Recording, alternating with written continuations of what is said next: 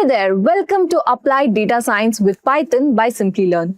Let's start with a quick question. Have you ever wondered how companies predict what products you will like or how search engines gives you exactly what you're looking for? That's all data science at work. And guess what? Python is the tool that makes it all happen. In this course, we are going to explore how Python helps us handle data, make sense of it, and even turn it into something useful. We'll focus on three key tools: numpy, pandas, and matplotlib. Don't worry if these sounds new to you, we'll break them down step by step. Here's what we will cover in today's video.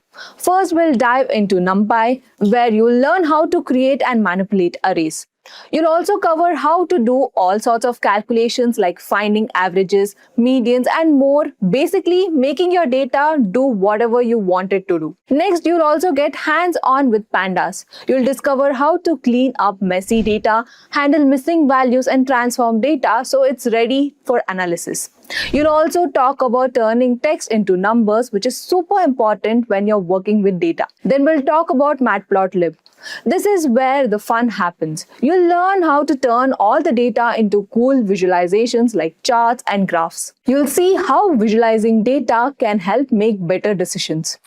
Along the way, you'll also talk about the real-world data science process, how to figure out what problem you're solving, how to explore and understand your data, and how to use the right tools to get results. By the end of this course, you will be comfortable using Python to handle data, clean it, analyze it, and even show it off with visuals. Whether you're just starting or looking to sharpen your skills, we have got you all covered. So let's get started to unlock the power of data with Python. Before we commence, if you're interested in mastering the future of technology, the Professional Certificate course in Generative AI and Machine Learning is the perfect opportunity for you. Offered in collaboration with E and ICT Academy, IIT Kanpur, this 11-month live and interactive program provides hands-on expertise in cutting-edge areas like generative AI, machine learning, and tools such as ChatGPT, DALL-E, and also Hugging Face. You'll gain practical experience through 15+ projects, integrated labs, and live masterclasses delivered by esteemed IIT Kanpur faculty. Alongside earning a prestigious certificate from IIT Kanpur, you'll receive official Microsoft badges for Azure AI courses and career support through Simplilearn's Job Assist program. Hurry up and enroll now. Find the course in the description box below and in the pinned comments. Here's a simple quiz question for you. What does Pandas help you do in data science? Is it to visualize data, clean and organize data, create machine learning models, or is it to build websites? Let us know your answers in the comment section below. Next, we'll talk about the concepts about the data science part. What is data science? What is the process and so on? Again, that's the first page, right, that I have as a part of thing. So a fundamental definition that we go through with it is the use of scientific methods, processes, and algorithms to derive meaningful insights from the data. That is the idea behind it. I will not go through with that, right? I will not talk about this. What I'll try to talk about is to think of a real world scenario. I am giving you guys a scenario. Can you everybody, I hope so everybody can see my screen. On my screen, can you see there is a bulb? Yes or no? Great. Thank you, Gilbert. Thank you, Preeti. Now that's data for me. I'm giving you this data. This is the data. It's a visual data, right? It's a visual data. Now, think yourself as a person who is a data scientist, right? Who is a data scientist at some bulb manufacturing company, right? Some bulb manufacturing organization, right? You're a data scientist at a bulb manufacturing organization. You're walking out of your house and you saw this bulb. You're walking out of your house, you're going to work. Imagine you're going to work and this bulb was there into the next house or maybe somewhere on the road. You found out this particular, or somewhere on the pathway, you found out this particular bulb there. Great. Hypothetical situation, but thinking process. This is the most important part for a data scientist, for an AI engineer. Is the most important part is the thinking process. How do we think about it? Now, think about what you can recommend as data scientist, considering this particular bulb as an input, right? This is the input to you. Think about that. Okay, you may not know what is data scientist roles, but whatever your understanding of data scientist based upon that, right? Or AI engineer course, right? Whatever your course enrolled into. What is your approach towards a business proposition or about this particular information that you have that you can recommend to your, let's say, the to the management over there? Maybe you can tell them, okay, I saw that bulb on the street and I have so many so and so recommendations for you. Anything that you would like to talk about, or let's talk about what you can tell me about this bulb. Let's say, how will you draw insightful information about the data? Can you tell me about this bulb? Just information, no decision making, just about the bulb. Tell me what else information you can give me. I'm okay with that. You say that if the bulb is yellow, that is also an information. It's a screw based bulb,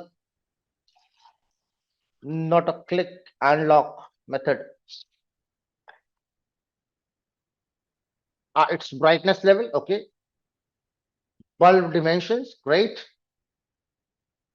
What else? See, I'm looking forward towards something. Power consumptions, great. Materials used, wattage, great. Lights when connected power, okay, that should be, a basic property, Preeti, yeah, but it's still good. Anything else? See, I want you guys to observe things. Take your time, observe, because whenever you are saying, let me just try to tell you, I have too many options came up. Like Abhinetri says, brightness level. Is it observable from the given image? The bulb dimension, Gilbert, is it observable? Is it available on the given data? The power consumption, Narendra says that, wattage or the material used, lights when connected power, how many watts, is that available with the given data? Can you actually find it out from the given information? Ajay Shri, what is that? Sairam is coming up to caution validation required before green. On top, some black dot is there. Yeah, what does that implement? E27 bulb holder, agreed, Devashish. It is an object. It is an object, okay? Any object, right? Good. So I tend to, closely follow the observation from Sairam.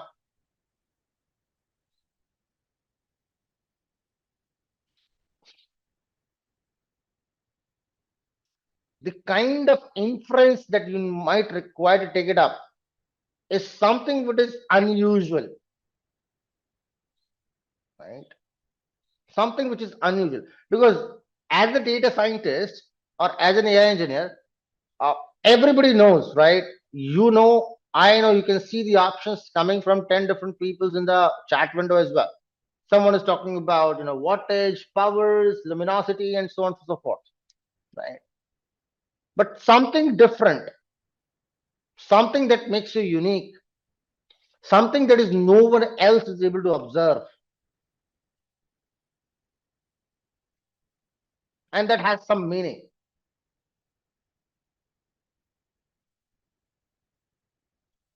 So Sairam talked about there is a black dot on the top. What do you recommend? What is the reason behind it, or what would be the implication? It's a filament bulb. Great. It's a filament used in the bulb. It's a tungsten bulb. Great. So one observation, which is directly not available, but it is hidden. None of the bulb manufacturer label, that's not available, right? But what I can observe, let me just put it across. What I want to convey to you guys is, right, with this particular image.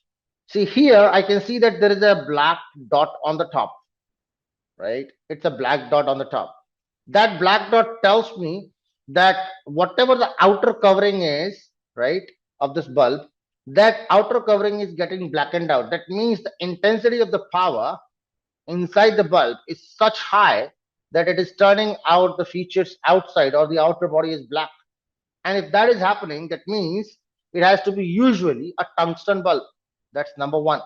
It's a tungsten bulb. Second thing, this does not happen over a day. This does not happen over a day. It happens over a long period of time. It also tells me it's a very old bulb. Isn't it? Do we agree?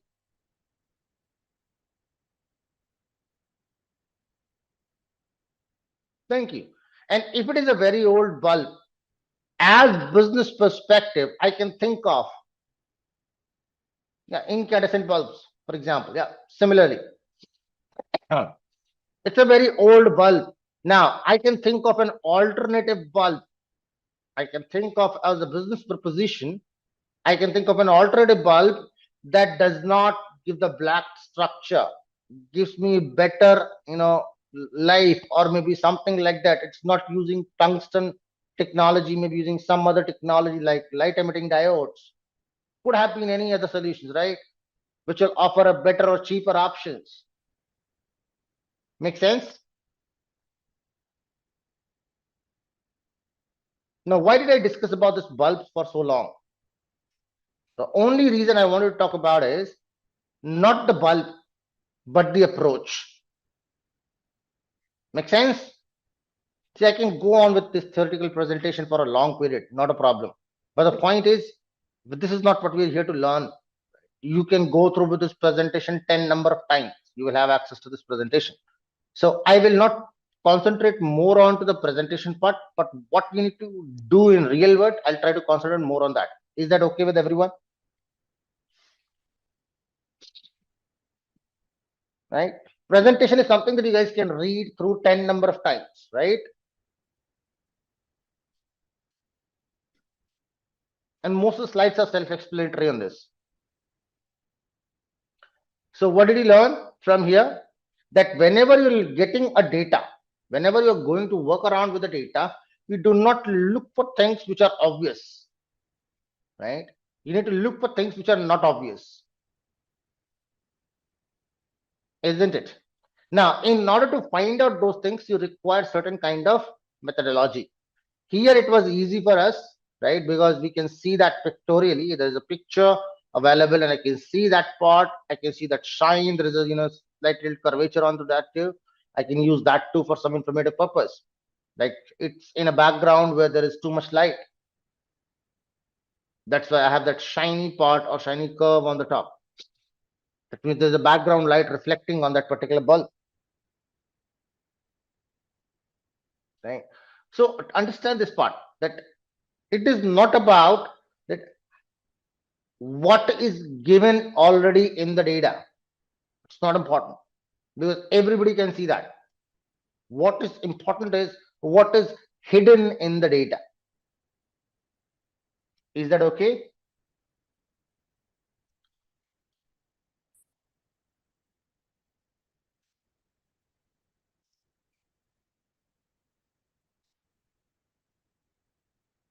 Thank you. Hopefully. Thank you, Gilbert. Okay, so moving on. Now I have some basic things to talk about. Very quickly walk you through with that. So the process of data science, it's a kind of process where I would require a lot of information, right? I need to know about the domain. I need to know about the scientific methods and technologies. Three important things, right? Now, domain is something that you may or may not be aware about at any point of time. For example, let's say if I talk about when I started my career as a data scientist, I was coming from a financial background. I was working in State Bank of India prior to that. So I came up from a BFSI background, banking and financial institutions. So my core expertise was on finance. But if you talk about over the period of time, what kind of projects that I've dealt with, I've dealt with the financial, non-financial, pharmaceutical, I've aviation, different kinds of projects that I've dealt with. So subject expertise is not something that you will have in all sections ever. this is something that you will acquire project wise, right? You would have to do the hard work to read about the project, read about the domain, understand the domain, acquire knowledge about the domain. That is what you need to do, right? When it comes to the scientific methodologies, right, that you need to do. So scientific methodologies are the mathematical tools and the scientific tools that we have, right? So I'll talk about that during this course. What are the scientific methodologies that you need to require to be a data scientist or an AI engineer? We'll talk about those mathematical and scientific concepts that are used in the real world. We'll talk about that during this course. As a part of technology, we require a machine and a programming language. Two things, right? A machine and a programming language to implement these things. Good. So I have a programming language like Python. I can use that. There are other languages as well which allow you to do that. Then operating systems, data processing tools. Again, we'll talk about the Python language slightly, data processing tools, the libraries, the application design. We'll talk about all those things during this particular course. So that's your upcoming portion. Are we good? Keep on asking questions. Some of the applications of data science processes is being given up here. One of the data science process application is the biometric sensing of the data, right? You wear up a wristwatch or the what you call it as a smartwatch. It counts up your steps, it counts up your heartbeats, and talks about the real-time information about that. I can use that information and take out some decision-making process and make some contribution decisions. Let's say suppose my wrist or my this particular smartwatch detects that my blood pressure is going beyond 200, right? My blood pressure is going beyond 200. There is no movement in my body. It can be detected. Now, would be possibility that I'm suffering from a cardiac arrest, or I'm suffering from hyper blood pressure. So I might require immediate emergency services help.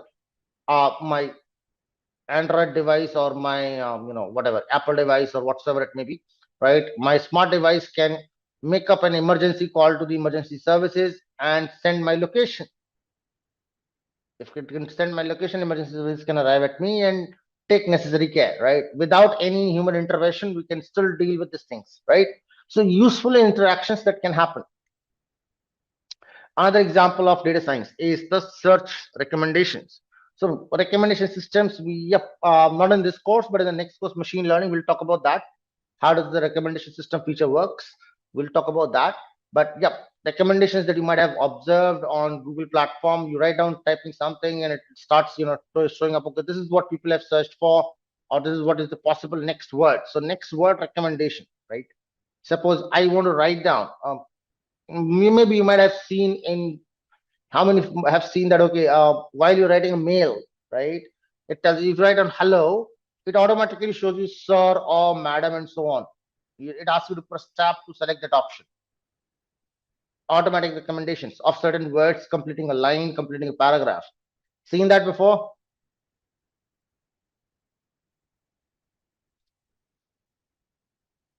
Expecting yes. Yeah, thank you. So that is coming not from just any kind of software, it's just a data science process, the recommendation systems. Similarly, your loan applications, right? Credit card applications or loan applications, they say that you'll get an approval in 2 minutes. Who's going to look after that application in 2 minutes? No one. It's a backend machine. Looks at your credit report, looks at your history, looks at your application status and everything, and makes up an informed decision based upon that data, right? You'll study about how does the decision making process happens in ML course, machine learning course, right? You'll study about that. But as of now, you can understand that this is an application of data science. There can be a lot of applications, right? Any field that you think of, there is an application. Any particular field you want to put up an example? Any specific field you think that I should put up the example with? I can put that example, no problems. But ask it. Any specific field. For example, let's say you apply on a job portal for a job. You think that my job, that my qualifications are exactly what is being required for a particular job. You still do not get a call. Thank you very much, Abhinitri. See, this was theoretical portion, so I was not expecting too many questions with this part so far, but I just want to follow the process. So this is the entire process that we have, right, in the field of data science, right? Now, in this, there is few things, right? First thing is problem definition. Problem definition is a kind of a problem statement that is given to us, right?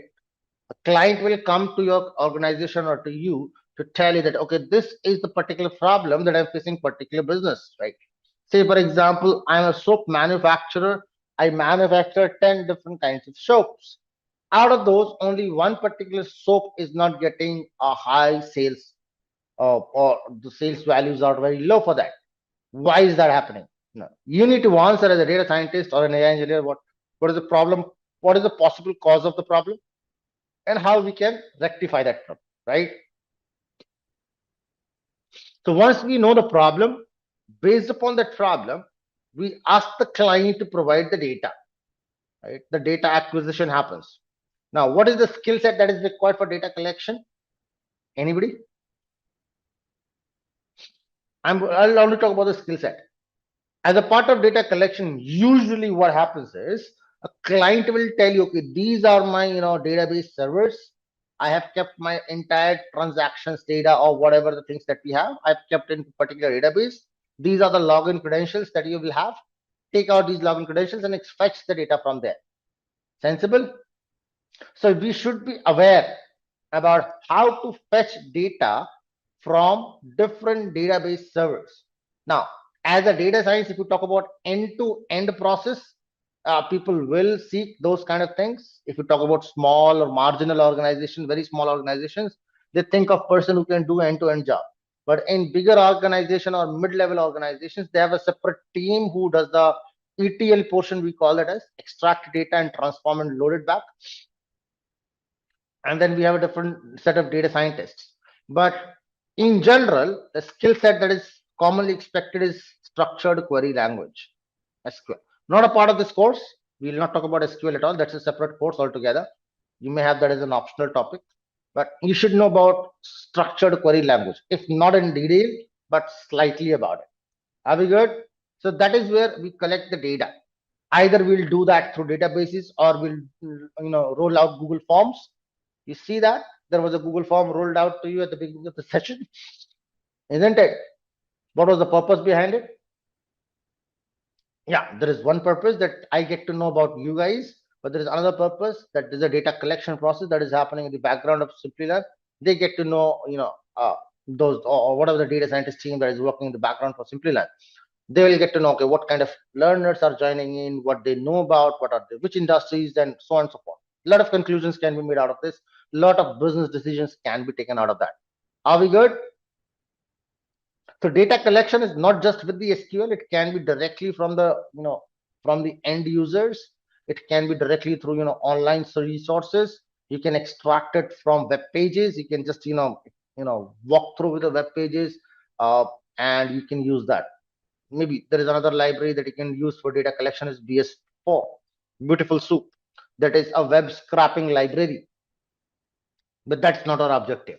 We're not going to talk about these two portions, the problem definition and data collection. Why? Because we are going to go with the standard problem statement.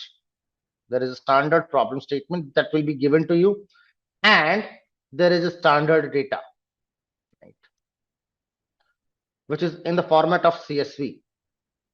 It is in the comma separated value format.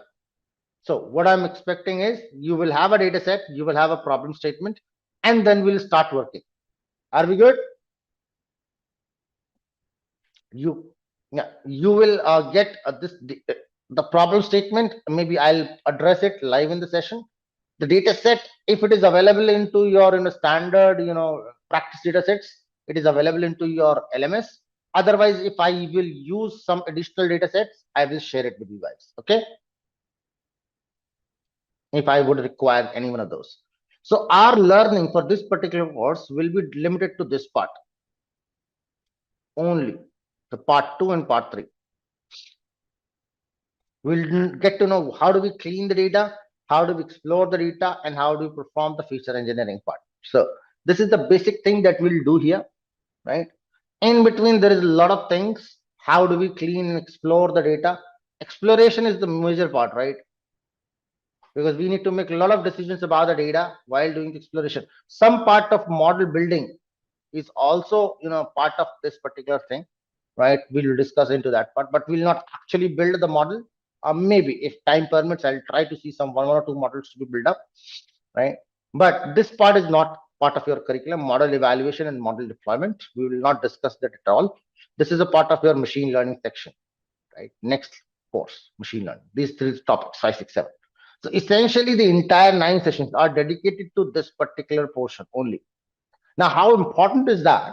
Is you can understand this. Suppose if there is a project, let's say there is a project of data science that talks about a particular problem, and the time span given is 6 months to complete that project, for example.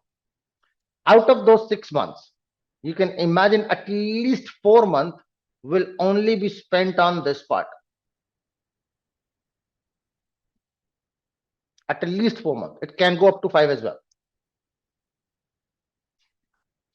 This is very, very critical factor, because how good we clean the data and how good we manipulate the data, that makes the next stage, which is the model building, more robust, more efficient.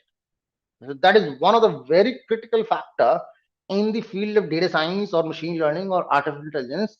How is the data being prepared? So data preparation is a really important topic, and that is what we're going to learn through this course. Are we good? Okay. Python for data science, preferred programming language across the industries, have some advantages and disadvantages. We'll not talk about that. What are the important packages? NumPy is one of the important packages. We'll discuss that in detail. Pandas is the second topic. SciPy, we'll discuss that shortly for some period. Then stats model will come into the picture as well. We'll talk about scikit-learn, not too much in detail, but slightly about scikit-learn as well, wherein I'll talk about what is scikit-learn, and some features of scikit-learn will come into the feature engineering course. Matplotlib will discuss in detail.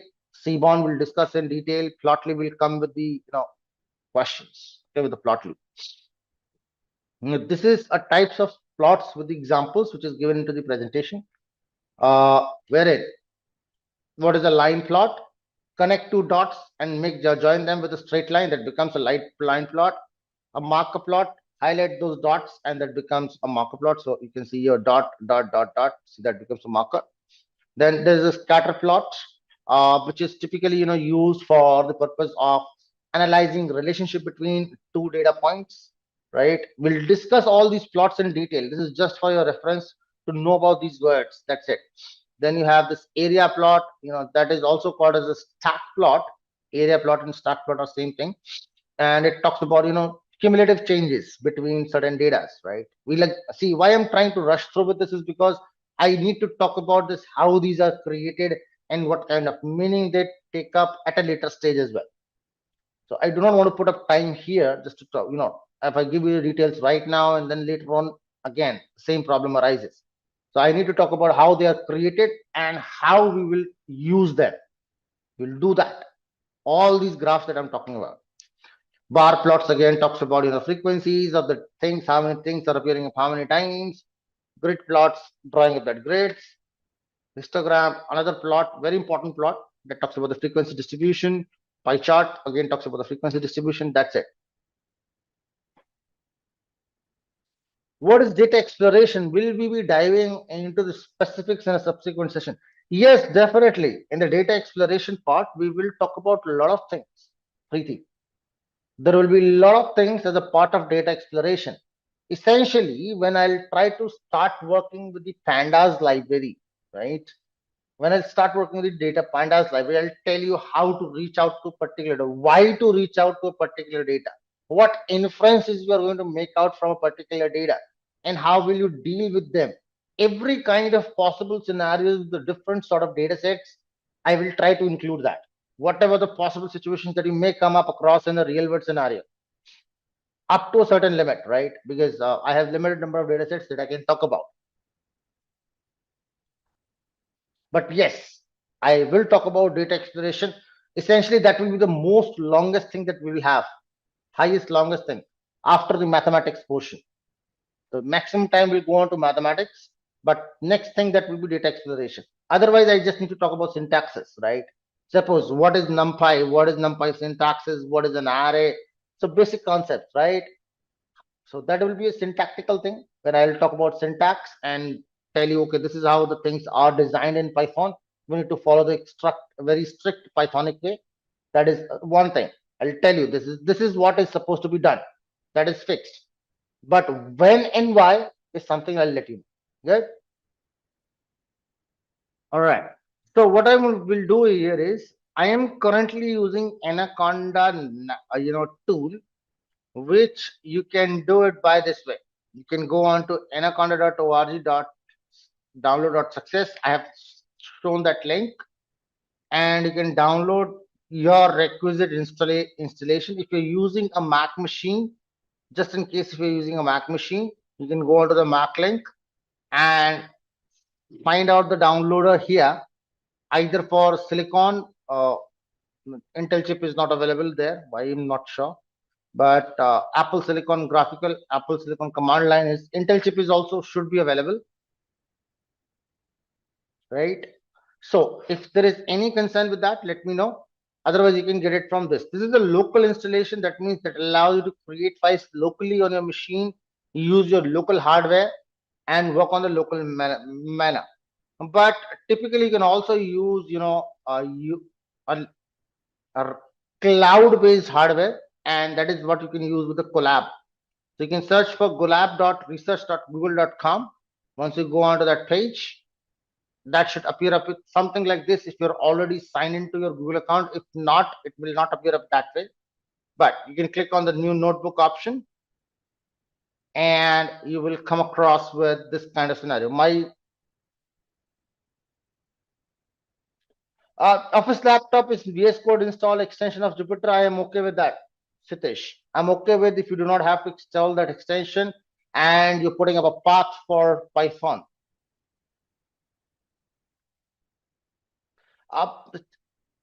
Kotin, yes, Simplilearn does offer a lab. You can use that, but what will happen is in a later on courses, like when you will use start machine learning or deep learning, some later courses, Simplilearn lab is going to be not available. And I do not recommend people doing the Simplilearn lab. See, I am working for Simplilearn, but I do not recommend it. Why? Because there is a reason behind it. The reason is because some of the libraries in that particular field are not current. They are slightly older one. They're not updated. And hence what happens is certain functionalities will not work in a proper way, or they will work, but they will not offer you this solution that you should expect out of it. Right. So I do not generally recommend people using Simplilearn. That's the final, ultimate thing that I tell people. Okay, if you cannot do anything, go with the labs.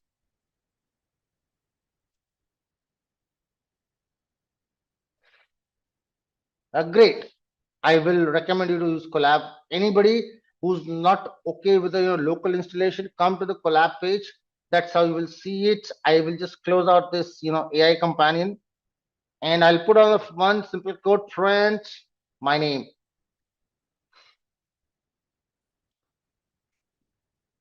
Very simple thing. I write down that piece of code into my cell block over there, and I can execute that by clicking on that play button.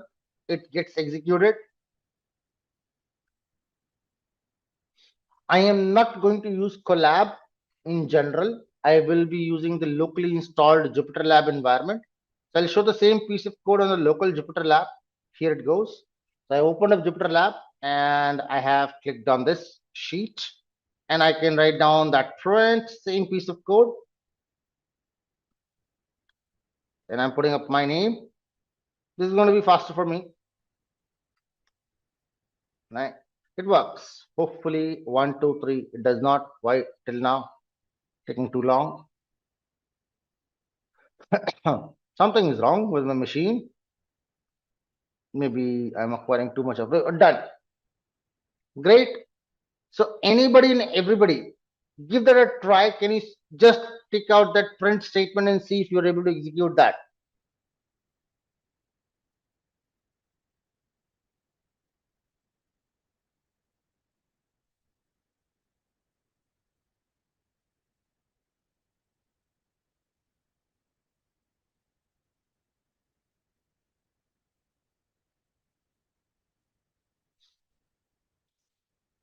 Either in Colab, either in your environment, whichever you're preferring, I'm okay with that. But just make sure that you are able to get the codes executed.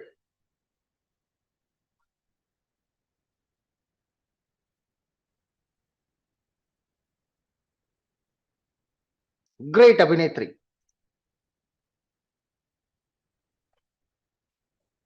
So we'll start talking about the first library, and that will be your first file, which I'm going to rename over there, numpy. And I'll put up that is for your Jan, or rather, this is your EDSP batch for January, EDSP B1, that's batch 1 for Jan 26 or January, that's fine. Rename. Great. So let's start talking about numpy.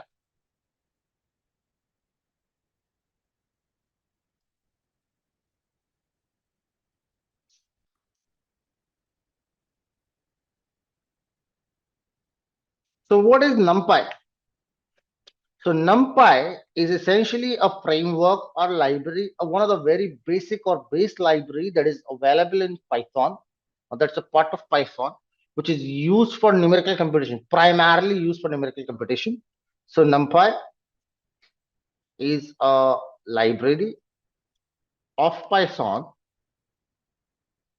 which is used, something from Sairam. Yes, sir, I'm telling you, which is NumPy is a library of Python which is used primarily for numerical computation.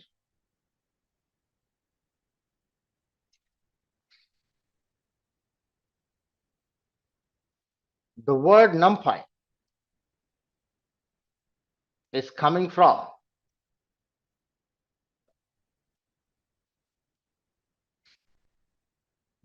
numerical Python. So numerical, that's fine. Numerical Python. So I've just highlighted those characters in uppercase. Right. So essentially, the idea behind the numpy was that I wanted to make sure that I can use the mathematical concepts of Python in an efficient manner. Right.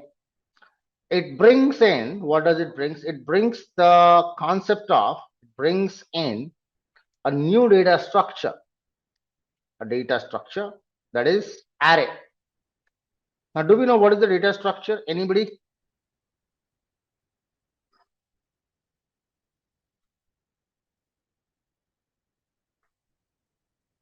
Not data types. It is a data structure. Now, data type and a data structure are slightly different in nature, Narendra. Collective data of different types, not even of arrays, not of different types, or data sets, are not even a data set either. So when I talk about a data structure, a data structure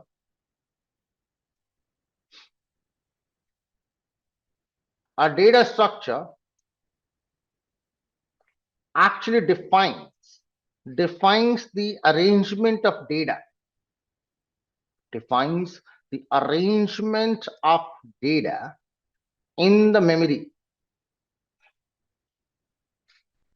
Let's try to understand that through a conceptual or graphical manner. Very simple thing, but I'll try to put that into a graphical manner. Suppose it's your birthday. Possible? Anybody's having birthday in the month of January? Oh, January is finished. February? In the house? Suppose it's your birthday. Now there is a locality, right? There's a locality. where 5 of your friends are living. Good. There are 5 friends of yours. Suppose this is the entry gate of that locality. This is your friend one's house. This is your friend's two's house. Right. This is your friend three house. This is your friend four house. And this is your friend five house. Now, the problem is that you know where is friend one. So you can reach out to friend one, give him the invite. Friend one knows where friend two lives. Friend two knows where friend three lives. Friend three knows where friend four lives. And friend four knows where friend five lives. Good.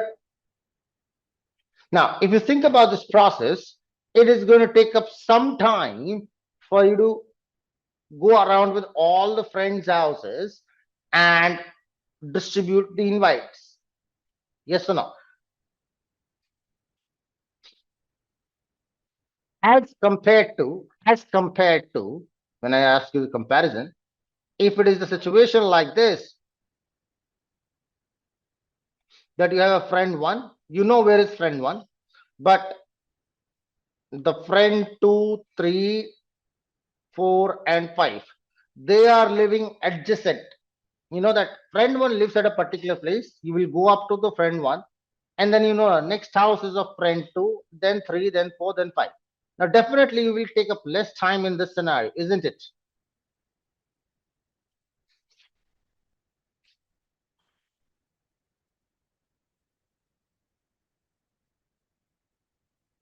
Thank you. So that is what array offers.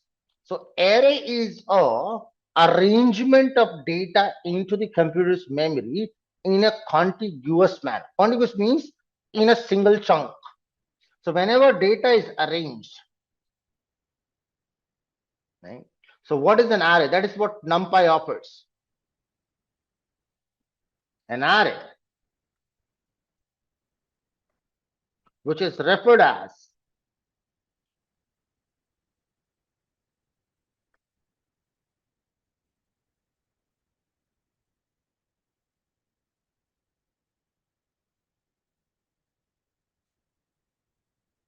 nd array.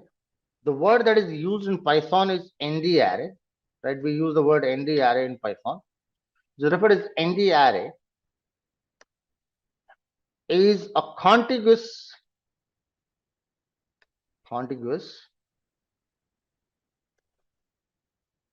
memory allocation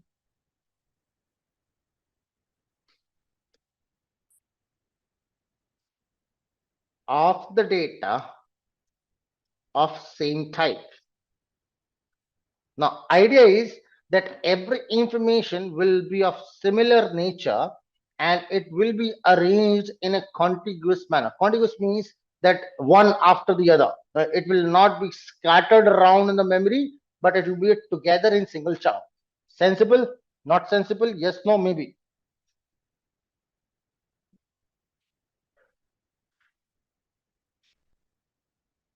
So you need to ask questions.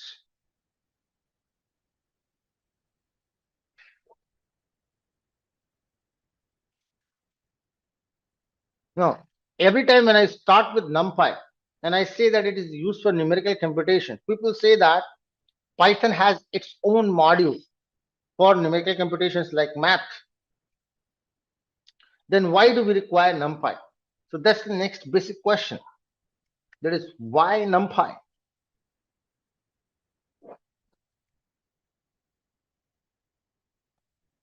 Why NumPy? So what is the NumPy? Because of the use of the arrays,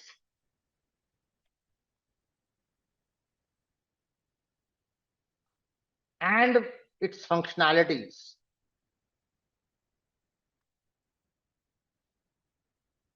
Right? Its functionalities.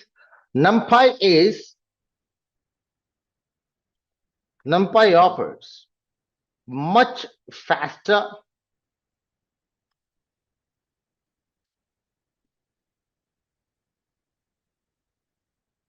execution. That means it is intended to be very, very fast. Good. That is the only reason I require NumPy. than the core Python. Let's try to look at something. Now, first of all, before I begin with this, how many of you know what is an import statement, import keyword? Anybody have ever used import keyword before? Yes, no, maybe. Yes, Naresh. Yes, Gilbert. Great. Yes, yeah, for importing. Yes, to use the library. Thank you very much. So almost everybody knows it. Hoping so.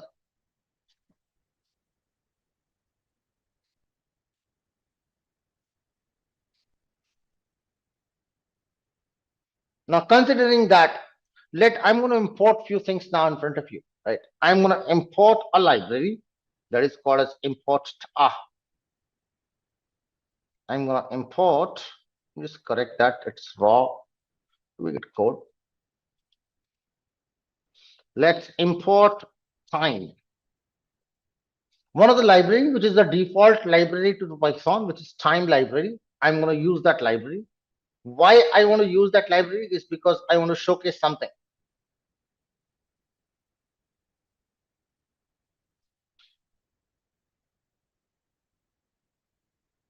Great. What I want to show is this. If I just talk about time dot time is a library that I'm using dot time, and I'll try to print it up. Let's print what is the time dot time function is going to give me. Now it gives me a epoch time. What does it tells me? It prints the epoch time at execution, right? What is an epoch time?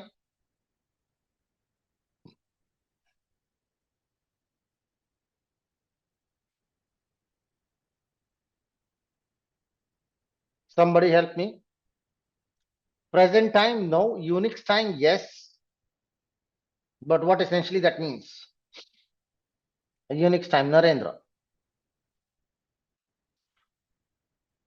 So epoch time, if I talk about, is the time that is elapsed in seconds since January the 1st, Jan 01, 1970. Right?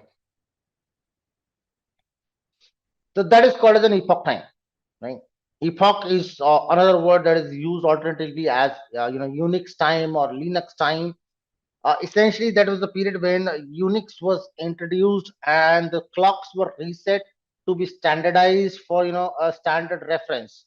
So it was kind of something of that we follow in the computer science fraternity to keep a hold of time as a fixed things across everyone in the entire globe, because time is something which is varies across the globe. Every geographical location. I am currently right now. It's almost like 11 in the morning or early afternoon. You can say that 11 a.m. is the timeline for me. Some of you would be at different time zones, isn't it? For some of you, it might be early evening. For some of you, it might be the early afternoon, maybe late afternoon. Some of them, right? Isn't it? Depending on the time zones that we follow. So in order to standardize that, we use a particular timeline on the machines, and that is we call as the epoch time or Unix time or Linux time. Great. Now, what is the advantage over there? Now, since I have executed this particular statement, right, there is some time elapsed, isn't it? Let me just try to copy the same statement again, paste it back again. Good. And execute. Can you notice that there is a difference in the two outcomes? Right.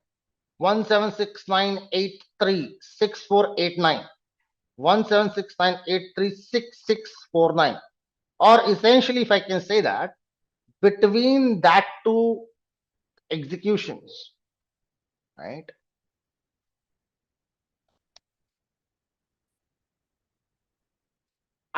there was 159.5690 seconds elapsed. This is the difference between the execution time, right? Two statements I have used, and I have tried to showcase the difference between the time of execution Are we good? Now I'm going to utilize this. For what purpose? The purpose is to tell you why numpy. Good?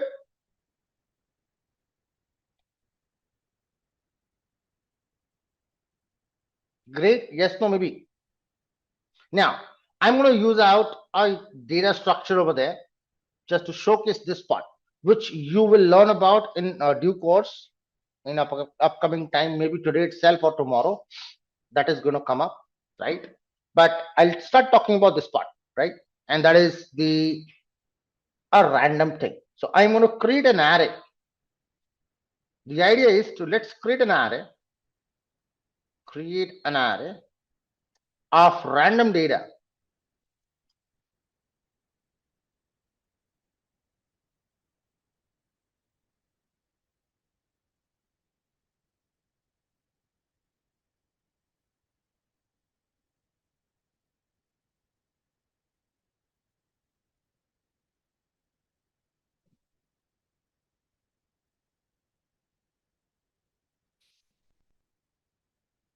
Create an array of random data, right? So how will I do that? Since I am using that, you can use that in syntax for yourself. As of now, do not put into your brain for this. Just think of that as a syntax, okay? And I am expecting everyone is going to do that for me, right? I'm going to create an import library, import numpy as numpy. Numpy, I'm going to put that as a name np. What it essentially means that I am importing the numpy library with an alias name np. Thank you very much, Narendra. And now I'm going to create up a data. So let's say data is equal to np dot random dot rand, and I'm going to use let's say 1 2 3 4 5 6 7 8 zeros. So what I want to do it is to ask my numpy to generate random values of what nature? Of rand nature. Now rand means random floating point numbers between the range 0 to 1. We'll discuss that rand function later on. I'll do that.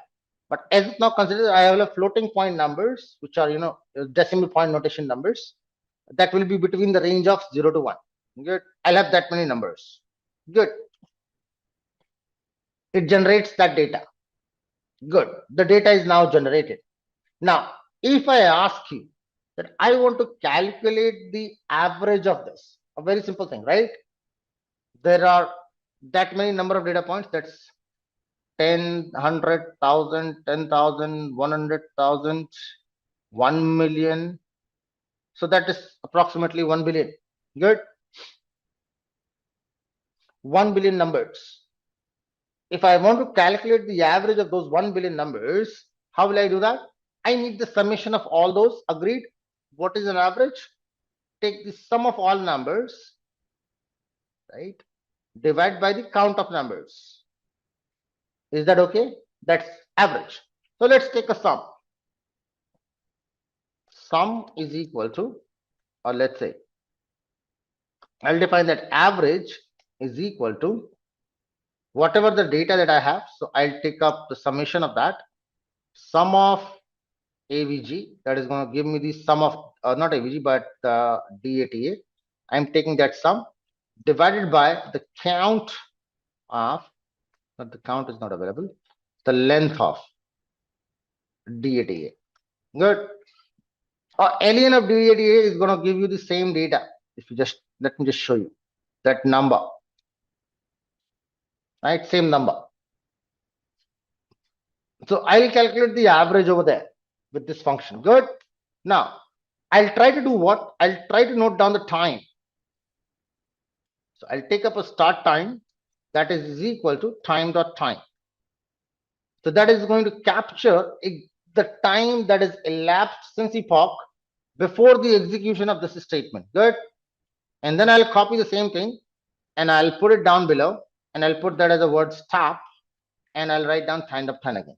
So stop is going to capture the time immediately after the execution. Agreed?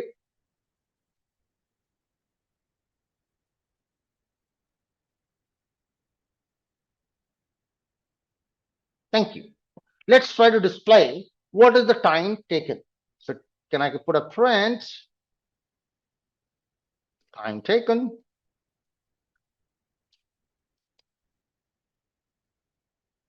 is equal to, and I'm putting that as the stop time minus the start time. Correct? Everybody okay with this till now?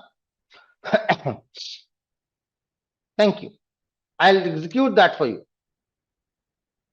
It's going to take some time. Let's see how much time it takes up. It is going to be machine dependent. My machine will take some time. Your machine might take some different time, but it takes me 12.69 seconds. The difference that I got is 12.6994. So approximately 13 seconds. You can say that. Good. Now, I'll copy the same piece of code, right? No changes at all, apart from how I am going to calculate the average. I'm changing the process of calculating the average. Instead of using the, the traditional approach, I'm going to use a numpy library approach. I will ask np.mean. Now, that's a numpy function to calculate average of a data.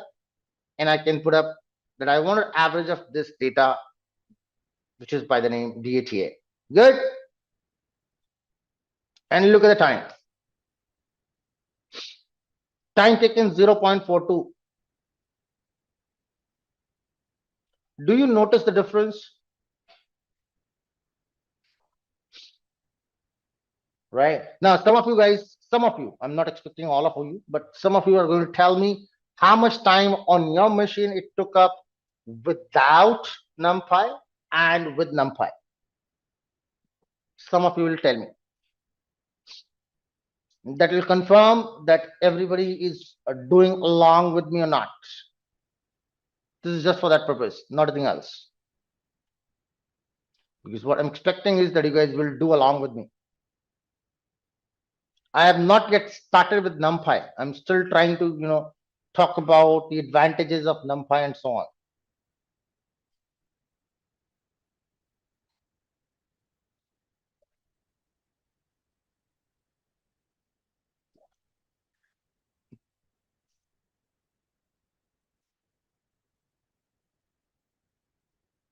No one?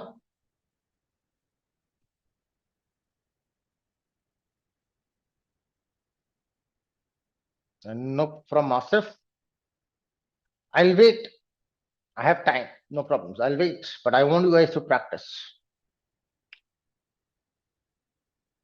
And I insist, guys, give that a try. If you're feeling not comfortable with the code, I will, show up whatever maximum possible. Maybe you might require this line as well. Paste up the results, Akshay, the time before it took up and time after.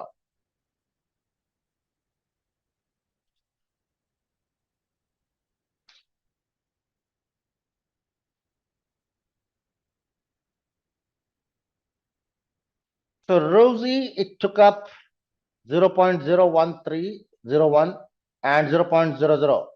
So potentially Rosie is having either a very good machine or she's using Google Colab. She or he is using Google Colab. I'm not pretty much sure. I cannot capture with the first name. Is it a he or a she? Sorry for that.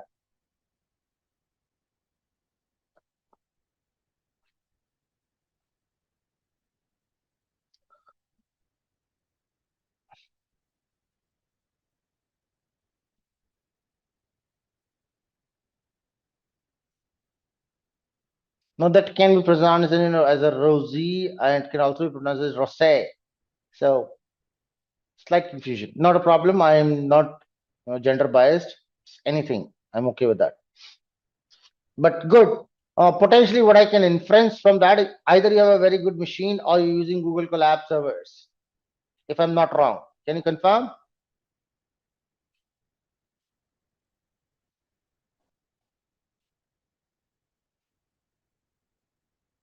Again. Data start off with length 10. Preeti has tried to use servers slightly.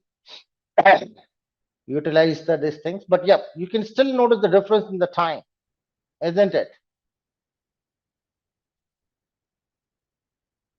Right? You have used a small chunk of data, that is why the time taken has not too much of difference, but there is a difference, right? So essentially what happens is, because of the numpy functionality, right, I can use, or I can perform tasks in a faster manner as compared to the traditional approach. And that is why people prefer using numpy and not using the functions, not using the default or core functions or core Python part. Core Python is good. We need to use certain things from core Python. It's great. But yet, you would require libraries to do work with this. Now,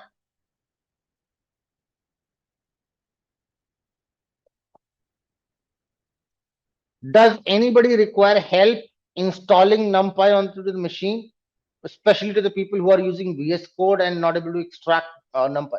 Anybody not able to execute any of the piece of codes that I have discussed so far?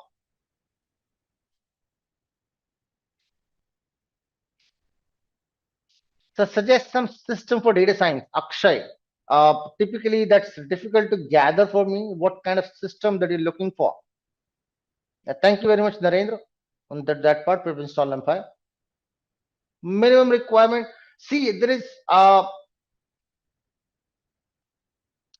even if you have a very basic machine, right? You have a basic machine that allows you to browse internet over any period of time. Not a problem. What you want, I want you guys to have a good browser, right? And you can still use Google Colab. I'm not saying that you need to have a locally installed software, not necessarily. You can use the cloud softwares. The point is, we need to be a little bit more conscious with them, because they lose out on the data. I need to keep a local copy of those data. So a simple average machine, where any simple average machine, let's say you can have 4 gigabytes of RAM with any simple processor, I'm okay with that. But make sure you have a good internet speed, right? If I talk about my machine right now, I'm working on currently on 200 megabytes, 200 Mbps connection right now. And that's the maximum available in my area. If I would have some more options, I would have gone with that.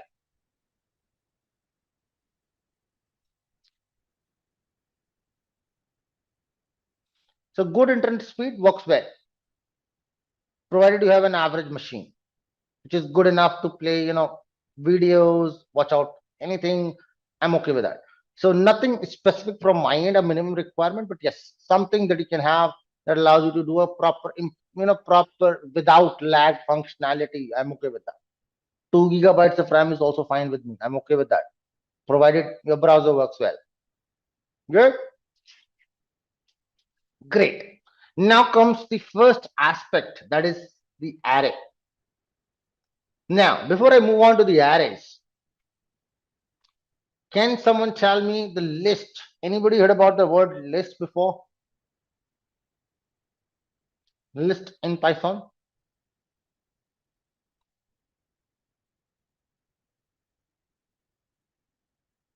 No? Great.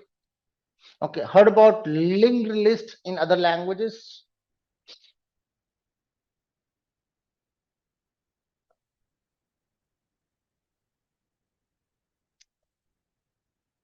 Now, data structure.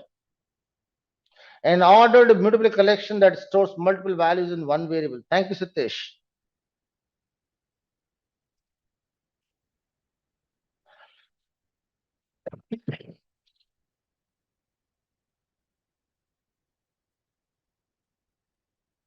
So essentially, understand the idea.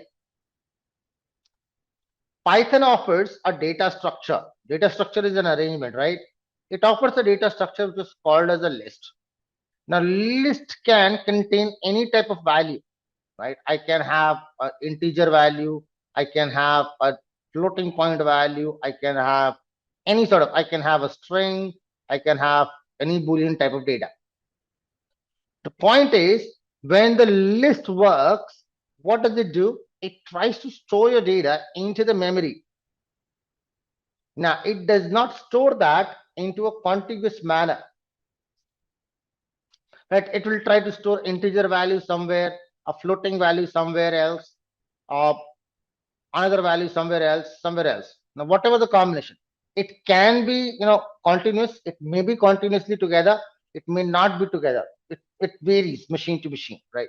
Wherever the memory is available, a list will store all data points accordingly. Now, however, the arrays allows me to store the same information in a contiguous manner. That means that essentially, if I have 4 or 5 or 10 number of values, a array will allow me to store the data in a contiguous manner. Like this, I have 1, 2.4, let's say letter A and true. But there is a catch. The catch is with list, every individual element, right, of that data structure will keep its data type. That means if something is integer, that will remain integer. If something is floating, that will remain floating. If something is string, it will remain string. And something is a Boolean value, it will remain Boolean. However, with the arrays, the data type changes. That means it is going to be throughout the array, every element is of same data type. Every element of the array is of same data type. Are we good? Thank you. So, what is an array?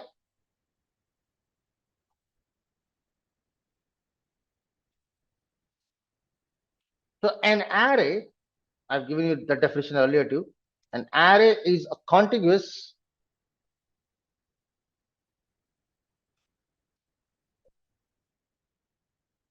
arranged data in memory, right? A contiguously arranged data.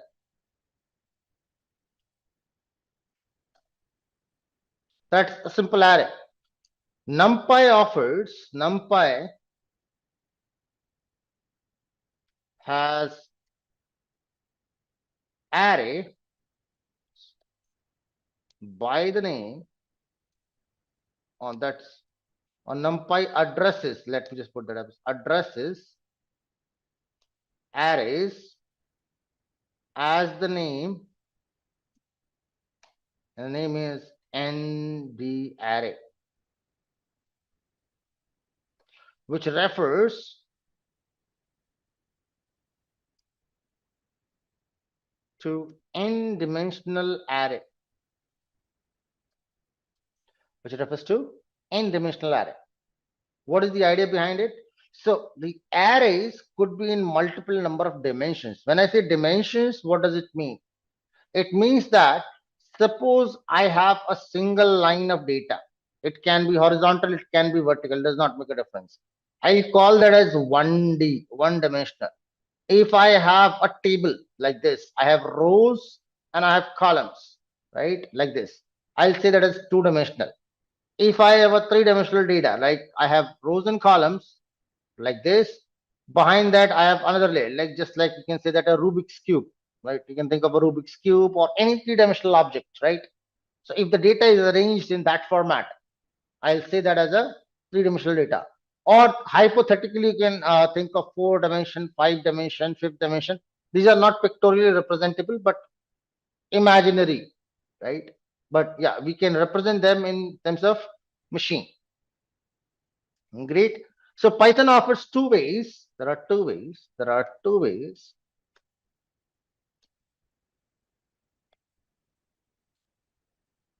by which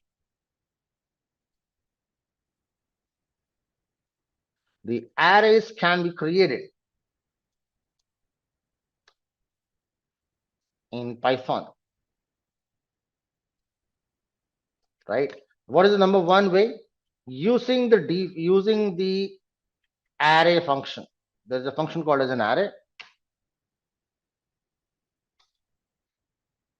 and then there is using the built-in array generative function. There are a lot of many of those, so I will not talk about them in general. I'll try to talk about them one by one. Good. So let's try to create arrays. Let's create arrays. Create ND array rather using array function.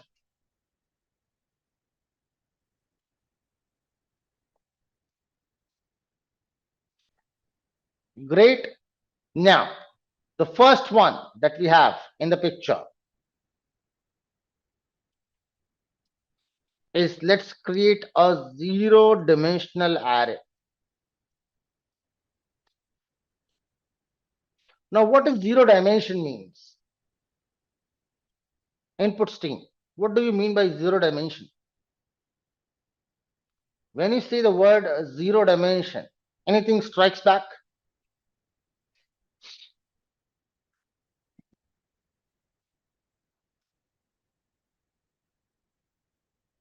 Yes, does not exist. No, it does exist, Preeti. A zero dimension does exist.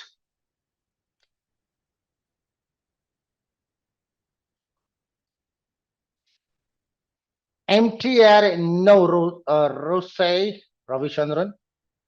Empty array, I will, yeah, you can say that as zero dimensional, but that indeed does not mean the same thing. Understand what is, do we know what is the difference between a scalar data and a vector data? I will though talk about scalar and vector in detail later on. That's a separate thing. But what is a scalar data and what is a vector data?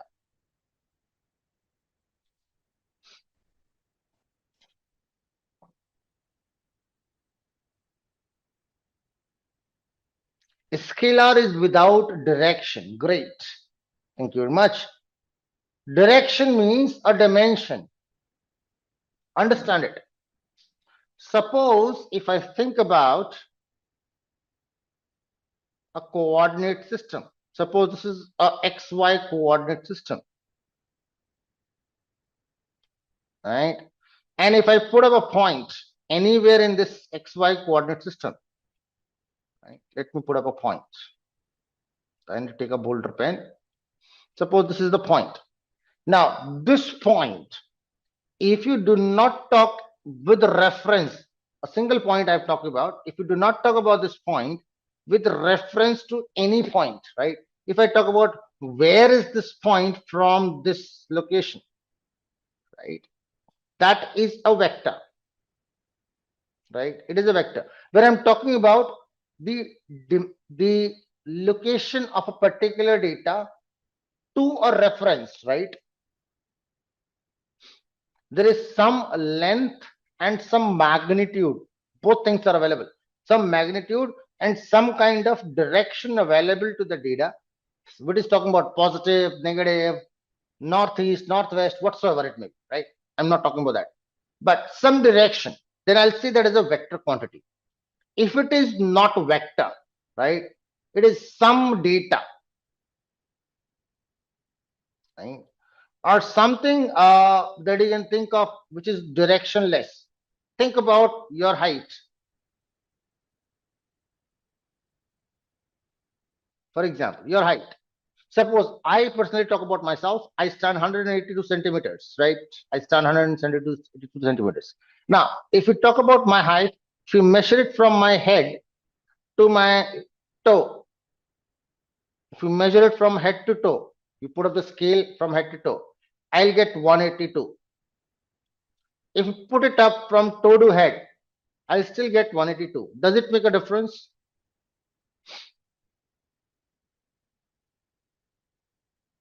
That's scalar, right? Direction does not make a difference. How do you measure it? It does not make a difference. Now let's talk about gravity, for example. The gravity on the earth, suppose this is your earth, and the gravitational pull that we have is 9.8 meter per second square, right? I'm talking about very standard basic figures, right?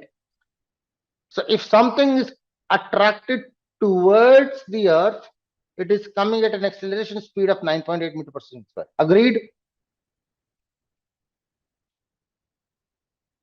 Now, if something is going away from it, then I do not have the acceleration. We call that as the word deceleration, right?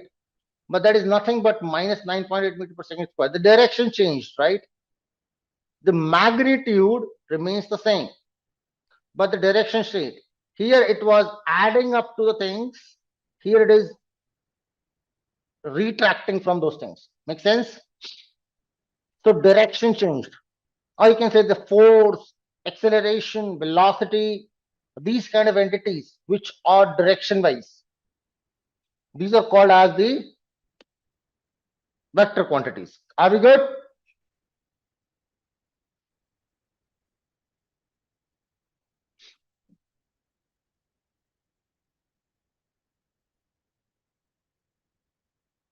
Thank you.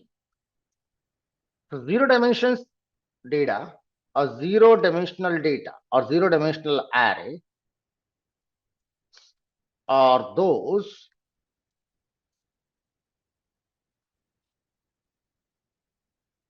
that do not have any direction, right? And are created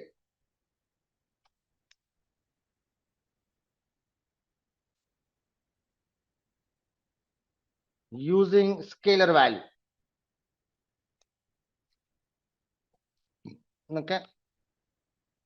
So how will I put it up? Very simple thing. So I'll name that as ARR0D get is equal to, I'll use numpy library dot the array function, as I said that here, using the array function. Good. np dot array, and I'll just put up a single scalar value. Let's say put up 5. I put up a single number 5. So I'm asking it to create up a numpy array, which is a zero dimension. And so what I'm asking it, numpy, please create an array and use this data. This data is in no dimension. I'm just putting up a scalar value. Good. It creates up an array.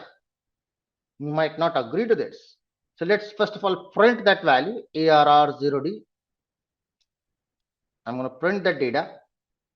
I'm going to print the data type of this data, print the type of this data. If anybody is not comfortable with any of the function that I'm putting up or using, let me know. If you do not ask it, I will not talk about it, because this is some basic functionalities which is coming from the very basics of Python, like type function and print function that I've used. Quickly. Done. You can see 2 results on the screen. Confirm if they're visible and you have questions on them.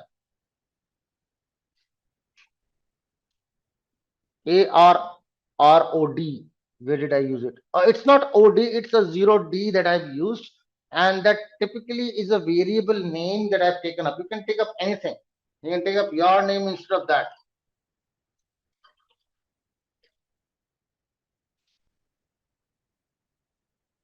If you do not like that particular part, you can put up your name, Asif. If you want Asif, I will put up Asif over there. If you don't like it, I can put up ASIF. It works well, no problems. It's just a variable name. That is our choice. It has to be a valid name as per the Python documentation. That's it. Great. But I've just kept that as ARR0D so that it becomes, understandable that I'm creating up a zero dimensional array. That's the idea. That is the only one idea, right? So at a later stage, when you are going to look at the codes, you would get to know that it's a zero dimensional array. Everybody able to get that as a numpy 0D array? Eyes, nose, maybe ND array. But is it zero dimensional? How will I put it up? I need to know the number of dimensions, isn't it?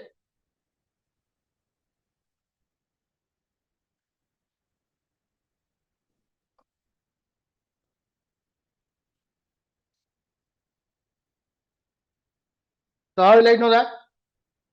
Same array, I can use another function. This is a numpy function, so please remember. What is ARR0D? It's a numpy array. It offers me a lot of functionalities. One of the functionalities is to know about the number of dimensions it has, right?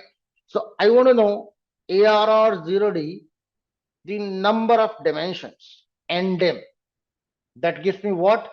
The number of dimensions for a particular array.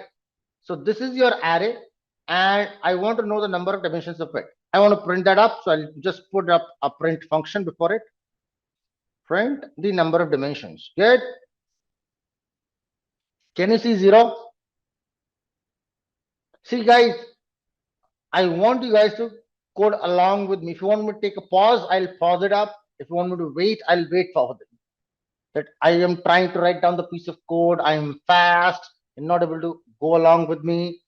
I will wait, but confirm that you are getting also the same results or similar results. If you're getting any kind of error, if there is any issue, any problems, or anything, let me know. I'm here to help you out. No, Asif, I will not do it.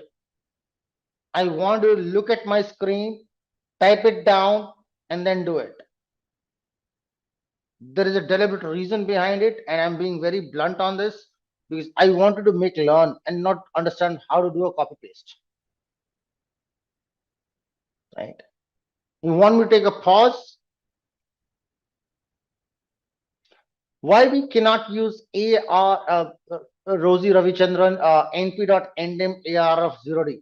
See, the idea is slightly, different into that. Do you understand the concept of classes and objects, Ravichandran?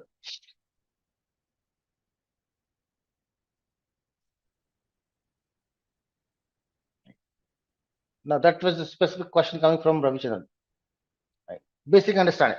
So the idea is that this property, right, ndim, is a class attribute, right?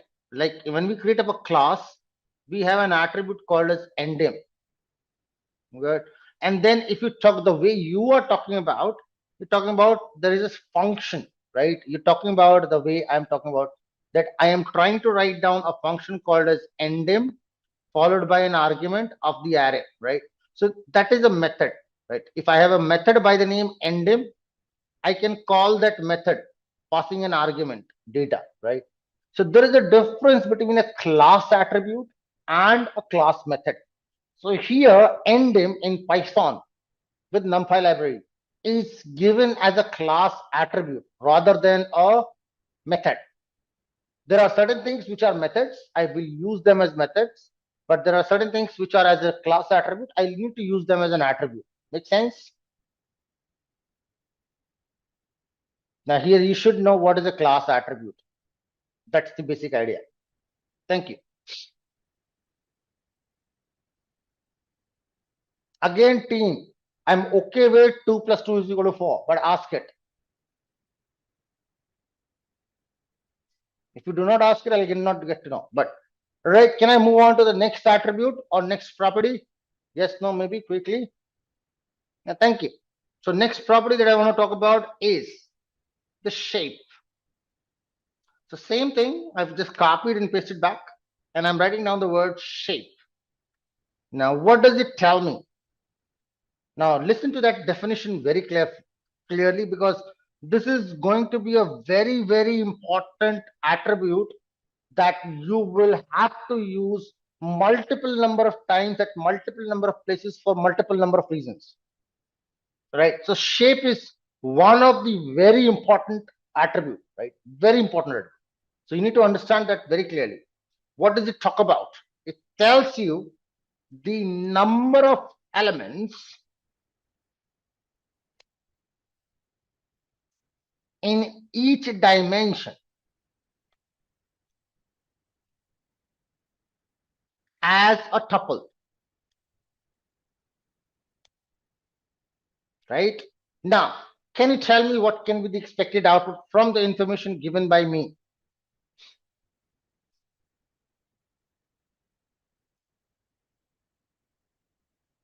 0. Preeti says 0. I tend to disagree. Anybody else? The Preeti, your approach is not wrong, but the way you are interpreted the answer is not exactly the way it should have been. Narendra says nothing with a round brackets, 0 itself, Abhinetri. No, it's not going to be 0 again. Yeah, you mean an empty tuple? I agree with that. 0 is not an empty tuple, right?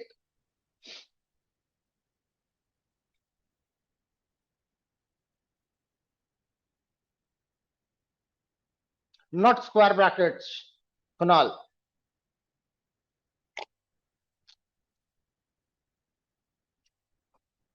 Yeah, round brackets. What I want is that it is going to talk about the number of elements in each dimension. Now, how many dimensions do I have? Nothing. So there is no dimensions available, so I cannot count any number of elements in any number of dimensions. Right? So what I'll get is a tuple that is having nothing. A tuple without nothing means an empty tuple. An empty tuple will look like this. Are we good? Sensible? Thank you. Let's talk about the next property. Size. And I'm going to give you the definition for size too. It gives the number of elements,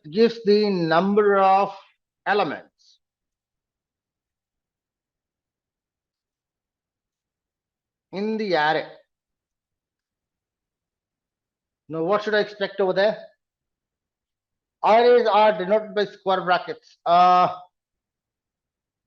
See, arrays are denoted using square brackets. Agreed.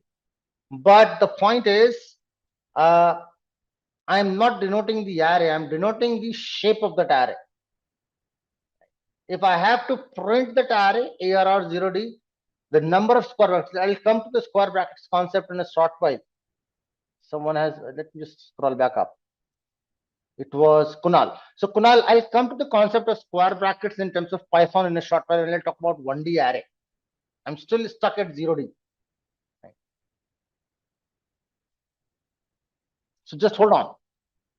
I'll talk about when the square brackets comes into the relevance. What is the purpose of square brackets in terms of arrays? What is the significance does the square brackets hold up? Everything will come up, but I need to put up the right path. So coming back to the size. Now, when I talk about size talks about the total number of elements possible in that array. Now, here I have only one element, so I'll get the answer as 1. Almost everybody was wrong, or everybody was right. Next property I want to talk about is a very basic property. It's called as the D type. Now, what does D type tells you? It talks about the data type of every element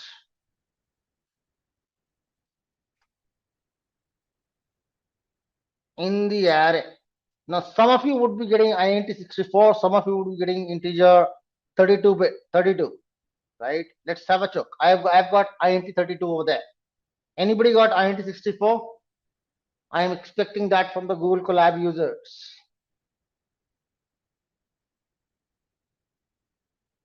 Right? int 64. Now, what is the difference between that? You're using a local Mac. What is the data type that you got? D type. Shishodhya, Narendra, 64. I'm okay with that.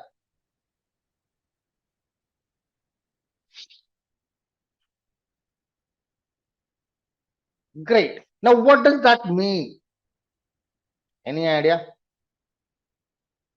What does that int 32 means?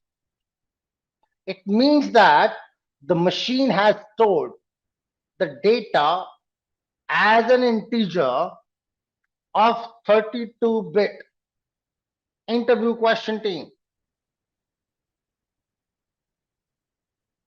Let me ask it. What is the default size? What is the memory allocation size memory size of integer in, or let's say integer 32-bit in Python. Now you see that I have given up a word. I've said that what is the memory size of integer 32-bit in Python? Now you might say 32-bit, but that's not right. It goes like this, that by default, when it is 32-bit, right? Python takes it at not as 32-bit, but it takes up that as 28 plus 4. That means it is allotting 32, 28 bits to allot the data, and 4 bits are incremental. That means if a number can be accommodated in 28 bits, it will accommodate in that. If it cannot, it will use next 4 bits for this. If it cannot be accommodated into that, it will increase that by 4 bit. Is my screen not visible? Akshay is not able to see it. Rest of the team, you can see. Sairam, thank you. So Python is, kind of a language that, does not allow, or it allows me to avoid data usage or data leakage. Does not happen with that. For example, let's say if I talk about A, I'll put up a number. A is equal to 999. 4 times 9 works well. Print A. I can see 999. If I increase that to any number of nines, I still get that same number. If not okay with that, I'll copy that and paste it up multiple number of times. I'll still get the same number. That many long values are not supported in other programming languages, but Python does it. What it says is that I am willing to extend your data structure. Willing to extend it. I'm going to give it a default value. There is a library that I can use, that is a sys library. I'll just show it with that. Let's put up import sys, how much memory it takes up. For example, if I put up here sys dot size of, okay, great, very simple function, sys dot size of. All right, I want to get it up. So get size of, yeah, and let's print it up front. Now I want you guys to concentrate on here the number of data points that I'm going to use. Look at this. You will have a great knowledge on this. I'm putting up 9,999. Good. What does it tell me? What is the size here? 28 bits. It is in size in bits. Let me increase one more 9. Still 28. So that many number of data can be accommodated in 28 bits. If I put up another 9, 28. If I put up another 9, still 28. Another 9. Still, now it becomes 32. Make sense? Right? So whenever this data cannot be accommodated in 28 bits, it increases that by an incremental value of 4. Make sense? Why by 4? Because my machine is 32-bit. In 32-bit, it is going to increase by 4 bits. In a 64-bit, it is going to increase by 8 bits. And it's going to not start with 28, it's going to start with 56. Make sense? Now, if I just put that number, let's say double it up. I'm just putting the same number, doubling it up. You can say it goes up to 36-bit. Akshay Sharma, rejoin. Because all the other learners are able to use and see my screen. So it has to be an issue at your end. Please rejoin. Akshay, then it has to be something at your end. You need to check at your end, please. Because it is nothing from my end. Every other learner apart from you is able to see my screen. So something that you might have disabled around, or maybe something that is causing that problem. You might have put up, hide screen or hide whatever. Sys function is size. See, SYS is a library, Asif, that's a default library to Python that is used to know about the system interactions. That means how is the machine interacting, the hardware component part, right? So it's a library. It has multiple number of functions. One of the function that I have is get size of, that talks about the amount of memory or hardware memory that is taken up by particular data. So get size of gets me the memory in terms of bits, which I can see over there. Not in bits, but in bytes. Are we good? Thank you very much. Now, very common question. Now, had that been a 64-bit integer, same thing would have varied. Those who are using 64-bit machine, you would have seen that I have 36 over there, you might have 72. Same example, same data, you would have 64 or 72, right? No, it is not starting with 28. It starts with 56. Because for 64-bit, it is 56 plus 8. 8 is the incremental term. For 32-bit, it is going to be 28 plus 4. INT 64, I am getting triple line is 36. Not possible. INT 64-bit does not start with 36 bits. Not possible, Kunal. Data used is 28. For me, it starts with 28. See, that is a separate thing, individual machine wise. Kunal, hold on. See, it is individual machine wise things. You might think it is 32-bit or 64-bit. I'll talk about individual machines if you require, but that's not the point. The idea is that I want to convey is that what your machine is going to be, how it is going to take up the data. Either it is going to be a 32-bit data or a 64-bit data, right? That is the main concern. Does not matter. It does not make an impact at the end of the day, as of now for you. As of now, it will make an impact when you're dealing with bigger corporate clients where every single bit of data is an important, right? Things you want to save out on even a single bit of memory. Optimization of the project is a concern. You might require that information at that stage. So I just given that as an additional information to you guys. Good. The size of integer. There is a concern with the size of floating point. There is a concern with the size of the strings. I am not going to talk about that at all because that is going to take me a long time.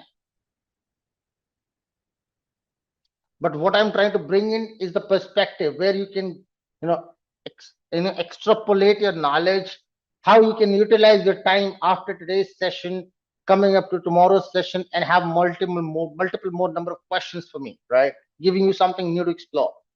Hopefully. Are we good? Next thing I'm going to talk about is another property into the same array, the zero-dimensional array, and that is the item size. Give that a look, team. Item size. What is that item size? Talks about the amount of data or space allotted in bytes. So it has given 4 bytes of space. Those who are using 64-bit machine would have had the value is 8. Good. Confirmed. Everybody okay with this?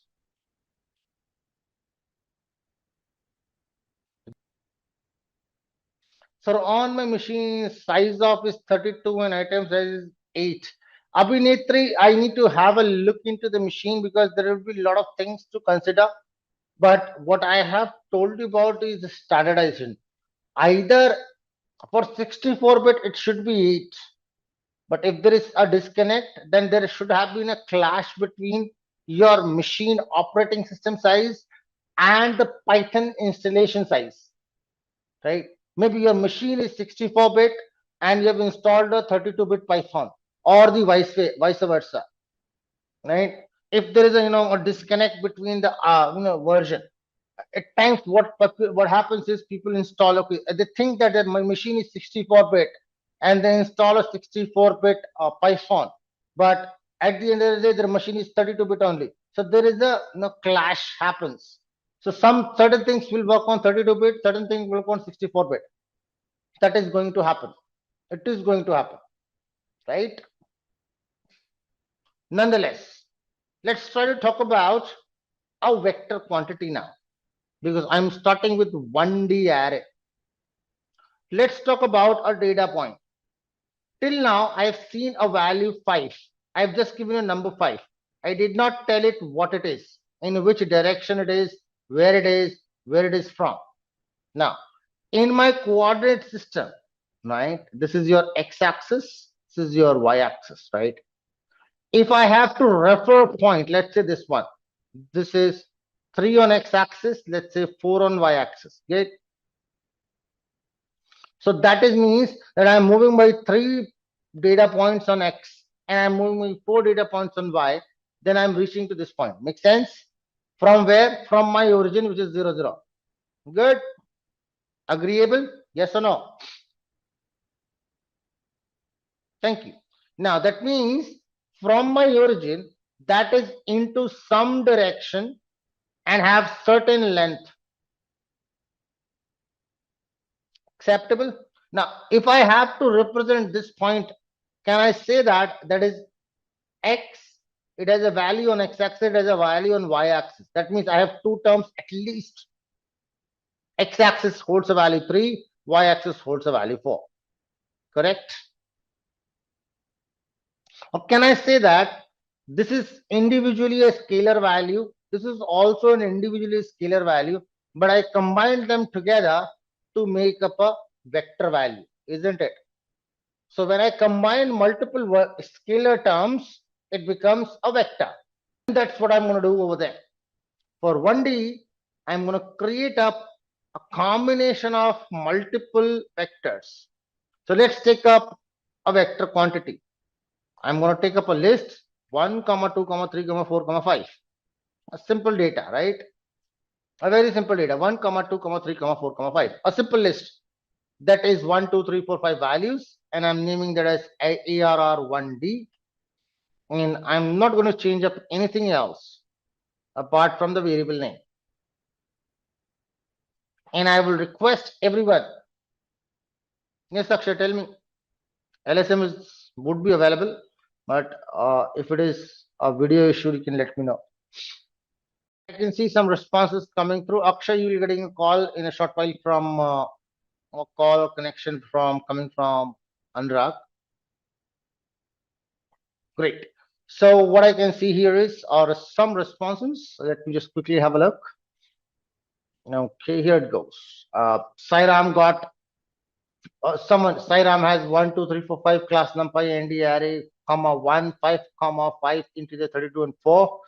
Then 5, 4, 3, 2, 1, 4, whatever the number is, that does not make a reference to me. 8 bits, 8 bytes. Okay, 1, 2, 3, 4, 5 class numpy and array, 5, comma 64. I'm okay with nulls. Sairam is okay. I'm okay with that. Again, 14 is okay. I'm okay with that too.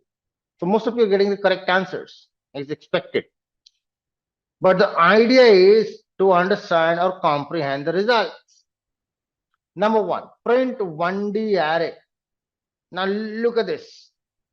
When it was a 0-dimensional array, it was a 0D array, right? How many number of brackets do you see in the output? Square brackets? No brackets. Good. Now, when it becomes 1D, can you tell me how many brackets at the beginning and or at the end? I'm using the word or, not and. Brackets either at the beginning or at the end. Number of brackets. You have 1, right? So for 0-dimensional arrays, in display, you will not get any brackets around it. It's still that is an array. For 1D array, you will have 1 square bracket around that entire data. When it becomes 2D, you will get 2 brackets. When it becomes 3D, you will get 3 brackets. When it becomes 4D, you will get 4 brackets. So if you need to know about the dimensions of the data at all, and if it is an array, you just look at the starting brackets or the ending number of brackets. Whatever is the count of starting number of brackets or the ending number of brackets, you can tell that that is the dimension of that array. Good. Here, It is ARR 1D starting with one bracket. So my number of dimensions is 1. How many dimensions do I have?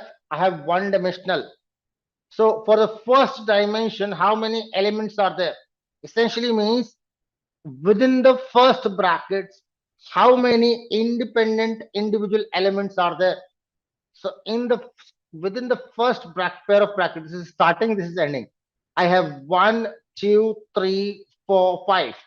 So within that first bracket, I have 5 number of elements that is given there.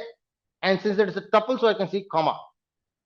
Size gives me the total count. That's the size. That's the memory size, a D type, and the memory size. Are we good? Anybody? Any questions with this? Yes, no, maybe. Confirm. This is concepts comes from the tuple concepts. What is a tuple? The definition of tuple, right? Suppose if I make a value, for example, many people say that tuple is a value is within the pair of round brackets. That's wrong, right? Let's say if I make a tuple t1 is equal to, and I want to write down a single value. Let's say if I put a 5 and I put that up within the pair of round brackets. Good. Now, what do you think? It should be tuple, isn't it? It is not going to be a tuple. It is not going to be a tuple. I'll tell you why. That why part. But let me just show you. Print the type of T1. It's going to be an integer.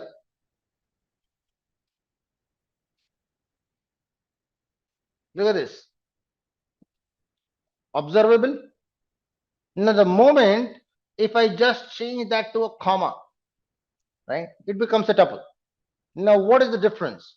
The difference is, try to understand. For tuples, it is not mandatory to use the round brackets. The mandatory condition is it should be a comma separated value, right? I can write down, let's say, for example, T2 is equal to 5 comma. Did I put up any bracket? No. Yet, if I just ask you to print the type of T2, right, it's a tuple. Good. So brackets does not make a sense. What makes the sense is the comma, right? So if there is only a single value and I still want to represent that as a tuple, right? Then I need to put up at least one comma. There are multiple values in tuple. Square brackets is must. No, it's not mandatory. If you need to take out multiple values, let's say T3, not mandatory again. T3 is equal to, I can put up 1 comma 2 comma 3 comma 4 comma 5. That still will work as a tuple, not a problem. See, the brackets are not mandatory. These are just notional. In case of tuples, the round brackets are just notional. You do not require round brackets to create a tuple. It's just notional, just to make it separate looking kind of thing from lists and so on. That's the only ideology behind it. Otherwise, you do not require them. To create tuples, you do not require round brackets. See, I have not used round brackets on 1, 2, 3, 4, 5. I still. Yes, with a list, Narendra, yes, you require square brackets because that's the fundamental definition of list. These are comma separated values within square brackets. For tuple, it is not the fundamental definition. The fundamental definition of tuple is comma separated values. That's it. The use of round brackets is promoted by many people, but it's not the truth. Many people say that okay, tuples is values which are enclosed in the round brackets. No, it's not. It is just comma separated values. Anything which is comma separated is by default a tuple. But if there is anybody else questions, 1D array, I have talked about endim shape, size, D type, and item size. Typically, you will not see any difference. Okay, now I cannot comprehend that. The two-dimensional array. Now, when I combine multiple scalar values, I got 1D. So when I combine multiple 1Ds, I'll get 2D. Right? So I'll take this 1, 2, 3, 4, 5 again. I'll copy it, pasting the same thing again, but just changing the values to 11, 12, 13, 14, and 50, and combining them together again as a list. So if you look at this, this is a list of lists, right? I have an outer bracket that is defining that I have two lists in between, list 1 and list 2. And within that interior lists, there are 5 elements here and there are 5 elements here. Are we good? Changing the variable to 2D. We're supposed to reach out to a different place in this current situation.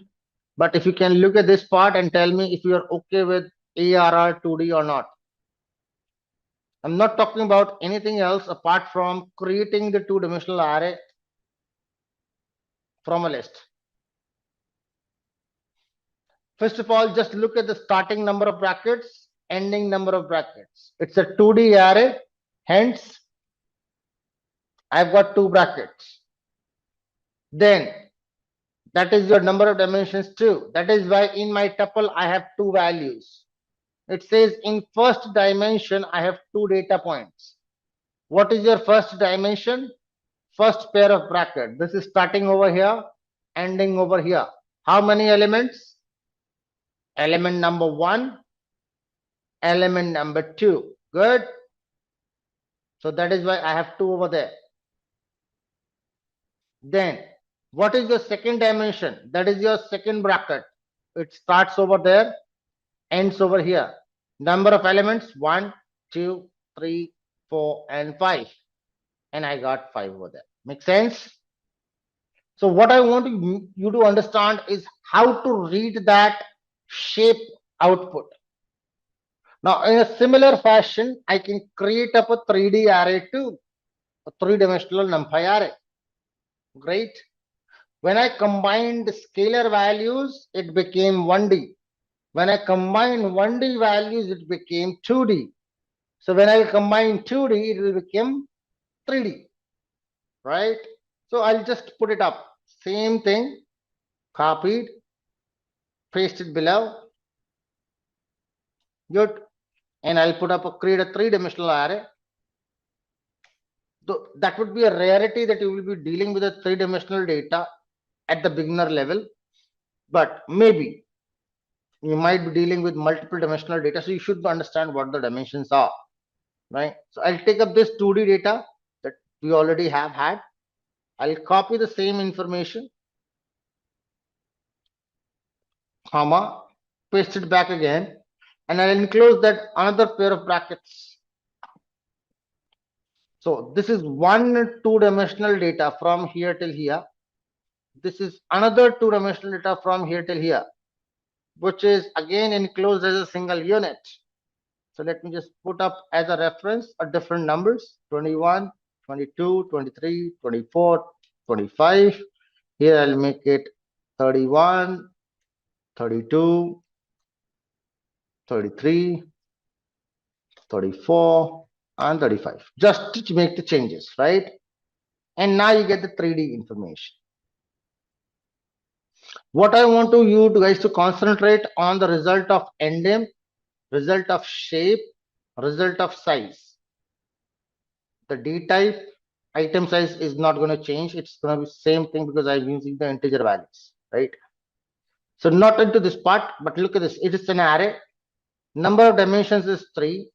First dimension I have 2. Second dimension I have 2. Third dimension I have 5. Total number of elements is 20, which is a multiplication factor. 2 into 2 into 5. Get that value. Agreed? Thank you. Now, when it says that I have 2, 2, 5 shape part, look at the outermost bracket. This is the outermost bracket, right? Which closes over there. The number of elements that I have in that bracket is this. I have here till here. This is one element. This is your second element, right? 2 elements that I have in the outermost bracket. Good. So hence I have 2 over there. Then I will look into the second bracket. If you look forward for the second bracket, right up there, this is the second bracket, starts over here, ends over there. Number of elements 1 and 2, and hence I have the second 2 over there. Good. And then I look at the third bracket starts over there, ends over there. 1, 2, 3, 4, and 5, and I've got 5 over there. Is that sensible? Very critical for me, for you guys to understand the shape parameter. How is the shape calculated, what essentially it means, and how it talks about the real world information.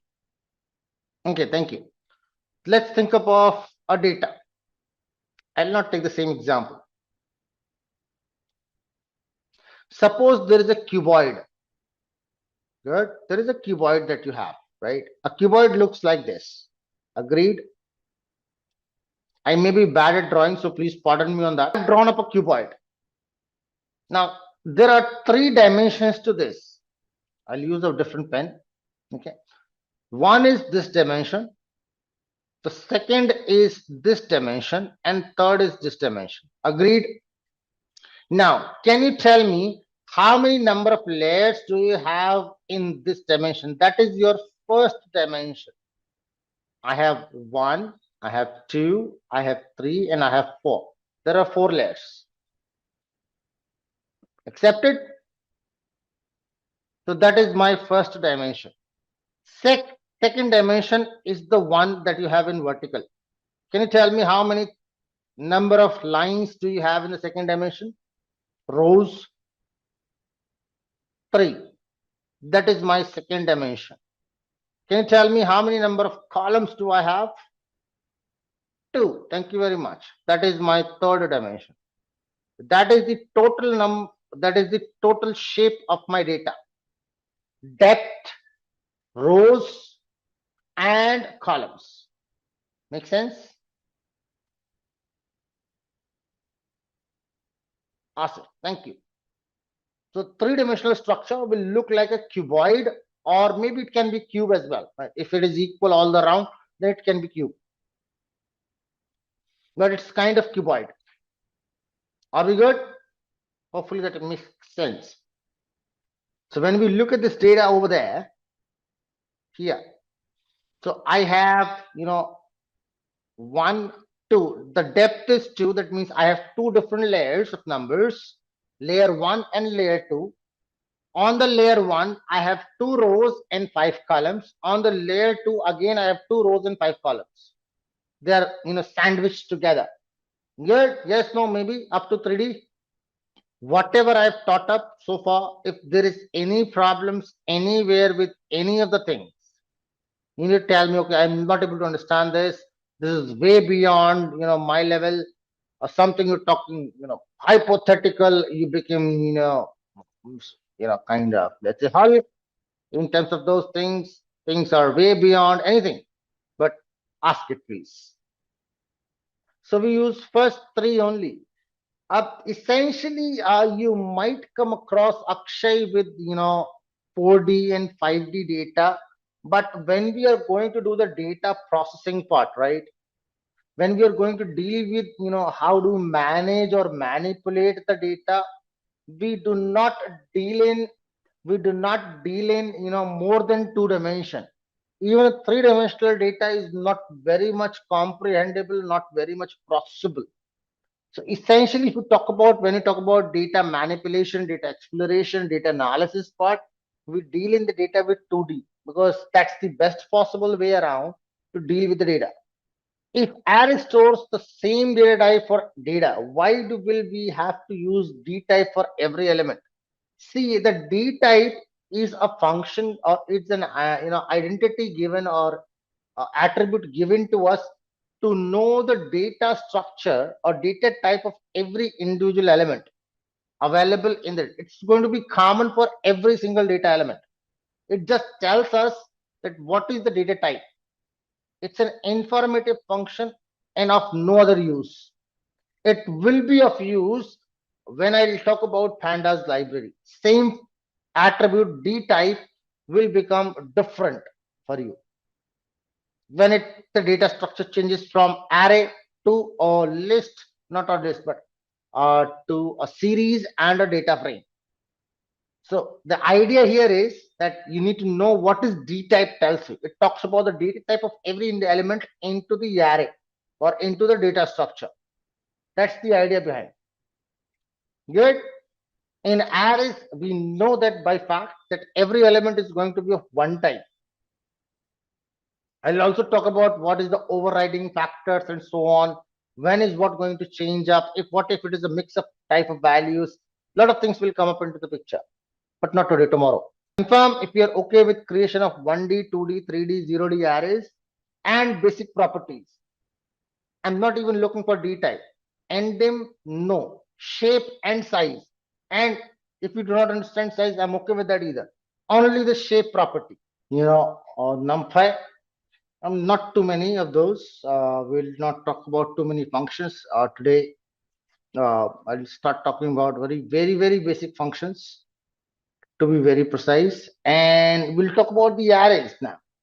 We'll start with the very basic functions of the arrays in terms of how will I put it up. So there are three basic functions that I want to start with, or rather two basic functions of the arrays, or in terms of understanding what NumPy arrays are. So we'll start with some functionalities. Number one is the reshape function. Now, team, please try to understand that you may still not find it relevant in terms of when and why I'm going to use those functions. But as of now, just know them, that these are certain things that you can do. Good. So reshape function, what is the idea behind the reshape function? The reshape function allows me to change the dimension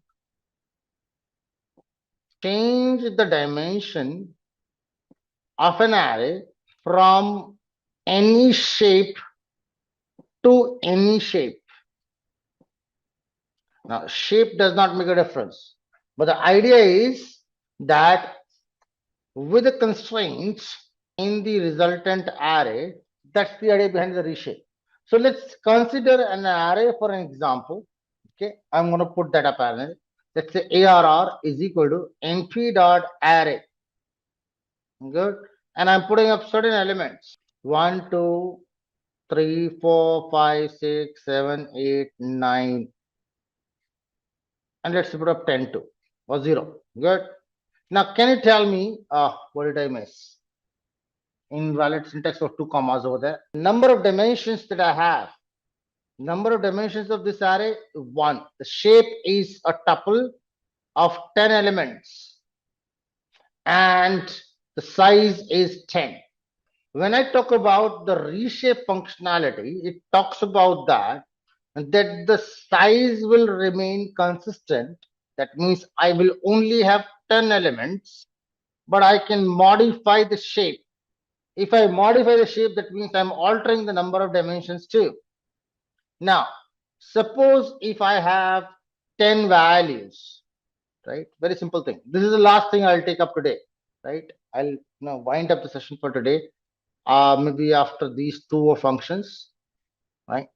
So if I have 10 elements, I can arrange them as a single data line of 10 elements. Or I can do them as 2 rows and 5 columns. I can do them as 5 rows, 2 columns. I can do them as one layer of 2 rows and 5 columns. I can do them as one layer of 5 rows and 2 columns. I can do it as one layer of 2 rows, or rather 1 row, 1 column, and another one thing, right? I can make it into 4 dimensions. So it is dependent upon to me what is the number of dimensions that I want. So I will have a given shape and I want to modify that shape to a different form. But the only objective that I'll keep on remembering is that I want to make sure that the number of elements that I have before I reshape and after I change, that remains consistent. Good. Now, Here I have 10 elements. How can I reshape them? Let's say I want to put up ARR underscore reshaped, and I'm putting up the reshaped as 2 rows and 2x5. Good. So how can I do that? Same array ARR, and I'll use the numpy function called as array of the reshape. Good. And I want to put up the new shape as 2 rows, 5 columns. Good. Let's have a look. Print, same thing, ARR reshape 2 by 5.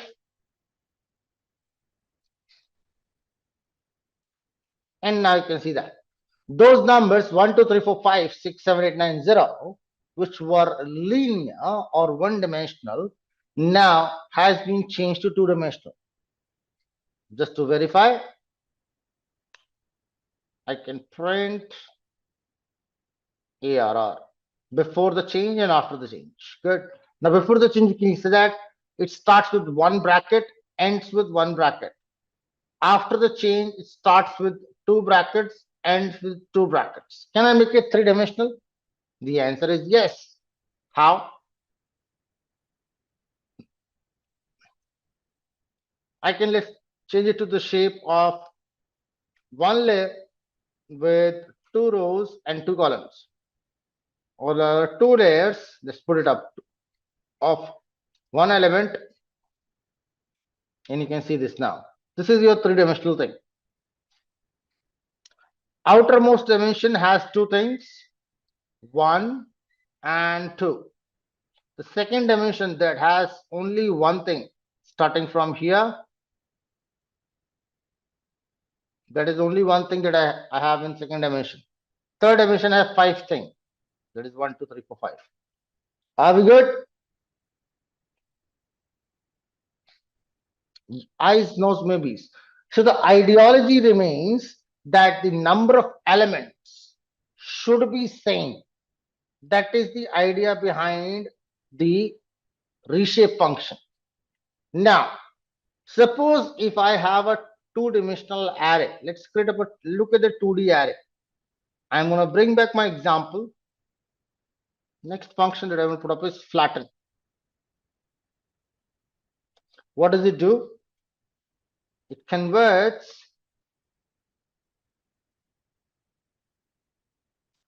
any dimensional array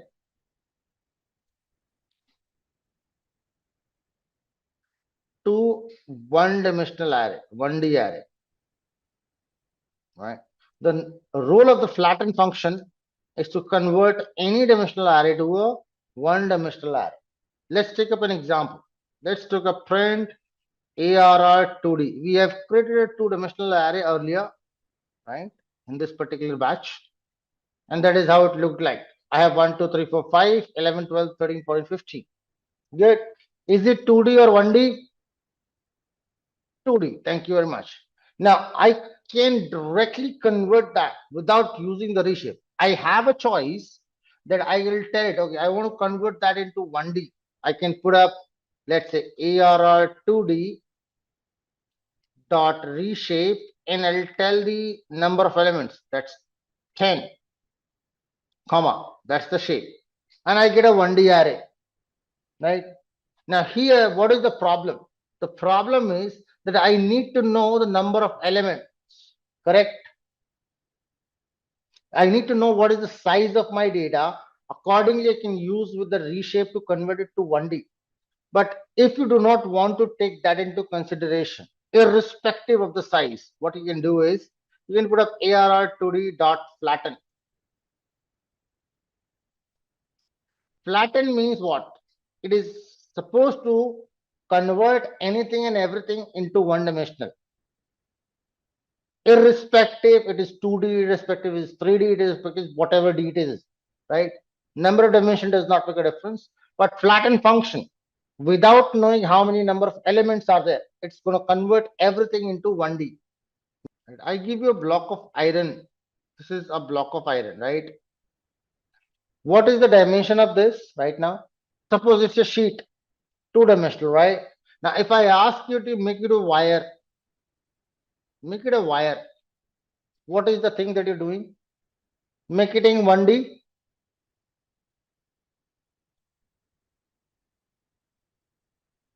Right?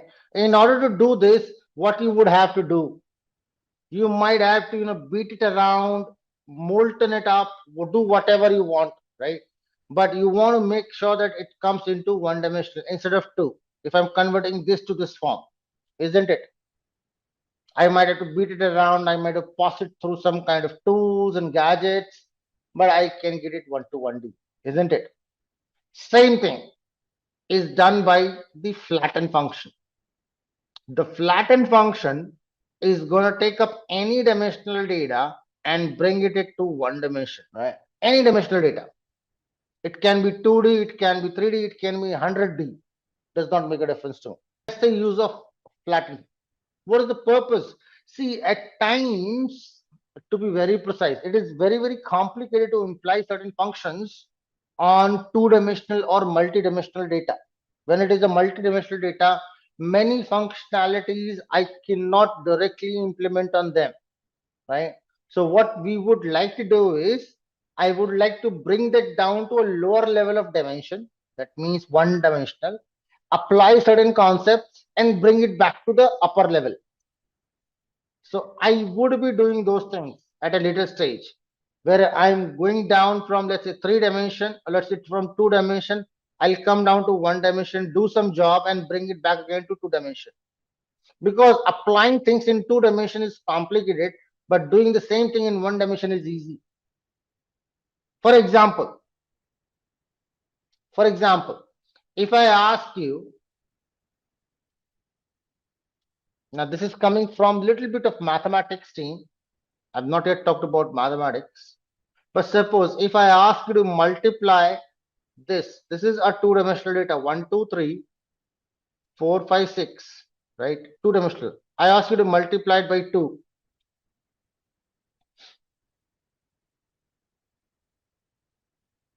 Is that easier or is this easier?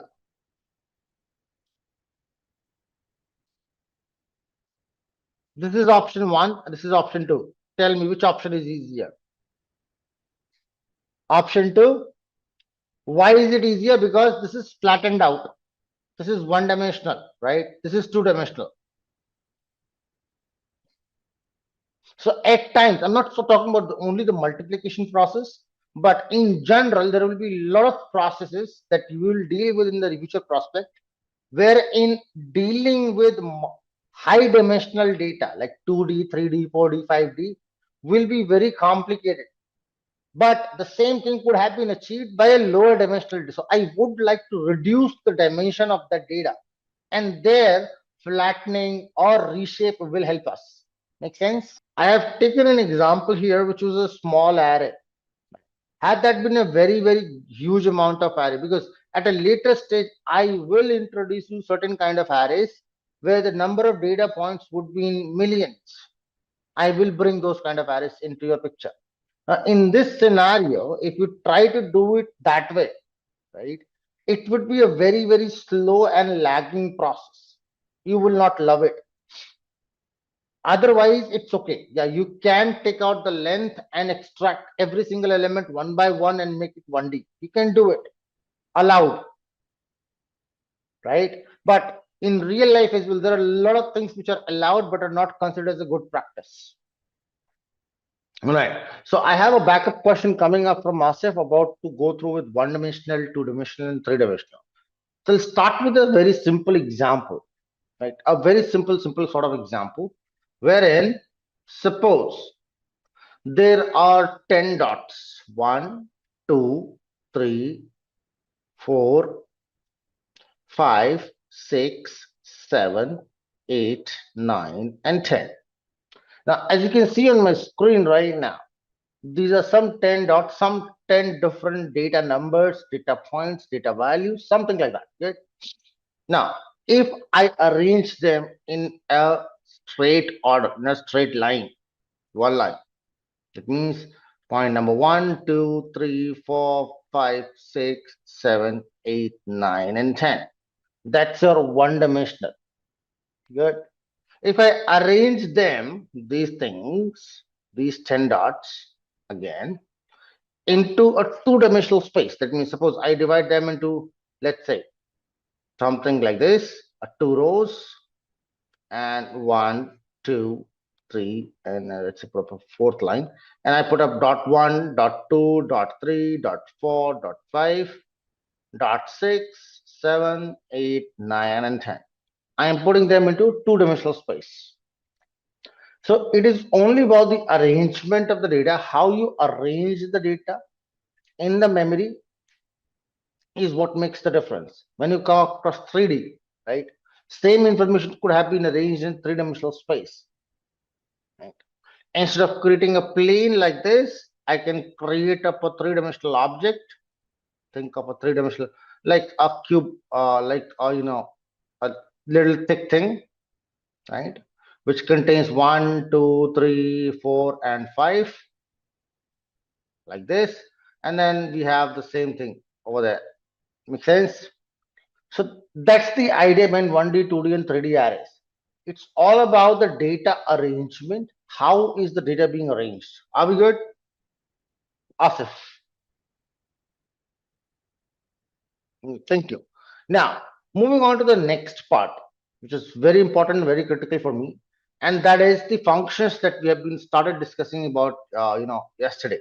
We started with some of the functions in NumPy as of yesterday, right? So we talked about one of the important function, which was the reshape function. Good. Then we talked about the flatten function. Everybody okay with the reshape and flatten? Any questions on that? Next function that I have into the pipeline is called as the transpose function. I'll start with the transpose function. The transpose is something I am expecting should be a very common word for everyone. Can someone tell me what is transpose means? It converts the array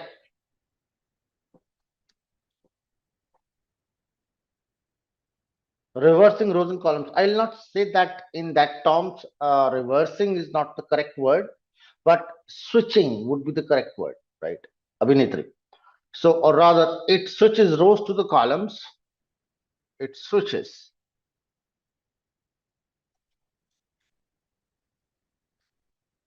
the array rows as columns, or vice versa.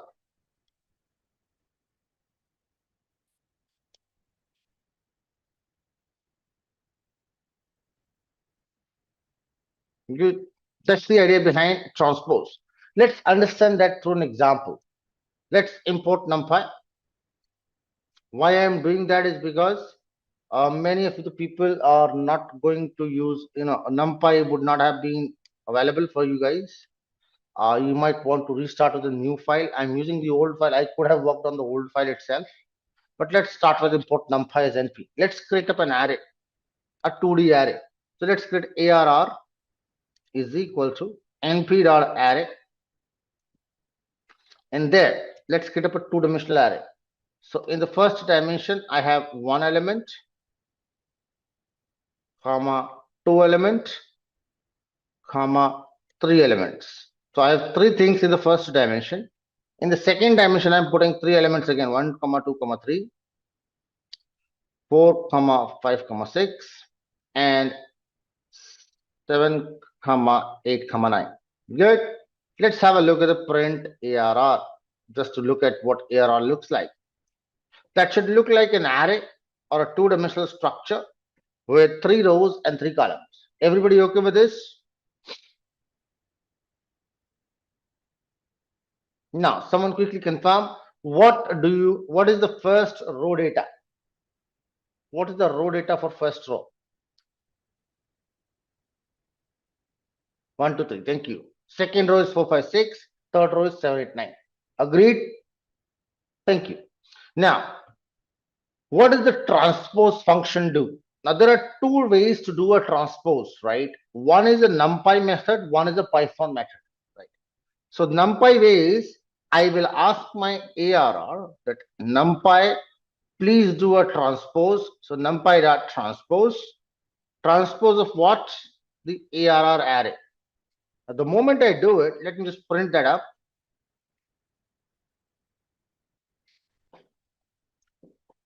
And what you now see here is the first row, that is 1, 2, 3, has now become the first column. Agreed? The second row, 4, 5, 6, has now become the second column. The third row became the third column. Are we good? Yes, no, maybe? Use of transpose? Great.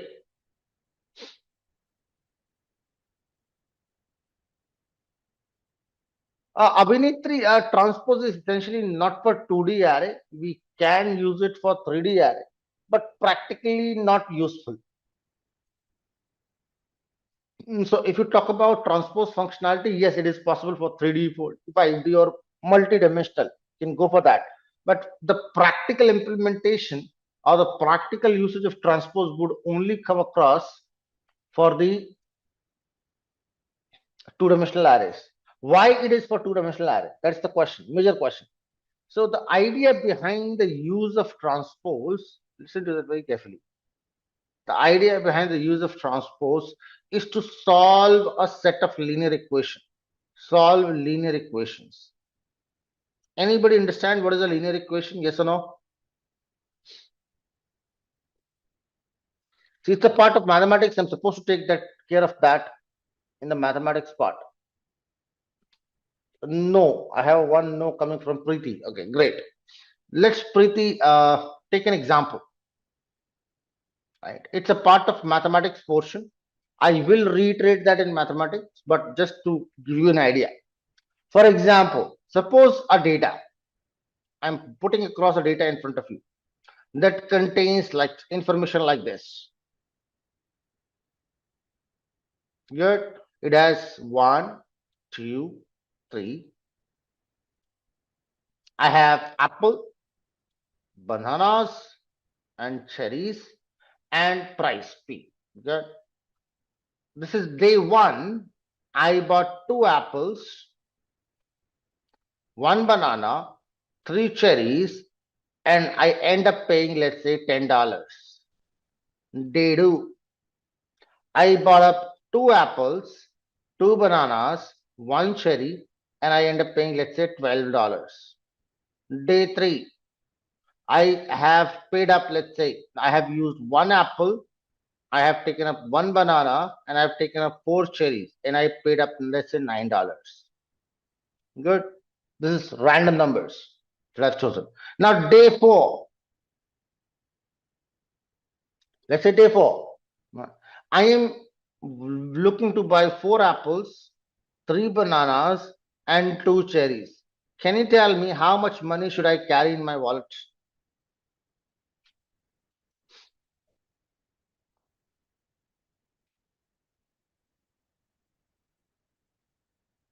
It's a prediction, right? Isn't it? First of all, do we agree that it is a prediction?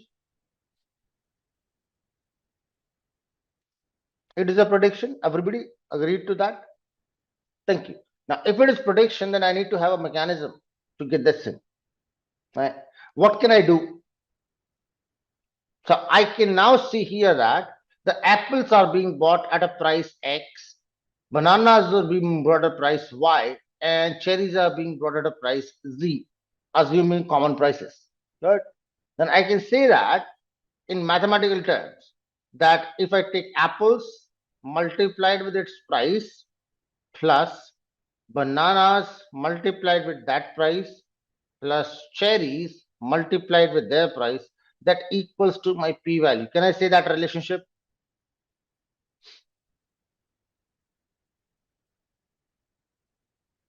Thank you.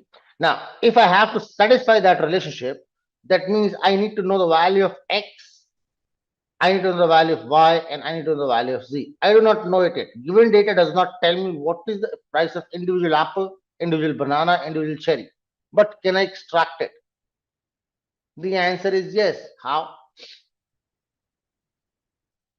I have 3 separate equations available. If you look at this very carefully. Line 1, day 1 tells me if you take 2 apples plus 1 banana plus 3 cherries, you need to pay $10. The second equation says 2 apples, 2 bananas, and 1 cherry, you're going to pay $12. Third equation says an apple, 1 apple plus 1 banana plus 4 cherries is $9.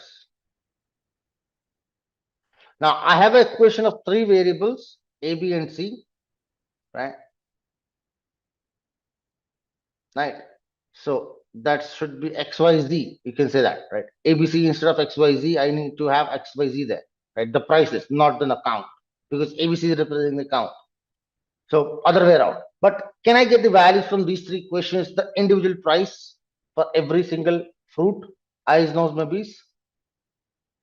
If I solve this set of linear equations, I have a method of substitution, I have a method of replacements, which I can use and solve this. 3 variables, 3 equations, we can solve it, correct?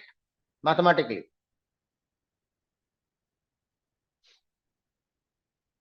Good. But the problem is that when I'm doing the mathematical solution, as humans, we can solve it easily, right? I can tell it, okay, equation 1 minus equation 2, equation 2 minus 2 times equation 1, equation 3 will help me out, solving it out, and we can do that. Make sense? But the point is the machine cannot do it. Then we have an alternate methods. Right? In that alternate methods, I solve these set of linear equations using matrix and the concept of matrix, right? In solving that, I will require the use of transpose. I would require to use transpose somewhere because I need to calculate an inverse of a matrix that is called as inverse. The inverse is coming from the transpose of a cofactor matrix. It comes from the transpose of a cofactor matrix. Maybe may not find it very relevant right now because you do not know what is inverse. You do not know what is cofactor, right? You may not know about it. I will come across to these points. What is a cofactor matrix? What is the transpose? And how does it make a difference? How is the inverse calculated? How is the linear equations are solved using matrices? Everything is will follow. But the idea for the reason understanding the transpose concept is, because that's what we're trying to talk about, is to know that what is transpose. So everybody able to understand what is transpose, yes or no? Where and why to be used, there's a lot of things into that.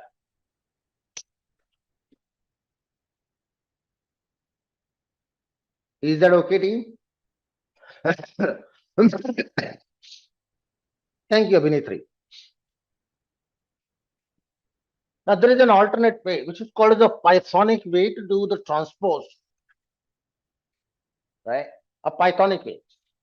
This was a numpy method that I've used, but I can also take up the transpose of ARR. I can put up ARR dot uppercase T. When I do this, the uppercase T letter is predefined in Python to take a transpose of a two-dimensional data. You can see the same out. Can you see that? 1, 2, 3, 4, 5, 6, 7, 8, 9 as being separate columns. So either you can use the numpy method or you can use the Python method. Now, why did I talk about this part? np.transpose and T both, just because to let you know that there are multiple choices. Good.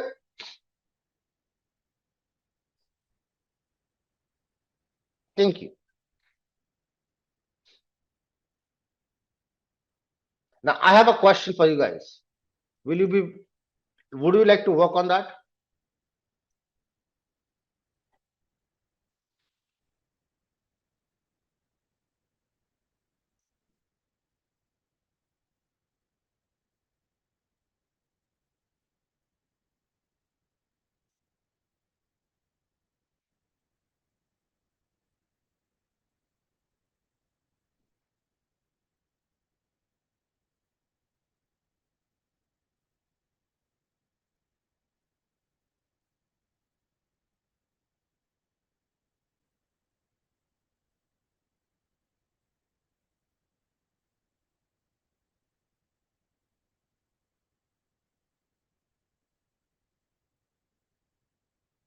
I'm sending that data to your screen too. On my screen, can you see something? Read out that question and tell me the answers.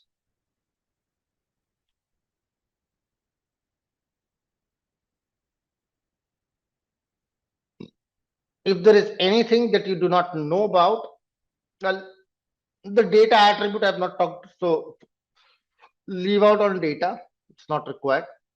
It does not any kind of good information. It's okay. Rest of things. Let me see if someone can send me the outputs quickly. You can see the statement on my screen.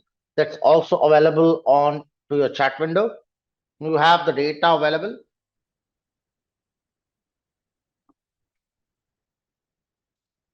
Give me the answers.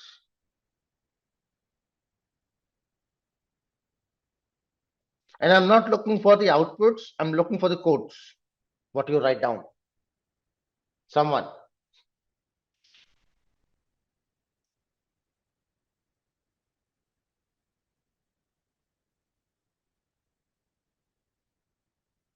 So in order to solve, I have a given data of the temperatures. I will take that as an input. Temperatures is equal to this. And it says that it has to be a numpy array. Let's say create an array by the name temp is equal to np.array of temperatures.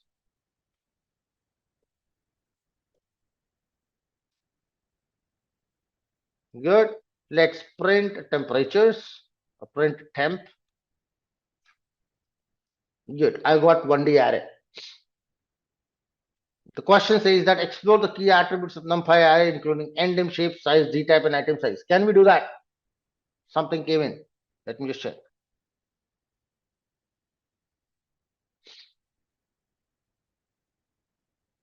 Array dynamic is np.array of that elements. Thank you, Narendra. Dynamic type, array dynamic.endim, array dynamic.shape, size, dtype, and item size. Great. Thank you very much. Good. Anybody else? There was some second part to it too as well, Narendra. I hope so you can do that.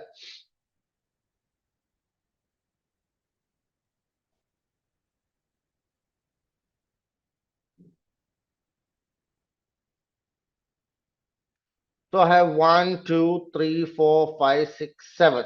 Typically reshape is not possible. 7 is a prime number. I cannot reshape it. I can put it 1D, 2D, 3D. That's possible, but that does not make sense. It will still remain the same idea. Flatten does not make a difference. Transpose will not make a difference in this particular data. Should not make a difference. So question number 2 you can avoid if you want. But endim, shape, size, D type, and item size. Everybody okay with that? Confirm? I'm not going to solve it. I'll leave it to you guys. Good?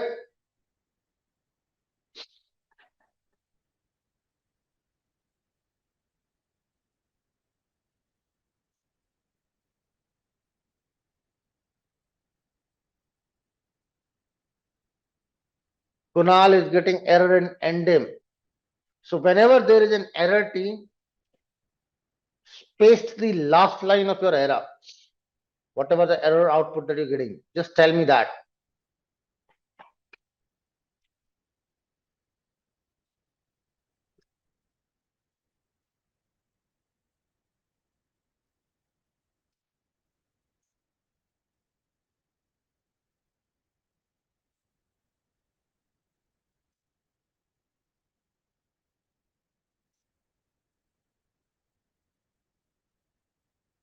List object has no attribute shape. So you did not convert, Kunal, the temperatures to an array. You need to convert that to an array. Right? You missed out on this statement. Shape is a function or shape is an attribute for an array, not for a list. The temperatures given to me in the information is a list, and this is a array that I've converted into because I want to use shape. Shape is an attribute a property of an array and not of a list. Good. Abhinay3 says NM, okay, type of ARR3, shape, size, D type item says good. I'm happy. Thank you very much, Abhinay3. Transpose is okay, Narendra. But essentially, we will not see that difference in the outcome. Can I move on to the next part?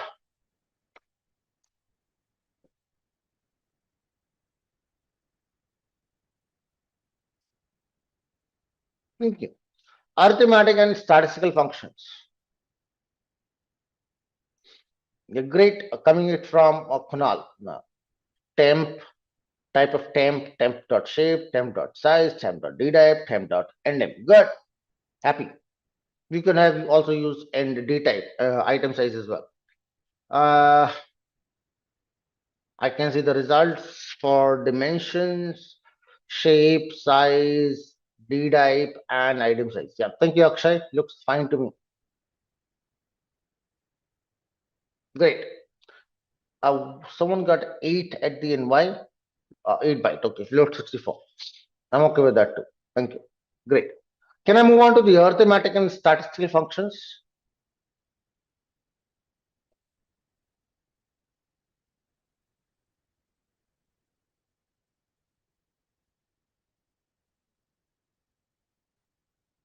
Thank you.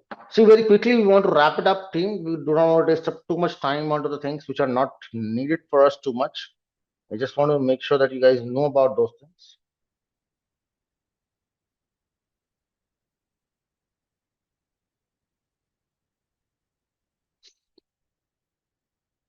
Good. Thank you very much. Let's move on.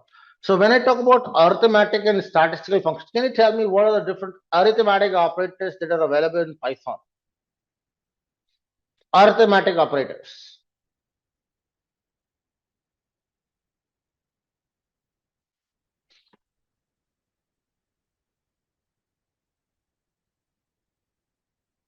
Add. Good. Like does not complete that. I want everything. Narendra. Kunal has given me addition. You have given me subtraction, multiplication. What are the others? Arithmetic operations. Percentage. That's remainder. Good. I'm still waiting for 3 more. 4 are there into the chat right now. Addition, subtraction, multiplication, and remainder or modulus. Remaining 1, 2, 3. So 3 more left out. Floor division, great. Powers, okay, 1 more left. It's a basic one. Exponential power is same thing, Asif. It's the same thing. Power and exponential.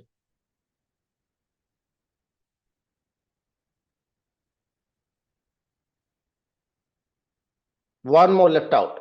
Scroll back up into the chat and see what is missed.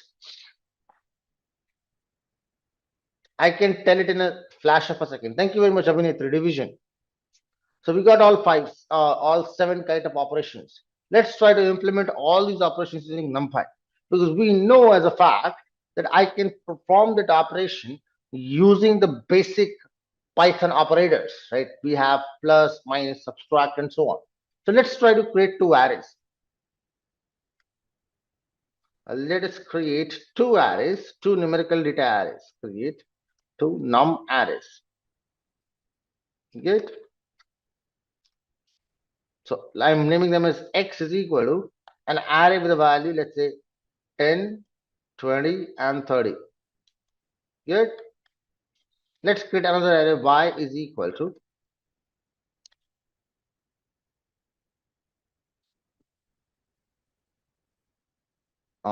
3, 4, and 5. Good. Let's put up that as np.array of this data.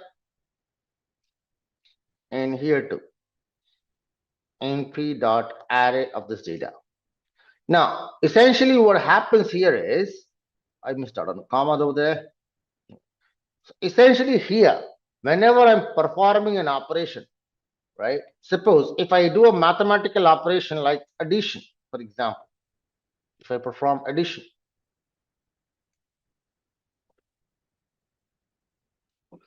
Let's give that a try. I want to print out what happens if I put up x plus y.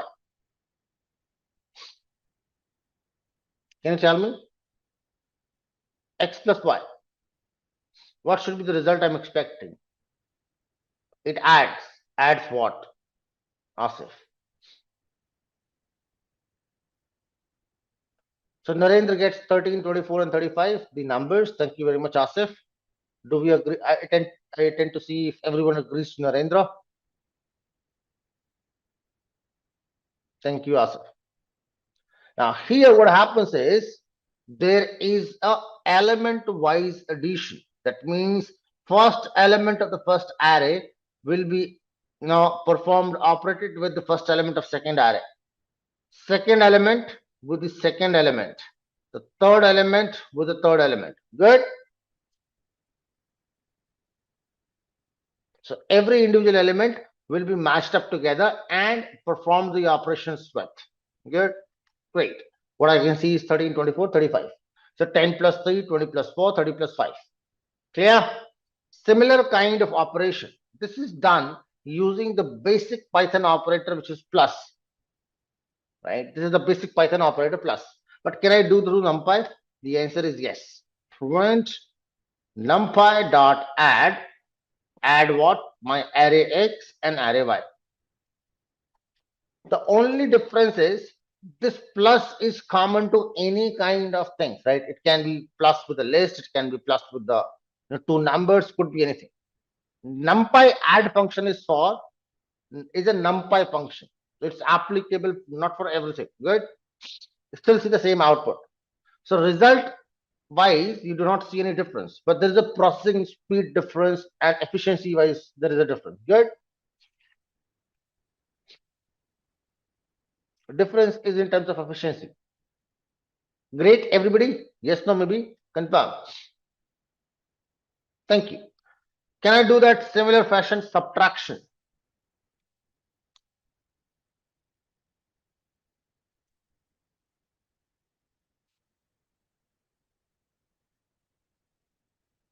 Give me the code string.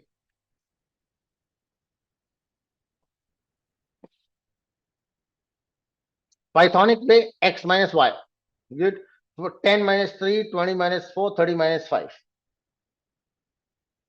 May I know why the result are repeated twice? Because I have used two different statements. Asif. One is the print statement using the Pythonic way, and another is using the NumPy way. Great. Now, for the subtraction.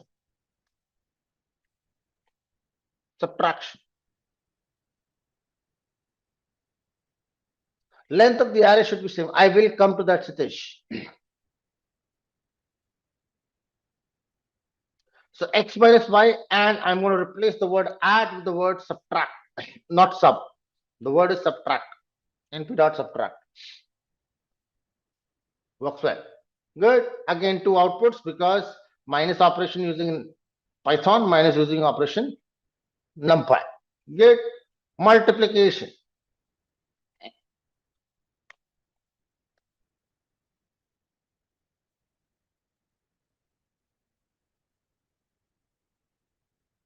So x multiplied by y and np dot multiply. Good. Division. I'm putting down all things together now. X divided by y and np dot divide of x comma y. So divide x by y. Then we have the modulus.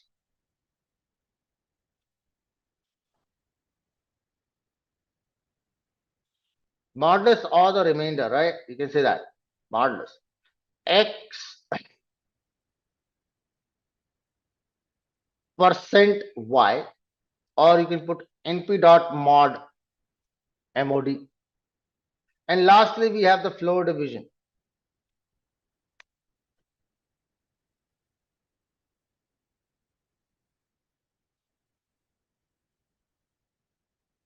Or this is exponential as well, right? So floor division.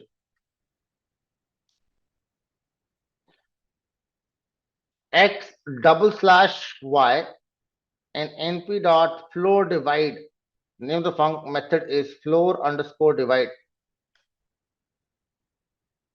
Objective that I'm trying to achieve is to get you acquainted with the name of the functions that are used in NumPy to perform the arithmetic operations, which are the basic arithmetic operations from the core Python.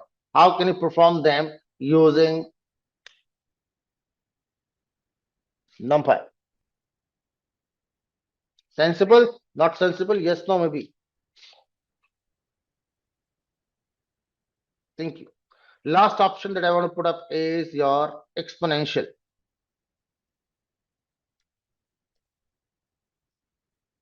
So x operator that we use in Python is double star, x raised to y, or here I can put up np.power.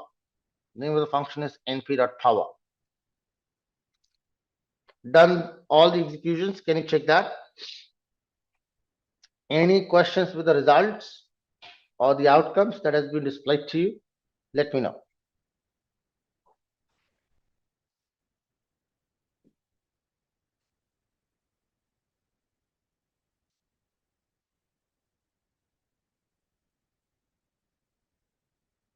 Please explain the floor division in power. Good. So floor division, I got these results. Power, I've got these results. Are we good? So floor division, I have 3, 5, 6. Good. Let's have a look. I have 10, 20, and 30 as a part of x, and I have 3, 4, and 5 as a part of y. When I perform a floor divide of x with y, what does essentially that means? Essentially, it means, now I'm not pretty much sure how many of you know about the floor division very correctly. Taking first example, let's say take up the example of 10 and 3. Good. So what I'm trying to say here is with the floor division, that when you're doing a 10, a floor divide by 3, good, essentially it means that I have to perform a division of 10 by 3. Can you tell me what will be the result as if I divide 10 by 3? It's going to be 3.33, right? Acceptable? Thank you. Now, we look into the number line. In school, you would have studied about the number line that has a 0 at the center. You have minus infinity on the left. You have positive infinity on the right. Right? Good. On to that number line, let's imagine this is 1, this is 2, this is 3, this is 4. Good. If let's say on the other side I have -1, -2, -3, sorry for that mistyping, -4, and so on. Good. Now the division result that I get, what is my division result? 3.33. Where will it lie? On that number line, that's gonna be somewhere here. Agreed? That red line. Great. From that red line, the floor division, the concept of floor division says that whatever the division result is, right, in absolute terms, from that point, move towards the negative infinity. I need to move towards negative infinity side. Good. That means from here, I'll move towards negative infinity. That's on to the left. Good. Once I move towards that side, whatever is your first integer value, that is your answer. So floor division is a value coming from the division results moving towards the negative infinity, or rather our integer value, the nearest integer value. Good. So I'll get 3 over there. Make sense? If I talk about 20 and 4, so that come out to be 5. When I divide that is 5. So I do not have to move at all, right? It will remain at 5 somewhere. I do not have to move around because it's already an integer value. 30 by 5 is 6, so I'll already have 6. So 356 should be the answer. Good? Did you understand the ideology behind? Thank you. So can you tell me what will be the output of this? Double slash floor division operator. Can you tell me what is the output of this quickly? Don't execute it. -3, I tend to disagree. Chinna, Keshwara, 14, -14, never allowed. That's way different. -3 is not right. -14 is not right. -4 is right. Thank you. How many of you can get to know why it is -4?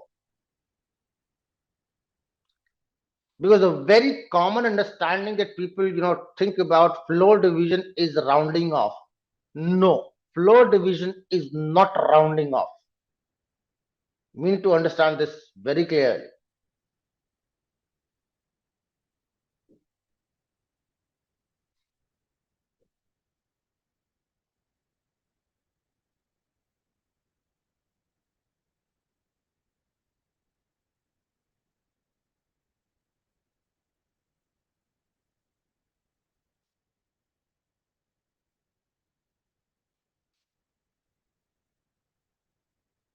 Let's take into consideration a simple example, very simple example. What if I ask you 17 double slash, or let's say 19 double slash 5? What is the result? Think of it. 19 double slash 5, when you will do it, not 19 double slash 5, I'll put it up as 95 double slash 5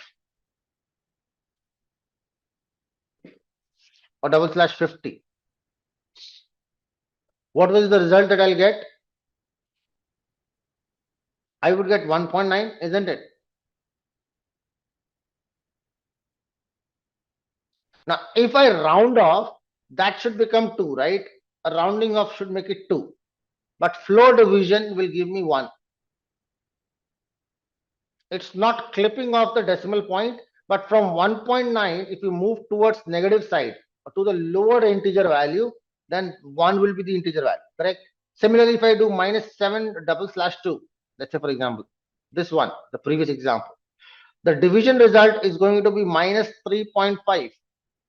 From -3.5, if you move towards negative infinity, you'll reach to -4. Sensible? Thank you. Coming to the exponential function, Asif, can you tell me what is the value of 10 raised to 3? 1000. What is the value of 20 raised to 4? Whatever that number is. Right? 2 into 2 into 2 into 2. So that's 1000, not 80,000. 10 raised to 4. 20 raised to 4 should be 2 into 2 is 4, 4 into 2 is 8, 8 raised to 2 is 160. So 160 and 4 numbers, 4 zeros. So that should be 16 million, close to 16 million or 1.6. Let me just check.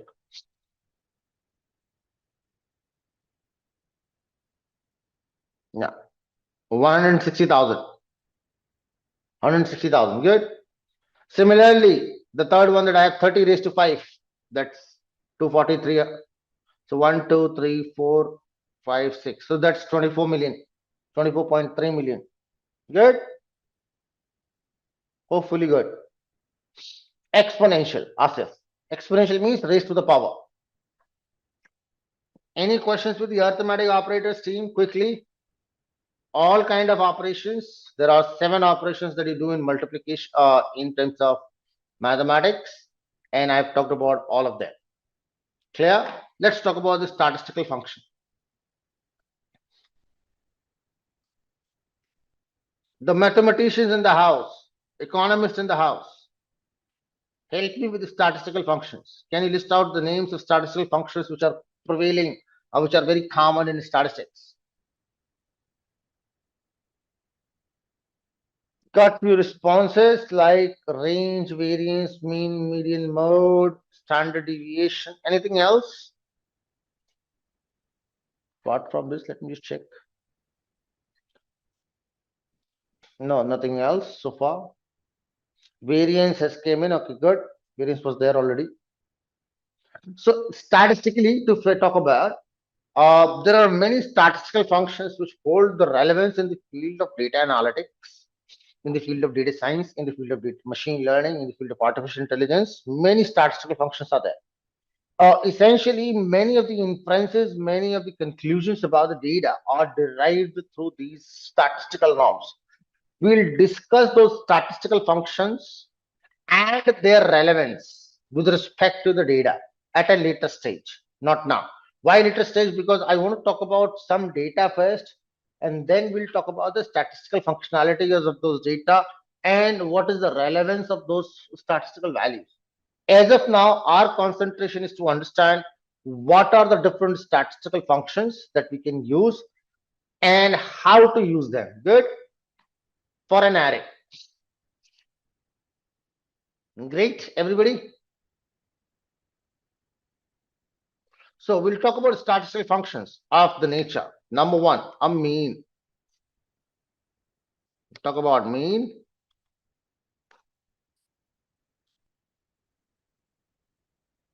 Let's talk about median.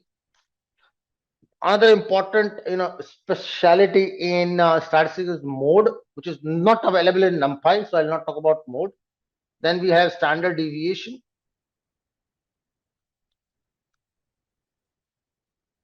We have variance.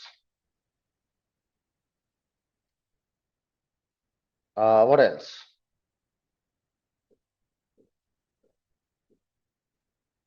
We have percentile. Then we have a range. Then we have interquartile range.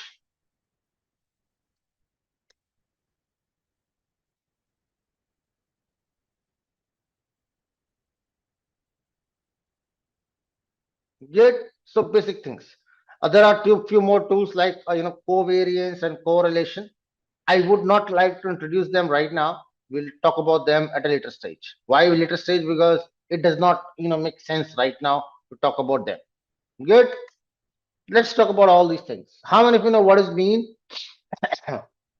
Everybody knows what is mean.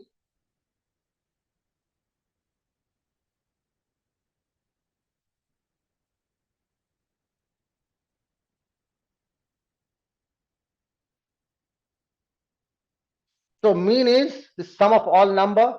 Forgot Asif. So mean means an average,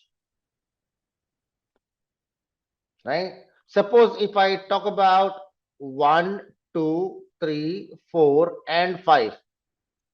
So the mean would mean that I sum up all those values and divide with the number of values that I have. So add them all.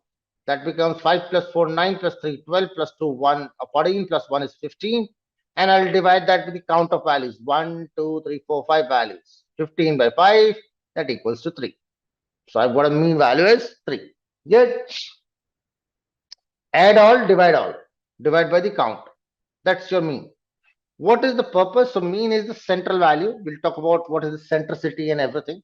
But mean, how do we calculate that in Python? I'll take an array ARR is equal to any random array.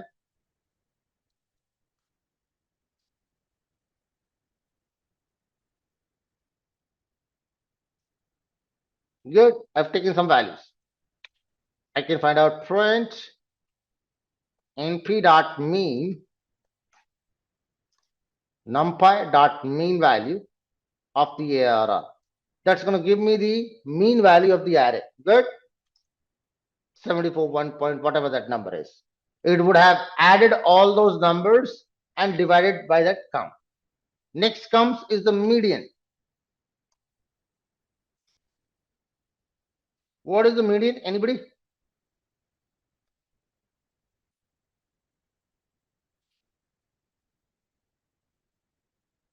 So median is the centrally positioned value when the data is arranged in an order, like ascending order or descending order. So if I talk about in this particular scenario, you can look at this. I have numbers 1, 3, 3, 1, 3, 4, 4, 3, 2, 4, and 572. So that will look like 1. If I arrange that in order, 1 followed by 2, then followed by 3, 3 2 times. So 3. Why it is not typing in? Something was wrong. So let me put up 3, comma 3. Then I add 4, 1, 2, 3 times 4. 1, 2, 3 fours are there. Good. And lastly, I had 572. Correct? That's how the number look like. That is something that I've arranged in an order. Right? Ascending order, descending order does not make a difference. But usually we'll do it in ascending order. Now, once that is done, now I need to look at it centrally positioned. In terms of central position, you can think of, let's say, take 1, 2, 3 numbers from the left, 1, 2, 3 numbers from the right. Good. Now I'm left out with 2 central values. If I take both of them off, I will not be left out with any number. So I need to look for a central value in between them. So that will be the average of those, or mean of those, 3 plus 4 by 2. That is going to be 3.5. And my median is going to be, for this data, a 3.5. Are we good? If there are 2 numbers left at the center, take the mean of them or average of them. If there is a single number, that becomes your median. Good.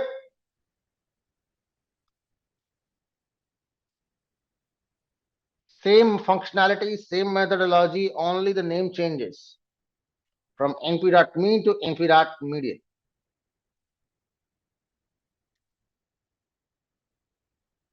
3.5. Good. Next comes the standard deviation. With the same data, I'll talk about the standard deviation, STD.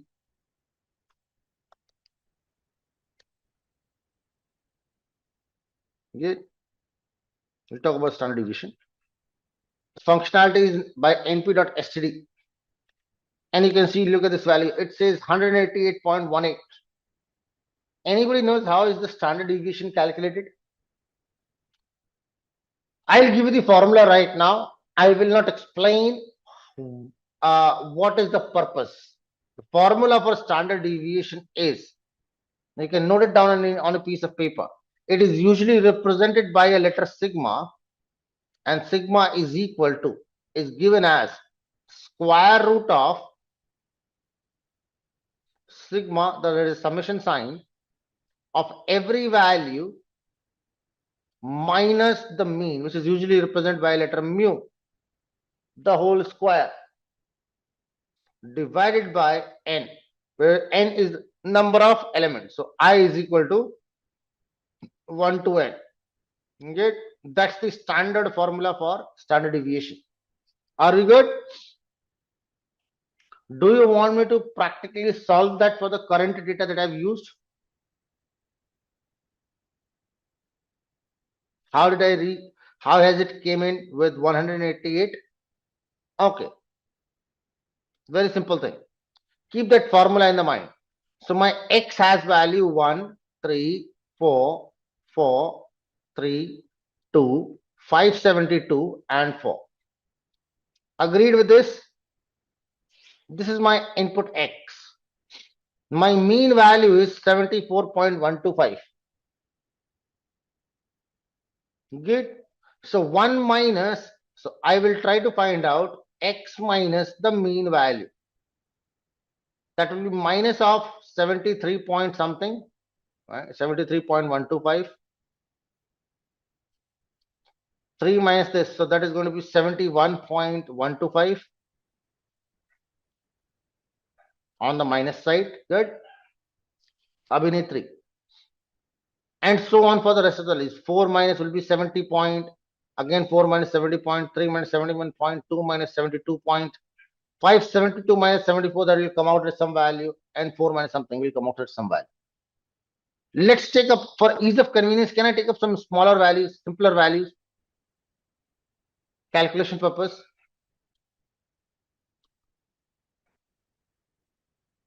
Because 1, 2, 3. Okay, I've taken this. 1, 2, 4, 5, 6. Good. Let's say standard deviation is 1.85 some number. It is easy for me to solve it. So here, my input data is 1, 2, 4, 5, and 6. Good. My mean value is 3.6. Acceptable? So if I talk, if this is your x, can I calculate x minus affecting outliers? I'm not going to talk about that stage at all right now. Outliers and everything will come into the picture later on. X minus the mean value. My mean value is given as 3.6. So 1 minus 3.6 is minus 2.6. 2 minus 3.6 is minus 1.6. 4 minus 3.6 is plus 0.4. Correct? Then I have 5 minus, that will be plus 1.4. 6 will be plus 2.4. Agreed? Now, next I calculate the square of this term. X minus mu the whole square. Calculate the square of this. Everybody help me with 26 square. 2.6 minus 2.6 is just 0.26 square. So that is going to be minus of 2.6 multiplied with minus of 2.6. 6.76. Abhinitri, no, not 5. So I'll have 6.76 here. For 1.6, it is going to be 16 into 16 is 216. No, 256, right? So 2.56. Just to re-verify.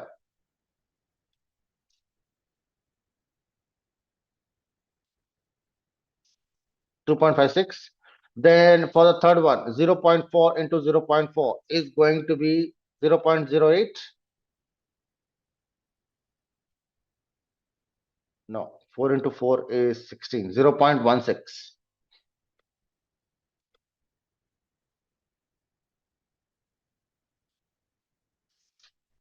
Get 1.4 is going to be 1.6. Why?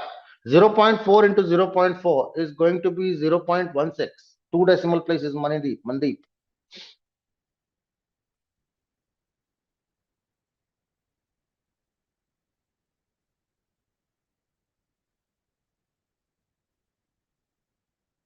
See, I'm very bad at mathematics, team, but 0.16. Right. Then 1.4 into 1.4. That should be 14 into 14, 1.96, right? 1.96. 2.4 into 2.4, that should be 576.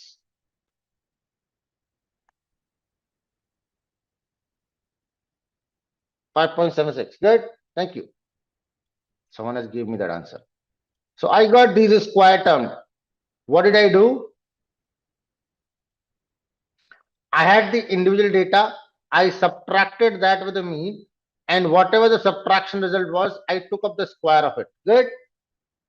Can you sum it up for me quickly? That's going to be 6.76. There is a reason why we do squaring operation. It's not random. It has a logic. Then I have 0.16 plus, then I have 1.96 plus 5.76. So 1, 2, 3, 4, 5. 5 numbers are there. Good. Done. That will be your summation part. It says 17.200 something. And I have 5 numbers. So I'll divide it by the whole result by 5 to take an average. 3.44. But what I need is the square root of this term. Right? So I'll copy this and double star, since I need to take a square root, 0.5. 1.854723699099 My one is rounded off to one place. The result in a manual way and result in the Pythonic way, into numpy. Is that same? If that does not help out, what did I do? Listen to that very carefully. I found out first my individual value x, individual value x of I, subtracted that with the mean minus mu. Good. Once I subtracted them, I calculate the square of each one of those and I added up that squared value. Good. Then I divided that squared value summation by the count of values. Once the division is completed, I took the square root of it.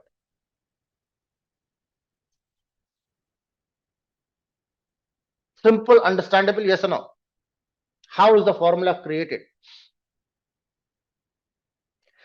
Now, many people ask me this question, why we have taken up a square, why was there a subtraction from mean and not from any other central value?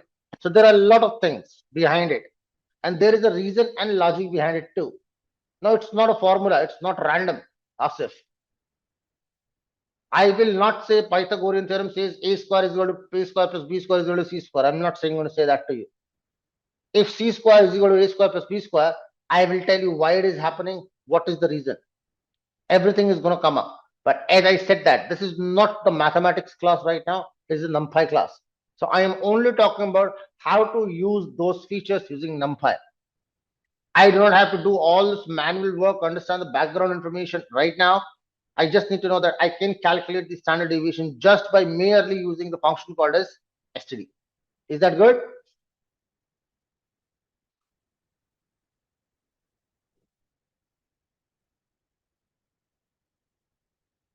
Thank you.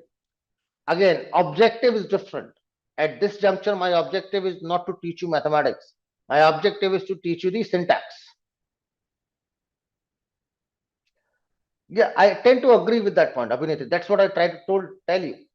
There is a huge conceptual meaning of standard deviation in terms of data analysis, data science. Huge meaning. But I tend to not use it right now. I do not want to get into that field right now because I have to explain you a lot of things about the data distribution. I have to talk about probabilities. Before I come to that part, what role standard deviation plays? How is the standard deviation such an important factor when you deal with the data? Right? It has a very, very deep meaning for us. Very deep meaning. As data scientist, analyst, or whatsoever profile you think of, similar fields. Good. But as of now, please concentrate on the fact that you know how to calculate the standard deviation using NumPy. I am not asking you to interpret what does it mean. Just understand how to calculate. Good.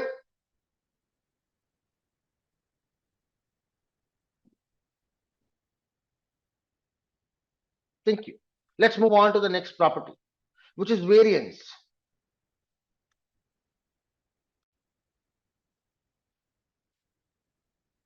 See, variance also talks about the same strategies, same scenarios, what standard deviation talks about. Same thing. Formula wise, there is no such difference. In standard deviation, which was represented by letter sigma, that was equal to the square root of summation sign, individual value minus the mean divided by the total count of values. Good. That was the formula. Good. Now, in variance is nothing but a squaring operation. Square on left side, put up a square onto the right side. Square of the same thing. So essentially what is going to happen? I am going to remove out this square bracket. The square root operation is not done. So essentially 1.85, if I take a square of it, I'll get the variance. Tip of 4. Right? Manually also we got that.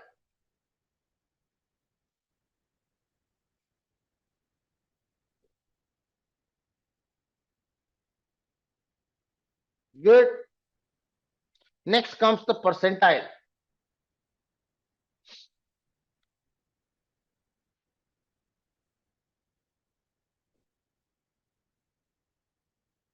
What does percentile represent? Anybody?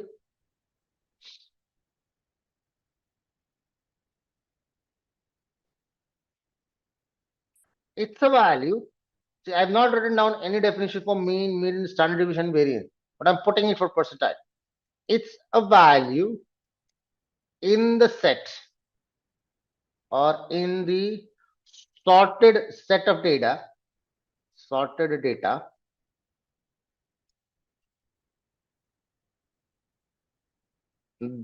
that depicts a value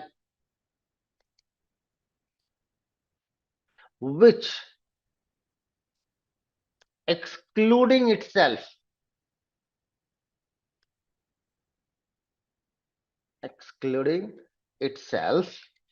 divides the data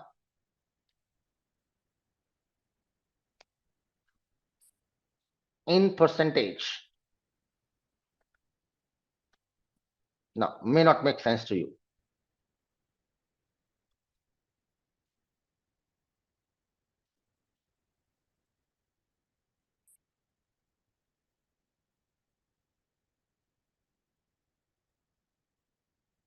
Okay. In order to understand the concept of percentile, try to look at the same data 1, 2, 3, 4, 5, 6. Good. If I write down that in order 1, 2, 4, 5, and 6. If you look at number 4, right? Look at the number 4. If you exclude that number, good. If you exclude that, the remaining data that is left out, 50% is lesser than that value, isn't it? And 50% is more than that value, isn't it? Correct? That means this is the data point that divides the entire data into two equal halves. Right? If you go lesser than that, 50% will be the less number of values, 50% are more than that. And that is what percentile tells you. So if I just give you a simple example, let's put up print np.percentile. Percentile of the ARR, which percentile value? 50th percentile. Good. And you can see the same value coming up. 4.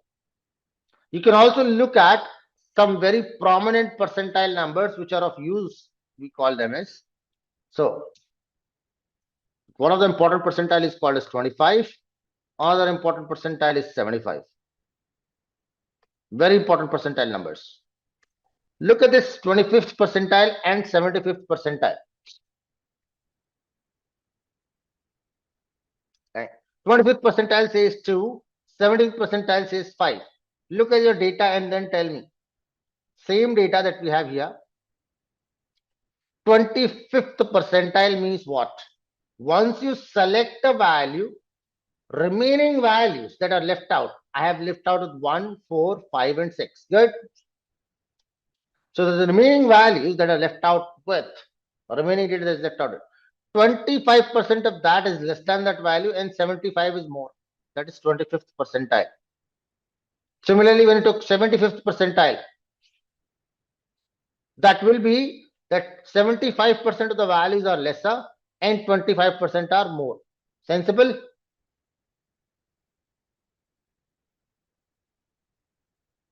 Thank you. Can you tell me what will be the 0 percentile?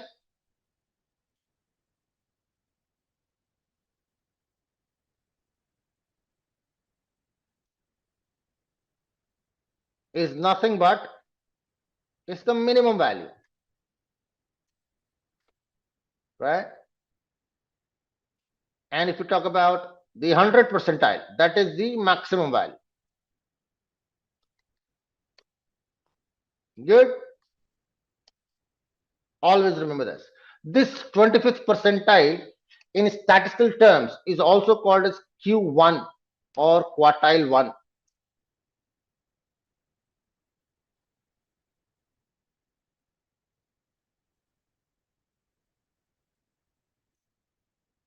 Good. The 75th percentile is called as quartile 3. 50th percentile is called as quartile 2. Minimum value is also termed as quartile 0.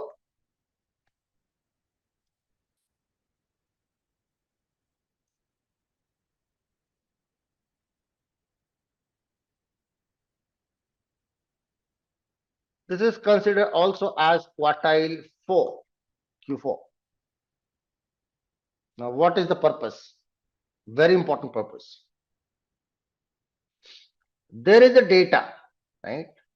Starting from this point till this point. Good. That is your minimum value. Agreed. This is your maximum value.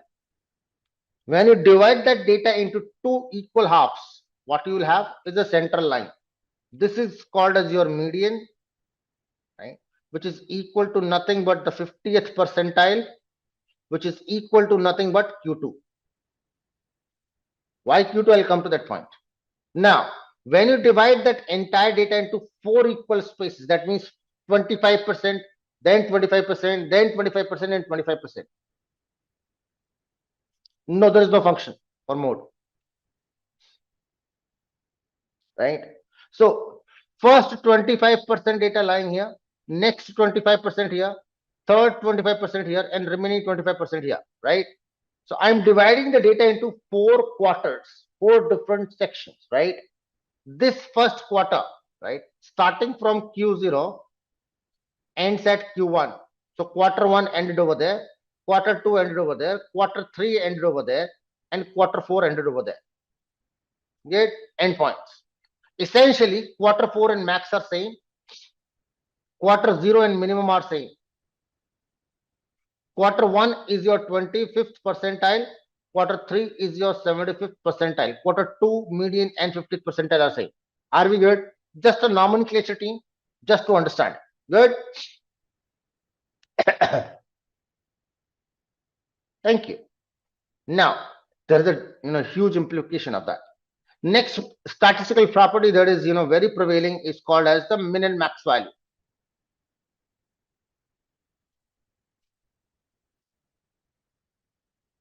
Min and max.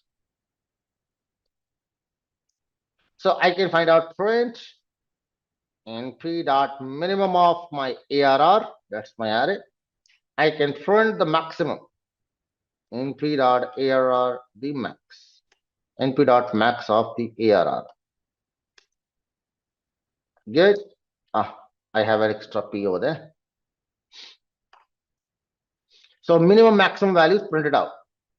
Slight difference that you can notice with the percentile, there is a mathematical calculation with the division operator, and hence I have a floating point answer. But here there is no mathematical calculation, it just directly finds out whichever value is there and gives me that value. So that is why I can see the integer output, because I have the original data as integer. Good, but the value is the same, min and max. From there comes the range functionality. Range. So range is the difference between, see, all these things have a relevance at a later stage. So I want you to make sure that you know the function, the numpy function, not the logic, why and when and how to use them. No, just know that what does it mean and what it tells you. Syntactically, difference between the maximum and minimum value, right? That is called as your range. What it tells, we'll talk about that later. So I can find out print or the range of the data. Let's put up, I'll put up that as print np dot max of ARR, right? Maximum minus np dot min of ARR, right? So maximum minus minimum, we need to do that way. Good. I get my range. That's the value number 5. Or there is something else which is called as the interquartile range. Interquartile range. Interquartile range is the difference between the 75th percentile and 25th percentile. Good. So how can I get this? np dot percentile of ARR, which percentile value? 75th percentile. And again, same thing.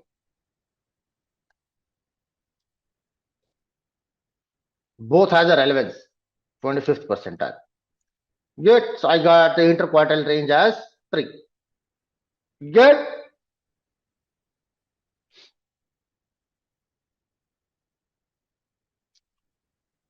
In the outputs that have shown up so far, do you want me to put up some messages, right? Like let me in the output like this formatted string, mean is, and then this thing.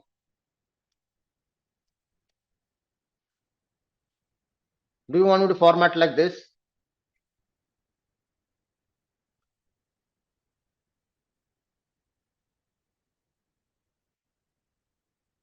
I can do it, but I don't find the relevance again. That's the purpose.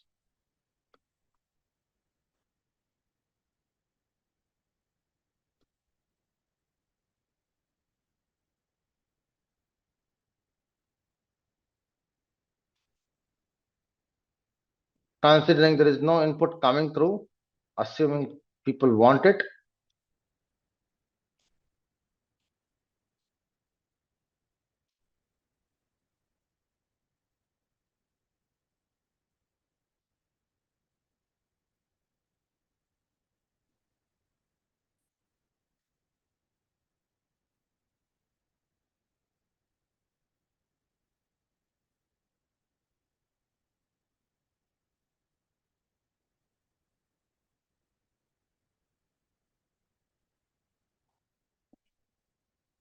Right, rest you can do on your own. Just a piece of writing the text in Python. I'm not teaching Python to you guys. Questions so far, team? Any questions? Please let me know.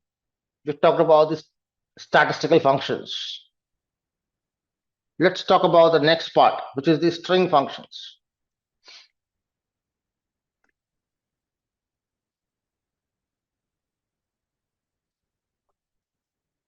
Do you know about strings? Yes, no, maybe please confirm.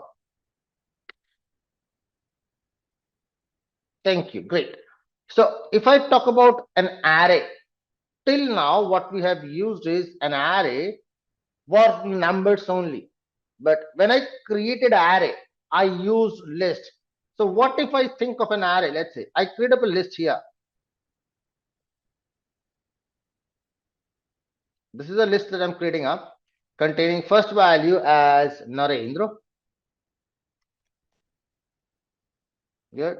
Next value as Abhinitri. See, that's going into the reverse chronological order. Abhinitri has an extra H.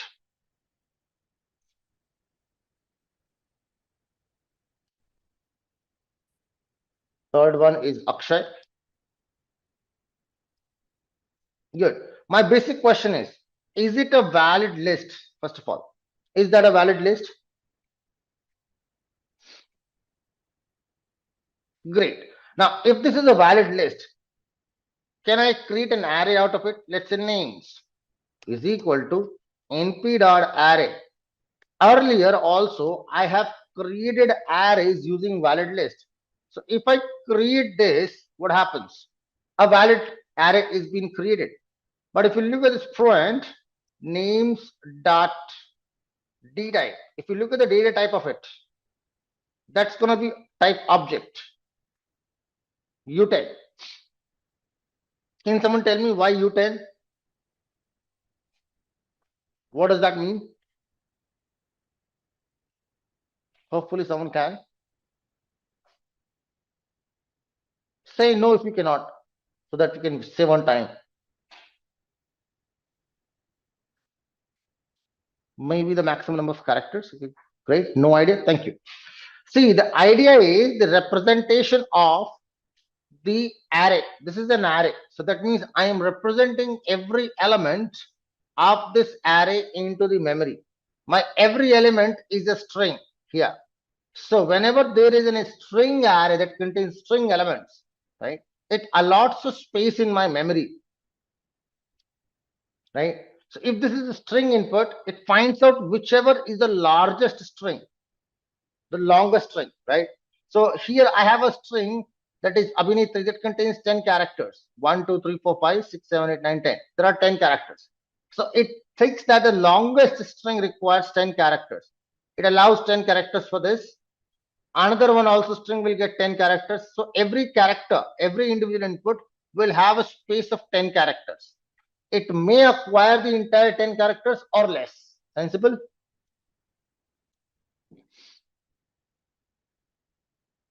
Great.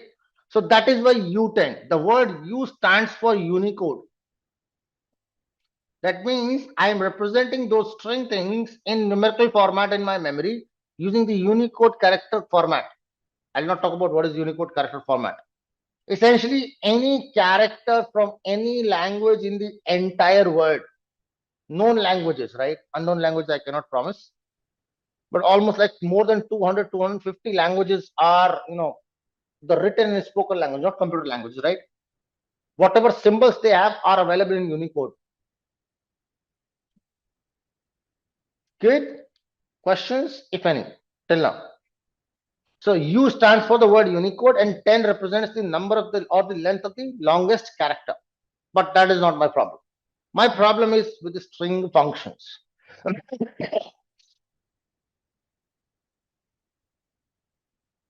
That is what I want to talk about.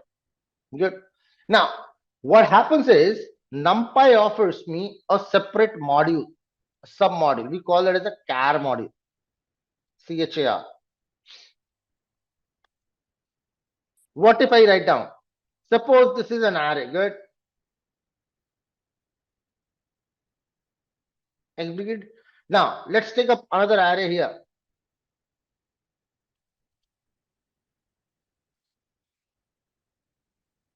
Let's say greet. Let's say Narendra, I want to say Mr. Abhinetri, I want to say Miss. Akshay, I want to say Mr. Okay? Just a simple thing. Now, I want to print out greet plus names. Could not work. See, there are two arrays. I'm trying to add them up. I want to print the greet one-on-one, Mr. plus Narendra, Miss plus Abhinetri, Mr. plus Akshay. Had that been numbers, that would have worked, correct? That would have worked. Or this was not available in the earlier versions of Python, but now, see, with string it can work. I can write down a string, Mr., and I can put up a plus symbol, and I can add Narendra to that. That will work.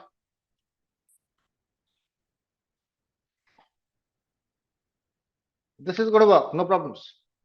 Narendra. So I can add two strings. Concatenation can happen. But here it is not happening. It's not happening over there. Mr. plus Narendra is not working because we know that addition is supposed to do element-wise things for array, but it's not happening with the list with the string. So how to solve it up? So earlier, if I talk about in historical manners, this was not allowed. In recent versions of Python, this has become allowed. That is, I can write down numpy.add function, the numpy add function, and I will tell it I want to add the greet array with the names array. In recent versions, mine Python version is a little older one, but in recent versions, this has started working. You can directly use add. But if you do not get that working, you can also use this character functionality. So NumPy has a char submodule, which I can use, and that works. Can you see this? Mr. Narendra, MS Abhinetri, Mr. Akshay. If I missed out on the title parts, team, please pardon me on that. Are we good? Not good? Yes, no, maybe confirm. Great.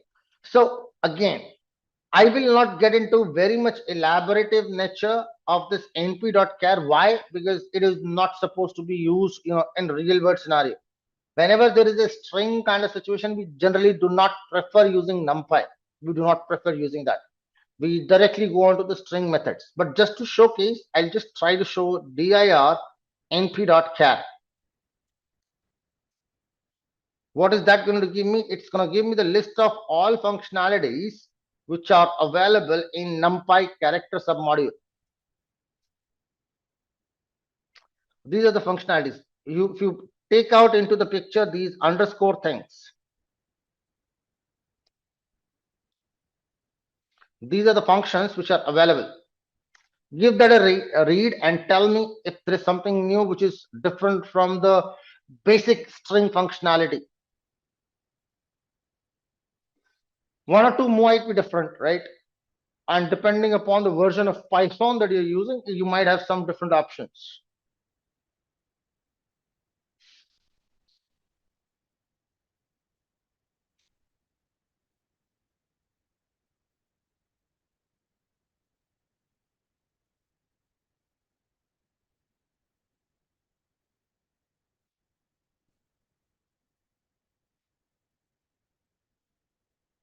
Good team. So like converting string to lowercase, uppercase, removing the characters from left or right, stripping those things, splitting the string, checking for the alphanumeric thing, and rest on basic functionalities of strings. The same things are available with the Python too, with the NumPy.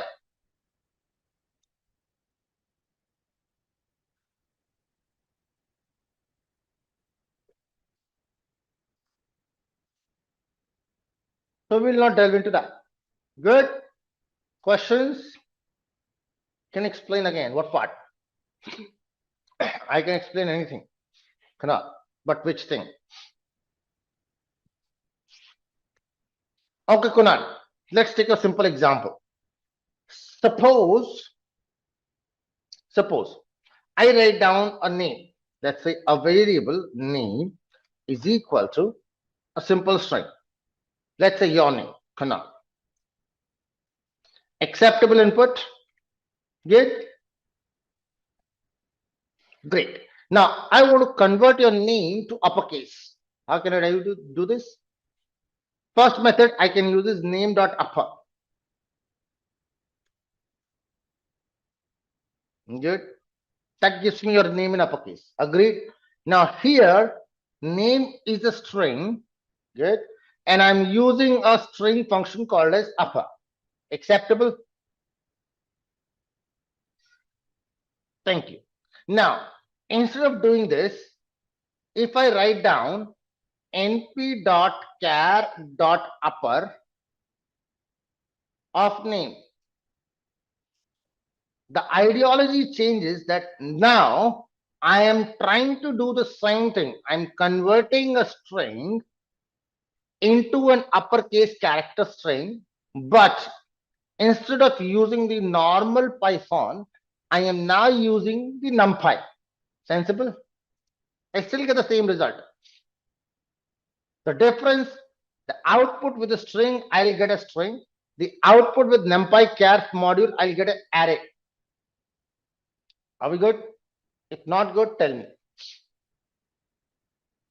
So when I use NumPy, I get the output as an array. When I do not use NumPy, I get the output as string. That's the difference. Otherwise, in terms of functionality, in terms of the results, no such difference. Hope so everybody is okay with that.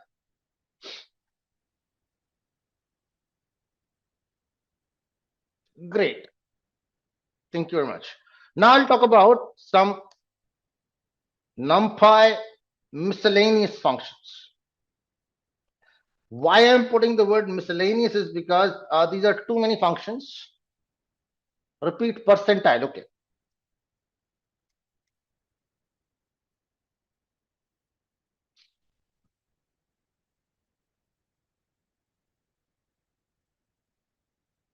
Okay, let's take up this 1, 2, 3, 4, 5, 6, 7, 8, and 9.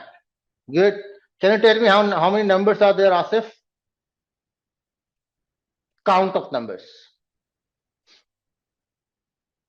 9.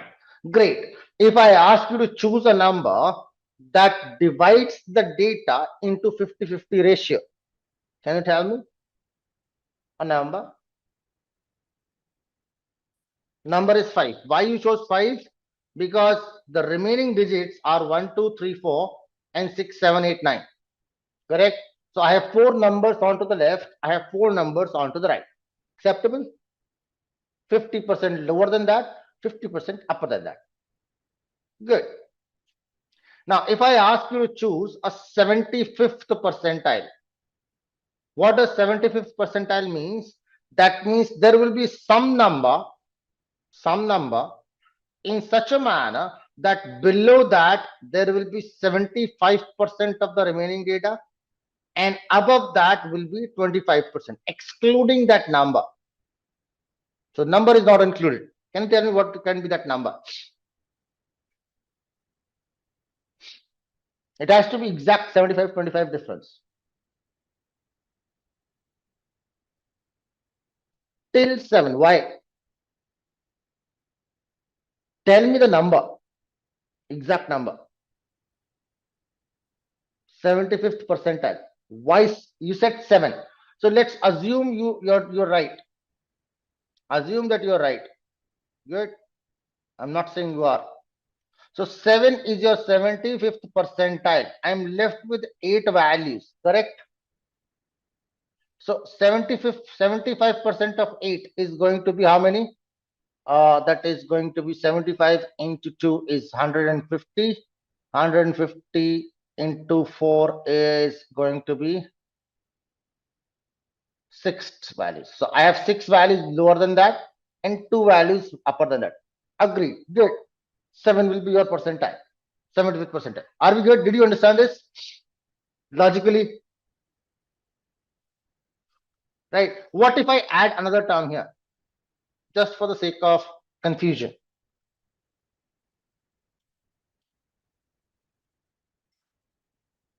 Why multiplied by 4? See, I tried to solve my mathematics as if I had to do a multiplication by 8. So I do it multiplied by 2, then multiplied by 4. That was I was trying to look at.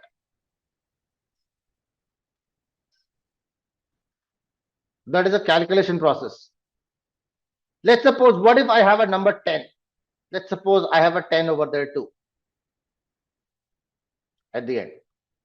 Can you now tell me what is the 75th percentile?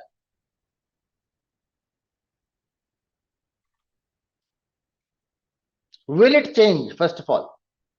Will the median going to change? The 50th percentile? No, it's not going to be 8. Asif. Because if you take 8, you have 7 values lower, you have 2 values upper than this. So out of 9, 7 by 9 is some percentage and 2 by 9 is some percent. That is not definitely 75-25. Correct?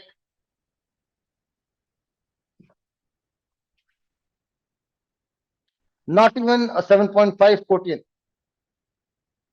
It has to be 7.25 if I'm not wrong.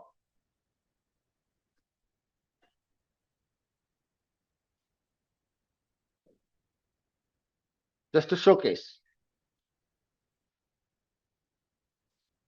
NP dot percentile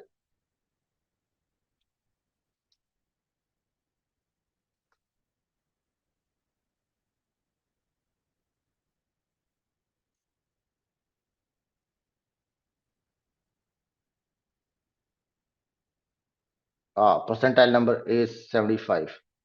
I think so. It's 7.75. Yeah, correct. Not 25, but 7.75. 70% is going to 7.75. That may not be the exact number in the range. It can be something in between them as well. If you look at the 50th percentile, that's also not going to be 5 or 6. It is somewhere in between the 50th percentile. 5.5. Right. Great. So when I take that up, I need to divide this data into such a manner that I need to find out a number, let's say 25th percentile. That means 25% of the value will be lesser than that and 75 would be lesser than that. So if I have altogether 10 numbers, I would require to see a value somewhere. There are 10 numbers. So that means it has to be divided in 25-75 ratio, right? That means I will have a value somewhere here between 2.5 and between 2 and 2.5 such that these values are lesser than and these values are greater than. Right. So first division will come between 2 and 3 for me. Between 2 and 3, I would again require 25-75 ratio. So 25 will come this side, 75 will come this side. 2.25 should be the answer for 25th percentile, or 3.25, right? Somewhere like that. Good.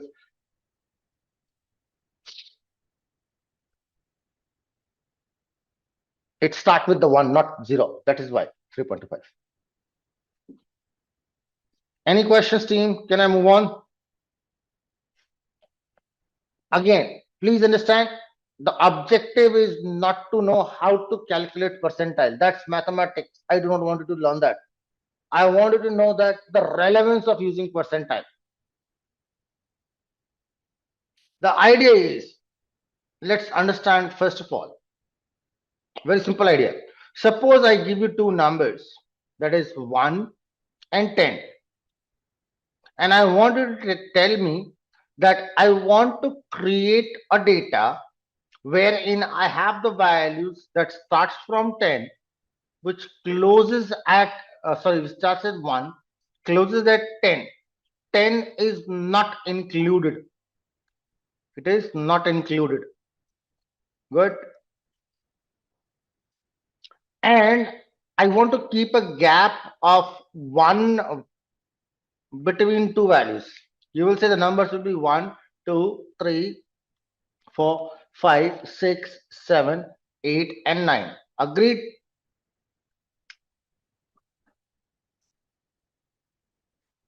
Thank you. And that is what we do with the arange function. So arange function essentially generates the array of numbers that will be with the equal gap. How is the syntax? The syntax is, I can use numpy dot arange and tell it the number I want to start at. I want to start at 5, comma, the number at which I want to stop at 25.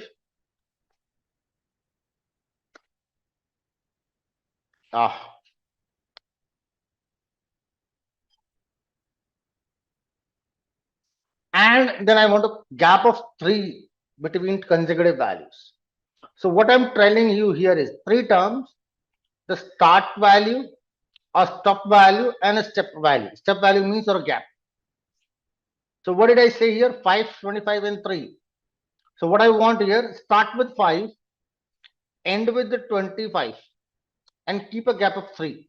So 5 will be my first value, plus 3, 8, plus 3, 11, plus 3, 14, plus 3, 17, plus 3, 20, plus 3, 23.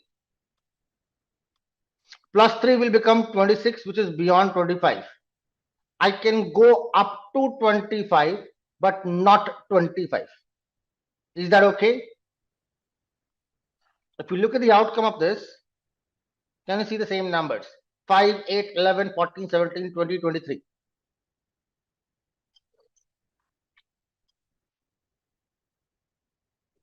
All right. So there are 3 important things that we need to notice. That we need to tell it where we want to start at, where we want to stop at, and what is the gap that we want to use. Now, I have a variant of this, not in terms of variant, but the choices. I would say that. Friend, what if I do not tell it this thing? See, here I have 3 comma separated values going to the function. What if I just mention friend np.arange and I just tell it 25? I do not tell it any number other than this. What you will notice is that it started with 0, ended with 24, generated 25 numbers with a gap of 1. Essentially, if you look at this statement, I can write down it in elaborated form as np.arange start at 0, comma, stop at 25 with a gap of 1. Eyes, nose, babies.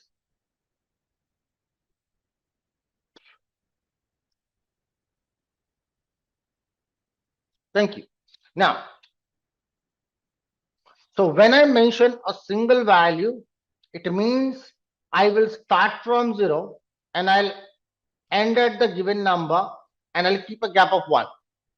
Though I have in control whatever the things that I want, I can control where do I start at, I can control where do I want to stop at, and I can also control the gap between. The gap can also go in a negative factor. For example, what if I mention that I want to start at 10, stop at 0,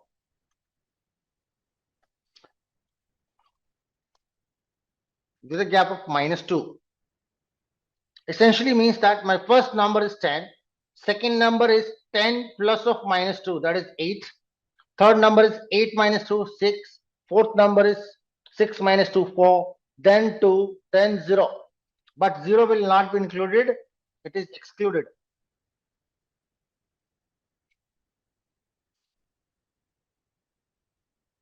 Good. 10, 8, 6, 7, 4, 2. Are we good with the arrange? Thank you. Next functionality we have is called as linspace.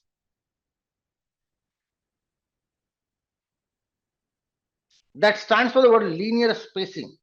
Linear spacing means same idea.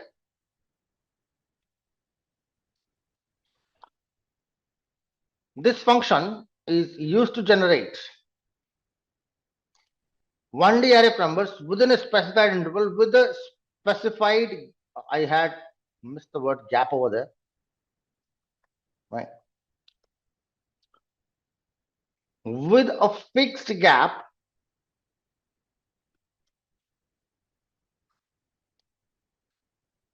between consecutive values, and there is an AND condition. And the AND condition is that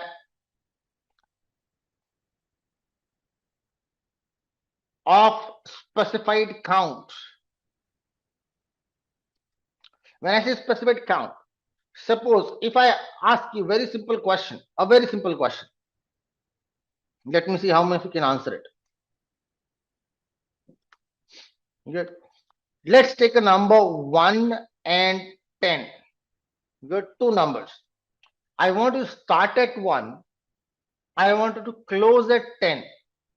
Good. That means the first value is 1. The last value is 10. Good.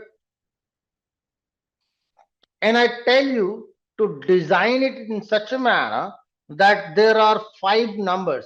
So 1 is this, 2 is this, and I need 3 more numbers in between. Can you tell me?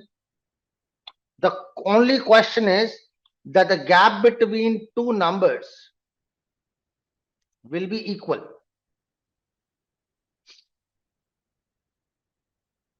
Can we say that that is going to be 1? What could be the next number to you?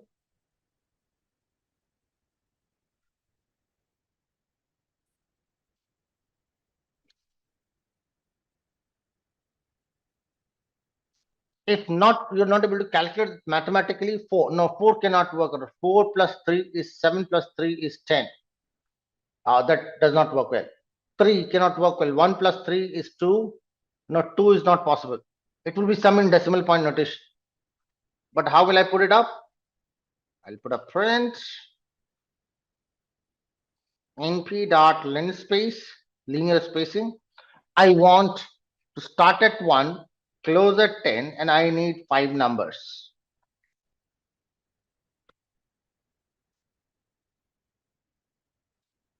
So 1, 3.5, 3.25, 5.5, 7.75, and 10.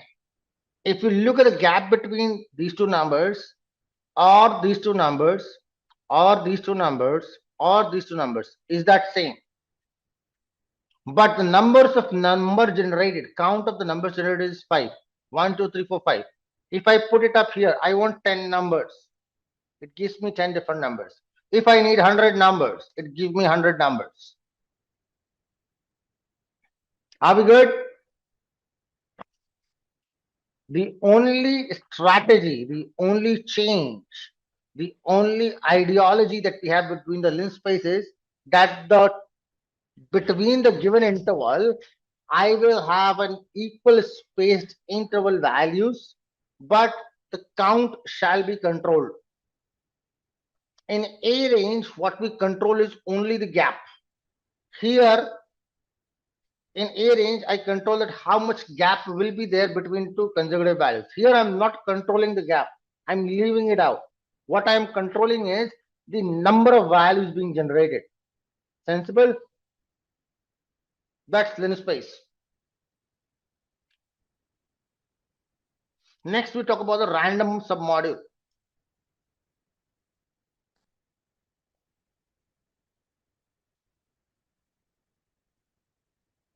Very important. You may not find a relevance of A range. I can repeat that, Narendra, not a problem.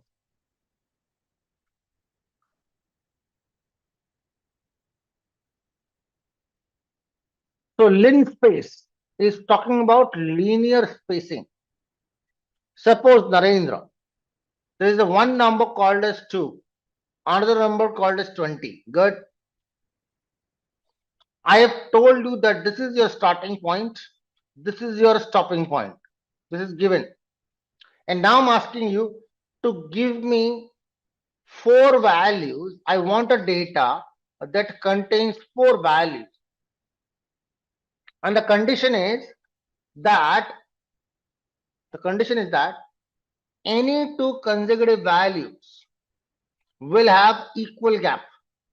So essentially now what I'm looking forward to is a set of 2 values. I need 1 and 2 more values because 2 are already there. I have 2, I have 20. But I need 2 more such values such that the gap between 2 and this, the gap between this and this, and the gap between this and this is same. Sensible?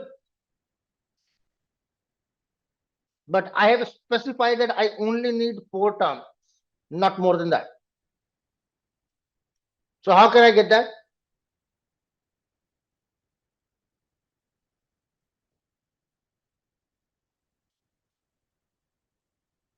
I can give a mathematical solution to do that too.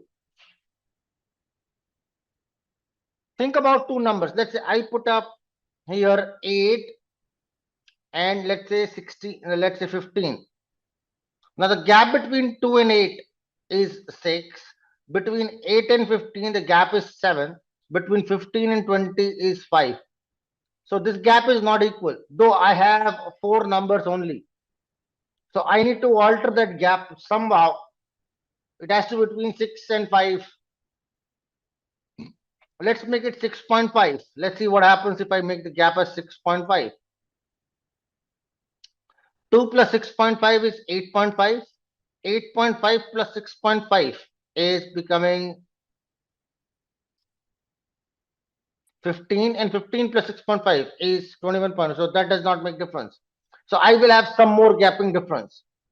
Exact calculation wise, how will I get to know? I have starting value 20, ending value 2, starting value 20. I need 4 numbers. That will be starting ending value minus this value plus 1 divided by the count of numbers that you want. So that is going to be 18, 19 by 4. That will be the gap that I would want. Just the mathematical explanation, 19 by 4 is 4.75. I would require a gap of 4.75. So 2 plus 4.75 is going to give me the next number, which is 6.75. 6.75 again give me 11.75. That becomes one more number, 16.25. So I need one number less. So divided by 3, that will be the gap. 6.33 is the gap that I would require. Start with 2. The next number is going to be 8.33. The third number is going to be 14.66, and then I will have the last number. The gap will remain same. If you do not agree, you can look at this example. I can write down np.linspace, and I ask it that start from 2 end at 20 and I need 4 numbers. You will see the first number being 2, second number being 8.33, third number being 14.66, and so on. So 2, 8, 14, 20, gap of 6. Why did I put 19? Oh, that should be 18 by 3. Correct. 6, gap of 6 will be accepted. Make sense? Between two consecutive values, the gap remains same and we have the result. Thank you. That's the use of linspace. It has a utility in real world. It has a meaning in the real world. It has a purpose. But as of now, we are only concentrating on the syntax part. Okay. So as of now, try to understand, team, the objective is not to know when and what is the relevance. As of now, the objective that I'm trying to fulfill is to know that we can do this. Good. Next is a random submodule. Random submodule of numpy is a module that is used. It is a submodule or subpart of library, right? Submodule of numpy that is used to generate arrays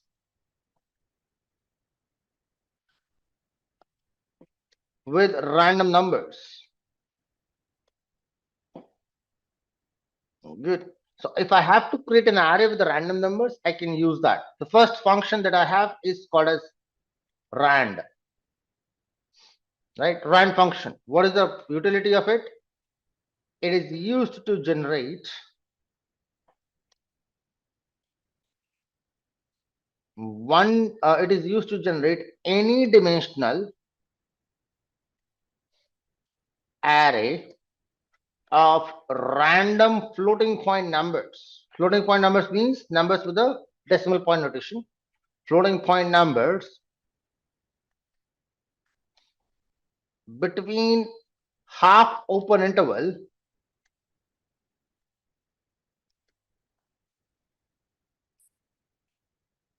of the other way around. So open on 0 side, right? So that should be good. 0, 1 close interval. Half open interval of 0, 1. Now, I'll ask the very basic question. Read the statement that I've written down and tell me if there is something you cannot comprehend. I'm okay if you cannot comprehend even generate, dimensional, array, random, floating, half open, anything. But tell me. I'll explain.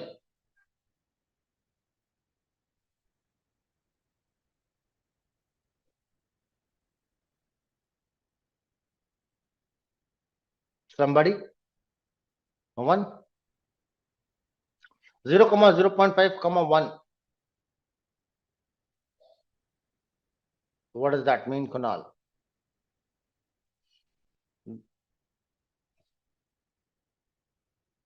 I've not yet talked about the syntax, Kunal.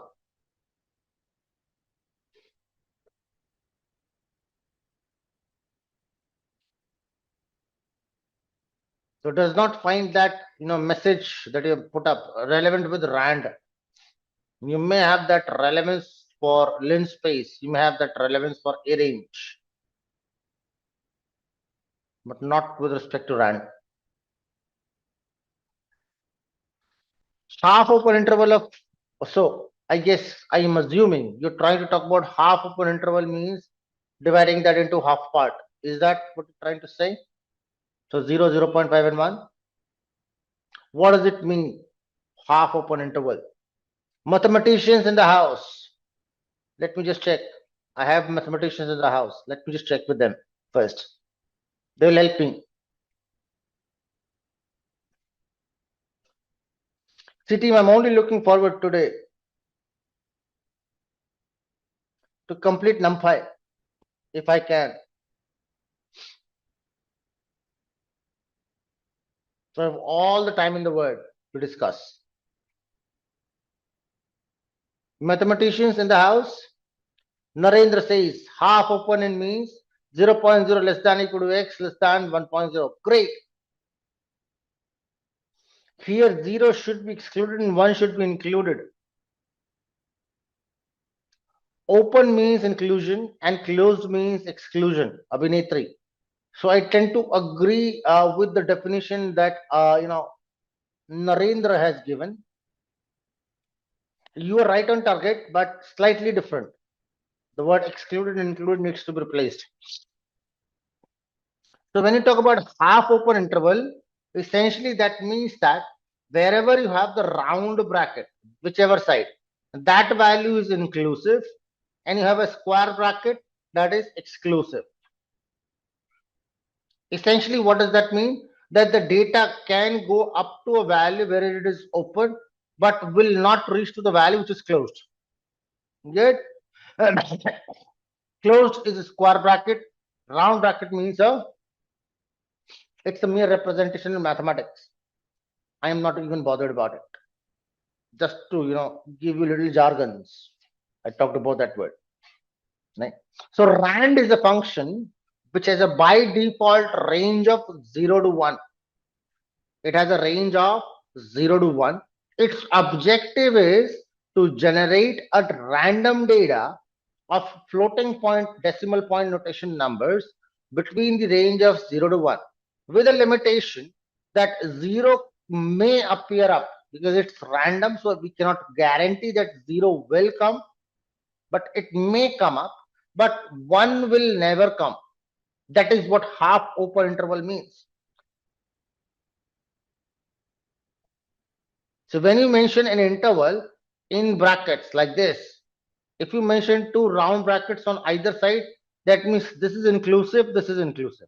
If you mention a square bracket on any side, so whichever side has a square bracket, that is exclusive. That means that value is not available, but other value is available. Good. If there is a round bracket, value available. If a square bracket, not available. Thank you. So let's try to generate some random array. Now, I mentioned any dimensional array. So let's try to create up a 1D array of random data. So I'll try to use print. I'm not saving that to a variable. NumPy has a random submodule which has a rand function, and I need an array of a shape of 5 data points. Now I've mentioned one data 5. That means I need 5 random points between 0 to 1. That will become a 1D array. Can you see that? Is it 1D? You will not have the same values as I have. It will be different. Good. If I need 2D, into the same parenthesis, I will mention the shape. Let's say I need 5 rows and 3 columns. Look at this output. 5 rows, 3 columns. If I need 3D, I will mention 3 different shapes, 3 different, dimensions. When I mention single value, single number, 1D. When I mention 2 numbers, 2D. If I mention 3 numbers, let's say 2, 2, 2, 2 rows, 2 layers, 2 rows, and 2 columns. I am putting W. Good. What did I miss? Another bracket. So here you can see it's 3D. Sensible, not sensible? Yes, no, maybe.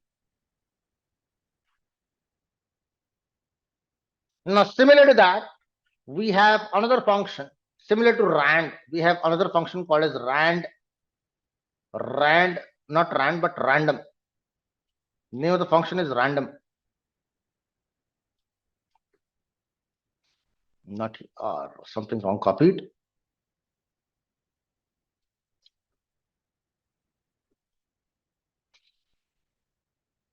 Name of the function is random. It is used to generate any dimensional array of random floating point numbers between the half of 2 to 0, 1. Requires the shape to be given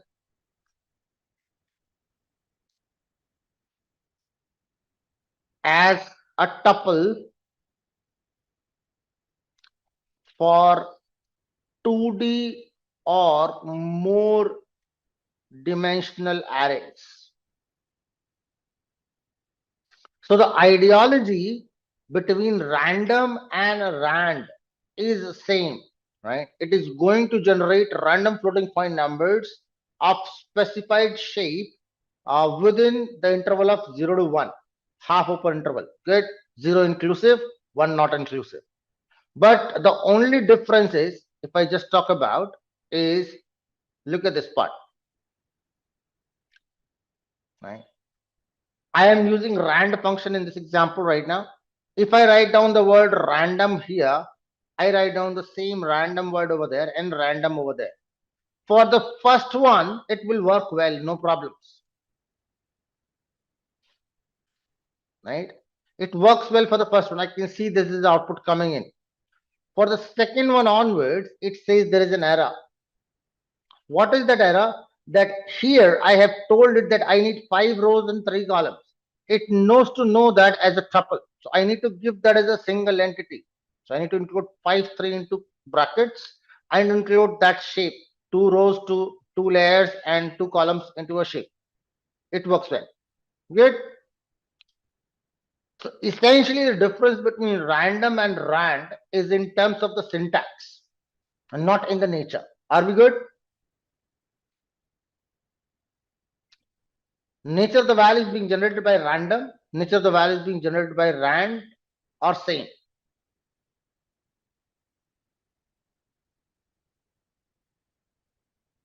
Ask if where is the question? Confusion, rather. You can unmute if you want to. Let me just give you that access.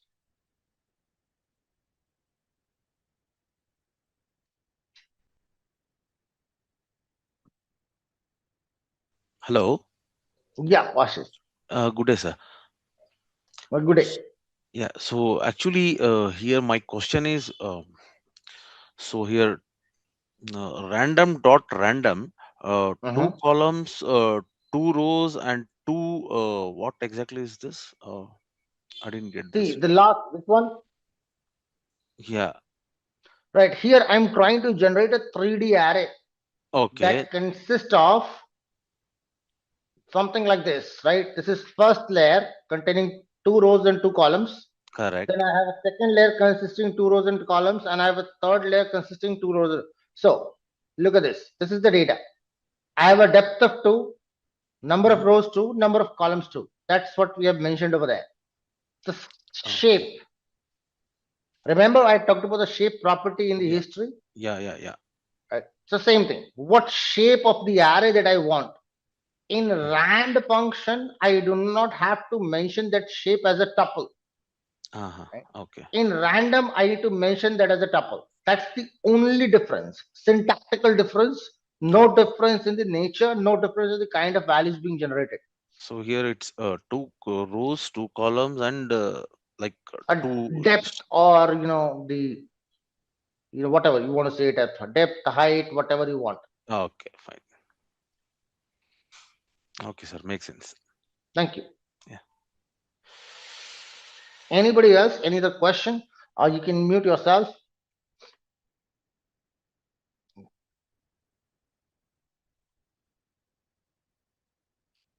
So random function does the same job, but slight difference in terms of syntax. Then comes the next function. People ask me that in best question, why only in the numbers in the range of 0 to 1? What if I want a numbers, floating point numbers in a different range? So here it is. That is called as a uniform function.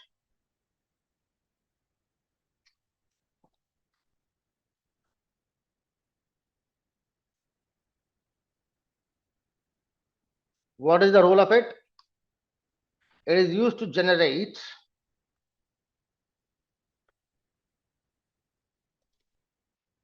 random floating point numbers,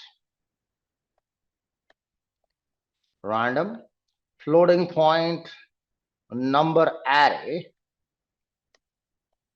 of specified shape. So shape is under my control, right?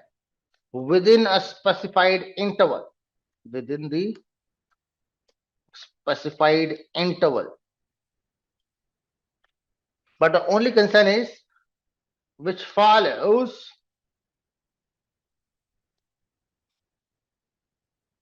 uniform distribution. Now, in a very simple terms, I'm not pretty much sure how many of you know what is uniform distribution, but I'll talk about that in a short while. Let's try to look at the syntax of this uniform function first. Good. So, friends, let's say I want an array of 5 numbers from the range of 2 to 20 in such a manner that all those 5 numbers are a floating point number representation in the range of 2 to 20. Any random number. Good. So between print, I'll let it as numpy. Please use your random submodule. And random module has a uniform functionality. Use that. I wanted to generate numbers between 2, 20 and comma. I need 1D array. So size is equal to is the parameter. I want, let's say, 5 numbers. So 5 comma. So look at that. What did I mention? A shape with the term size over there. I can avoid the word size as well. Good. And that's how it looks like. Great. Look at this. If you look at all the floating point numbers that are being generated over there, are those numbers between the range of 2 to 20? I have used a word in the definition that I've given, which follow a uniform distribution. Now, when I talk about in terms of numbers, whenever there is a data, right, a data in a particular range, see, I have used a range of 2 to 20, right? So I have tried to understand it. I'm not talking about in terms of mathematics right now, but trying to give you a layman definition. Mathematically, I'll talk about it later on. But suppose this is my minimum number 2. There is a maximum number 20. Good. Now, in between 2 and 20, how many numbers are possible? Let me ask it. How many numbers are possible? 18? No, Asif. If I would have put that question as how many whole numbers are possible, then you would have said 18. Infinite numbers. There is infinite numbers which are possible. Thank you, Abhinetri. Or someone else was there. Now, in between the combination of those infinite numbers, I am looking for certain numbers whose probability of coming up, whose probability of being there is same. Let's say there is a number x1, there is a number x2, there is a number x3, there is a number x5, or so on. The probability of finding x1, the probability of getting x2, probability of getting x3, or probability is same, right? The probability of appearance is same. Then I will say those numbers as uniformly distributed. Make sense?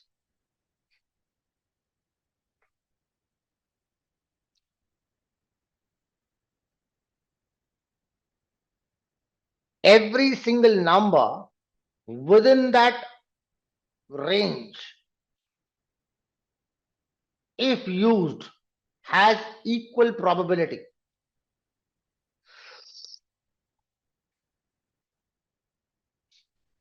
Are we good? Can you explain the same with our example code output? No, I cannot, Abhinetri, right now.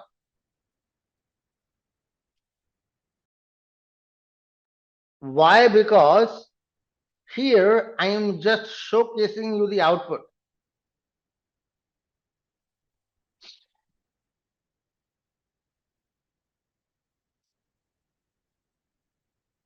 I can give you the formula.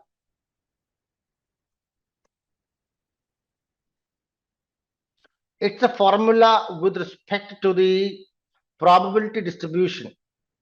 I am not pretty much sure whether you will understand it or not.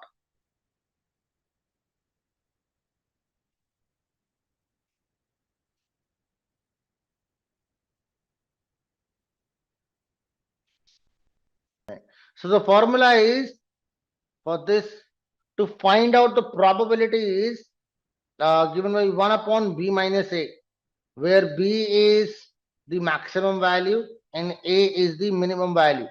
So 1 by 18 in my case, that will be my probability term. So any term in my entire data that follows,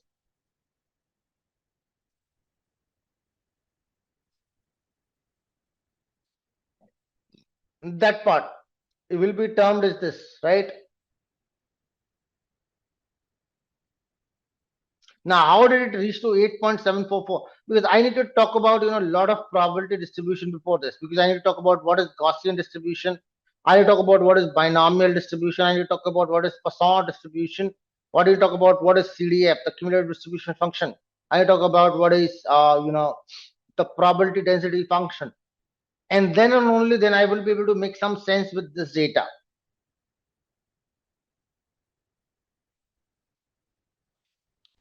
It's random. You may not get the same numbers.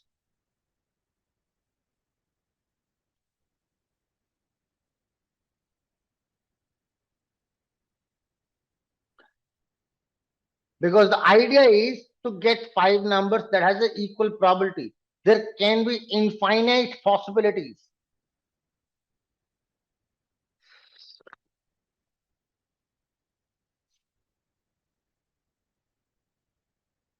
It is selectively choosing 5 ones. I can choose up infinite numbers. Let's say I put upon 1000. It gives me the list of 1000 numbers. So it's not that I only have 5 numbers available. There can be infinite different possible numbers that follows the same problem. The idea is with the uniform distribution is that every single number will have a probability which is equal. So whatever the probability is 2.41, same probability is held by 6.62.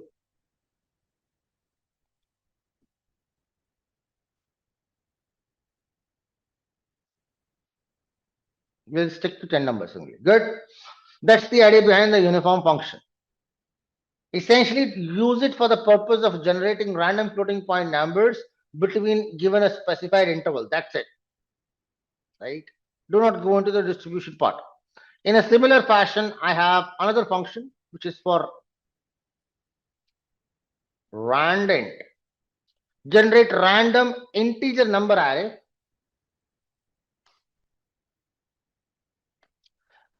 of specified shape within a specified within a specified interval.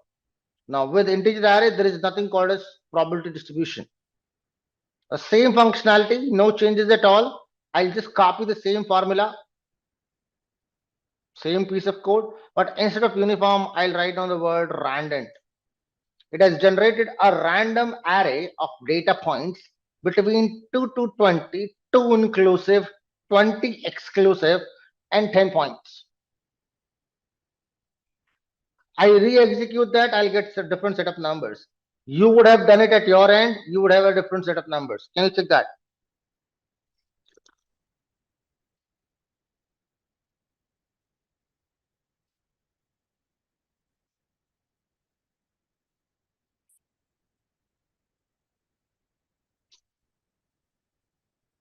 Now, do you want me to fix it? Fix means when I execute a piece of code and when you execute a piece of code, we get the same numbers. That means fixing the randomization.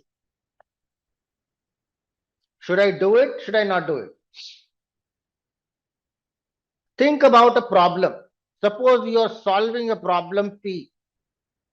Good. That problem in its solution wants a random number to be utilized, right? A random number. So you will, thank you. So that is the ideology. It is happening because of this seed number. If I put my seed number as any different number, 11, let's say, I and you will have a different thing.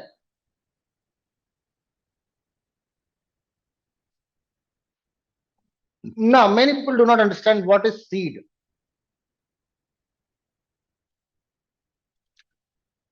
So I give give them this example.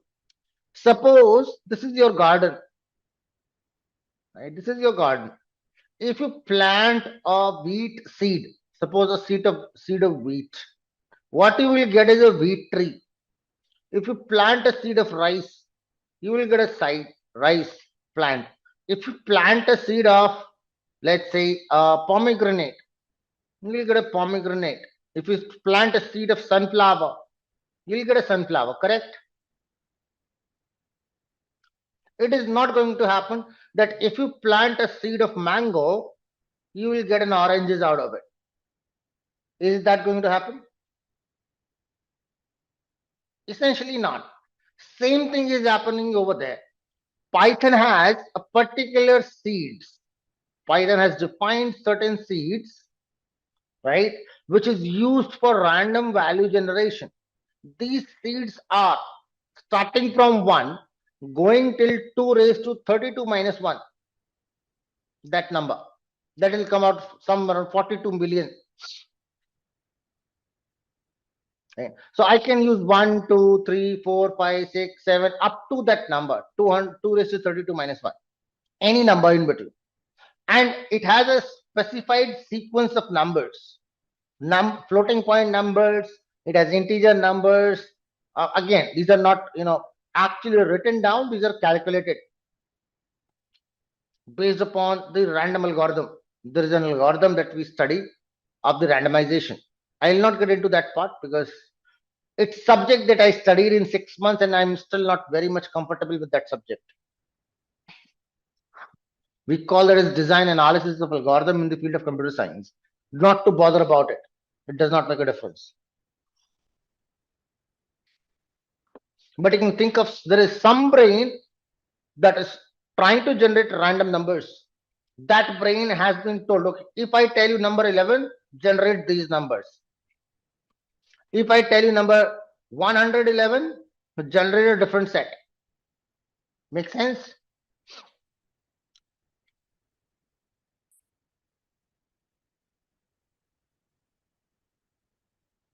And no coming from the last C. I was looking more of yes, not no's. Yes, Narendra, Abhinetri, confirm. If a question is long, you want to get unmuted, you want to discuss, ask me to unmute. Just put the word unmute in the chat. We can talk. That is easier as compared to typing.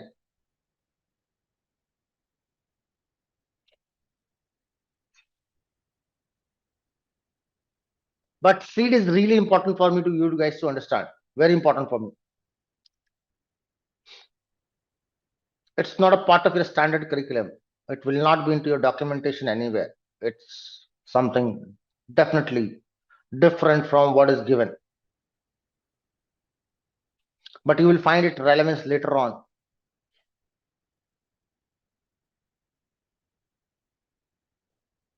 So I can see certain number of no's, like coming from Akshay, Abhinetri, Narendra, or anybody in the house. Till now, any questions, any concerns with any of the topics, any of the functions, any of the methodologies, any of the examples, anywhere, please ask it. There are 2 persons who have given me a rating to reduce down my pace out of 15. Is it possible to change the random numbers for the same seed? See, Preeti,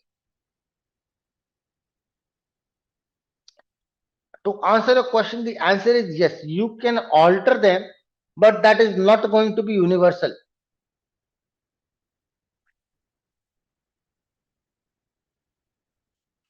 Uh, for example, let me just talk about, let's say your name, you write down as PRWTHY. Good. You can write it down as PRWTHI. You can change it yourself. For yourself, you can do it. But when you talk about your standard documentation, can you change it in your high school mark sheets or any other documentation? You cannot. Right? It's fixed over there. So similarly, this thing, it is the seed values are fixed. These are already fixed, and these are saved into the Python memory.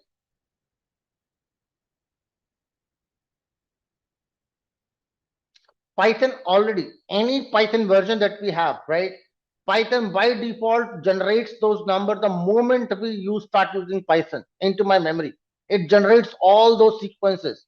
Those are loaded into my memory directly without me asking for it. These are all default sequences that Python knows, which are predefined. For example, Narendra, we have 206 bones predefined, clear. Irrespective whether we are a male, we are a female, does not make a difference. Whatever kind of value, 206 is fixed. We can alter that number manually. It is possible. We can get a one bone out of our body and put it up with an iron rod or something. Possible. We can get an earlobe bone removed. That does not make a difference in the normal human lifestyle, right? Possible. You can get a bone removed from your finger, or you can add up an additional bones onto your body. Possible. But we don't do it because there are certain standards. Good. Again, I'd just like to talk about a little bit on the feedback that I have on the break part at the time of break, which is a poll activity. I have 2 people out of 15 who said that I am running at a very fast pace. There's 1 person rating 6. The rest of the people have rated as 8, 9, and 10. 18 people rated second question. So people are saying I'm going at a fast pace. Can you let me know where things which are being taken up in a fast-paced manner? I would like to take a pause. I would like to wait and then answer your queries and concern if you have any, and then move on. It is possible. I completely agree that I may have taken up certain topic in a little bit fast-paced way. That's kind of very human. I know about those things in depth, so I may have got exaggerated and maybe went on with the emotions and may have talked about that in a quick, fast-paced manner. Thank you very much for that input. But if you can just let me know things which are not clear for you, I'll repeat it with slower space, with more examples, so that you guys are clear on that. Someone has drawn a green line.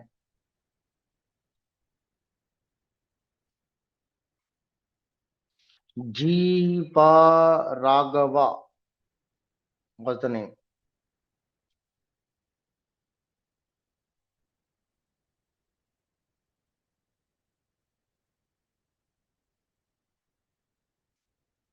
Yes, Jiva, if you have something to say. Jeev Raghavan.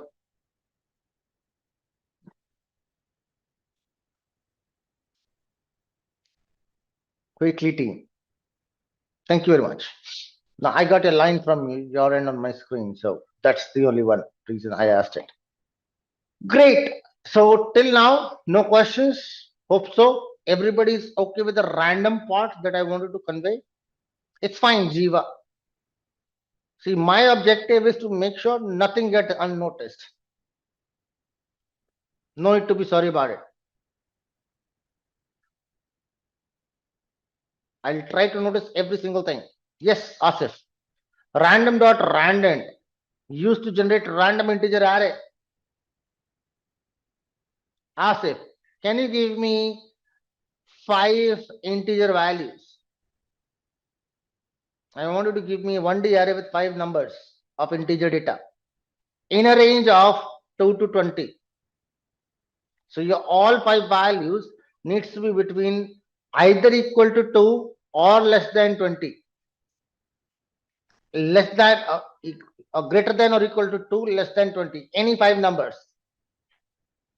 You can choose 2, 10, 12, 4, 7. All are integers which are between 2 to 20, where 2 can be inclusive, but 20 is not there. Great. That is random integer function.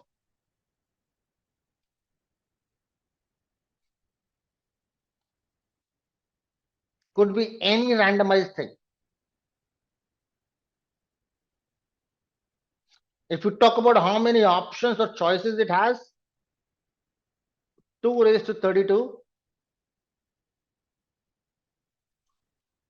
4294967295.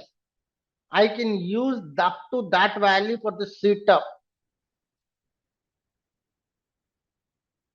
I cannot use 6 over there. 6 will be denied. Seed must be between 0 to 2 raised to 32 minus 1. The idea is, if I use a seed value, the seed value will always give me back the same result. For seed number 10, remember, for seed number 10, if I want to get a random integer value in the range of 1 to 20, and I need 10 values, I will have the same 10 values always. If I change my range, the set of values will change. If I change the size, let's say keep the same range, I want 5, let's say 3 values. Only 3 values will be shown up.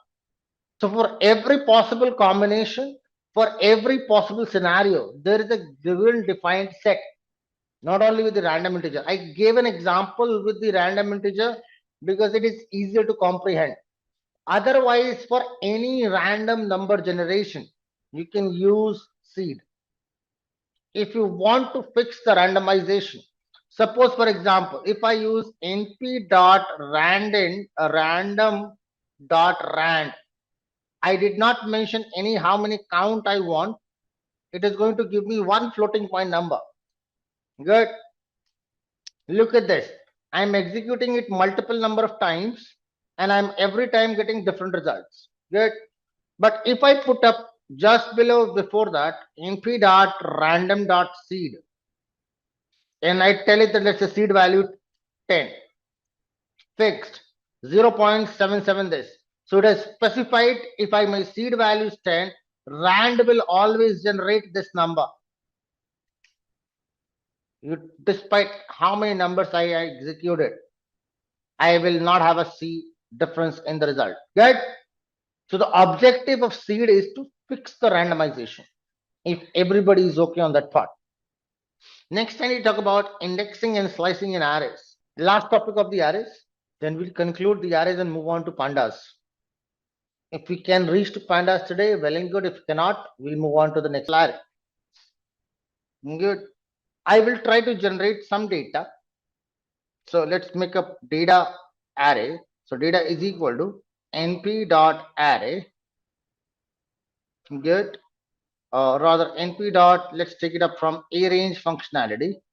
And I'll ask it to generate let's say np dot random function dot rand integer values between let's say 1 comma 100, and I need the size or the shape as 2 rows 3 columns, so 2, first dimension 2, second dimension 3, third dimension 3, fourth dimension 4. Good. That's the 4-dimensional thing that I've got. Good. Great. Unmatched bracket, so I have an extra bracket over there. Let's print data. That's the 4-dimensional data that I have. Good. Why it is 4-dimensional? Because you can look at this. I have 4 brackets right at the beginning, and you can look at this 4 dimensions which tells me right at the right. Are we good? The point arises that if I wish to access any single element, let's say for example, I want to extract this 32 from here, right? Good. I want to talk about this 32. I want to do some actions on that 32. So I want to access that. I want to manipulate that. I want to change that. Could be anything. But now, where is that 32? If you look at that information. So in order to tell that information, I would request you to look at the shape of this data. This is 2, 3, 3, 4, right? So what it tells me that in the first dimension, there are 2 elements. In the second dimension, I have 3 elements. In the third dimension, I have 3 elements. In the fourth dimension, I have 4 elements. Agreed? Great. Now let's try to number them up. The numbering that I'll try to do is going to start from 0. So I have, in the first dimension, I have 2 elements. So that will start from 0 and 1. Good. 2 elements done. Second dimension, I have 3. That will start from 0 again, 0, 1 and 2. 3 values. Third dimension again, 3 elements.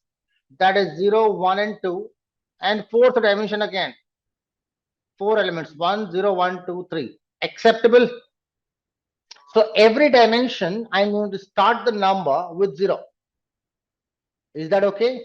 And I'll keep up to a number or integer value on the positive side with a gap of 1.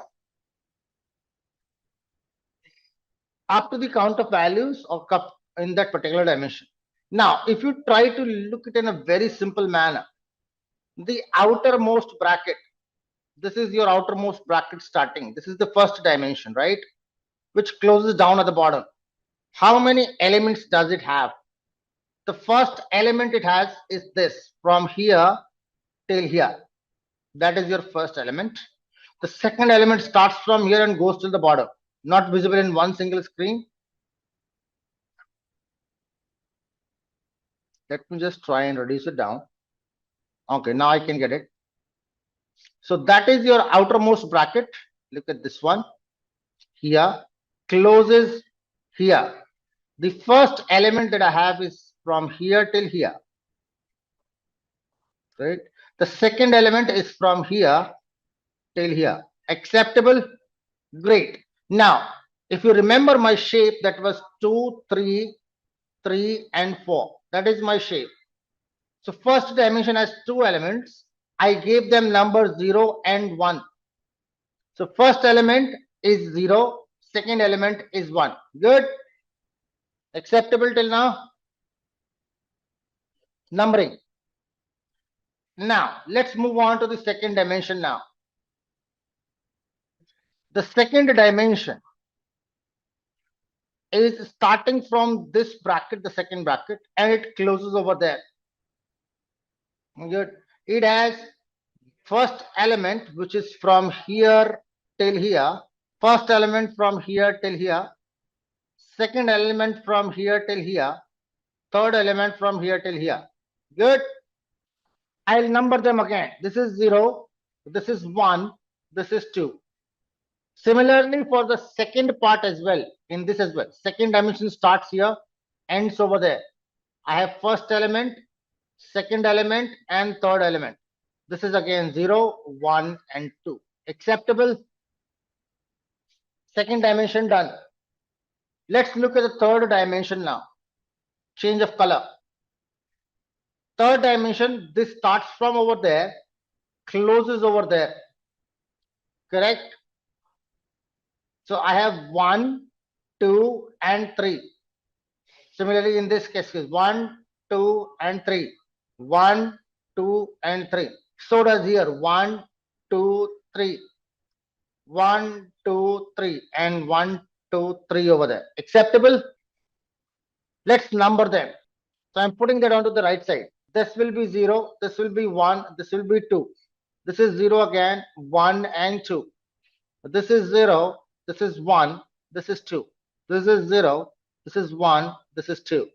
0, 1, and 2. 0, 1, and 2. Acceptable so far, team? The numbering. Please follow the numbering. Great. Let's look at the fourth dimension. In the fourth dimension, this is the fourth bracket starting here and closing here. So I have 4 elements, 1, 2, 3, 4. I will number them as 0, 1, 2, and 3. Good. Let me just copy that. This is 0. Change of pen.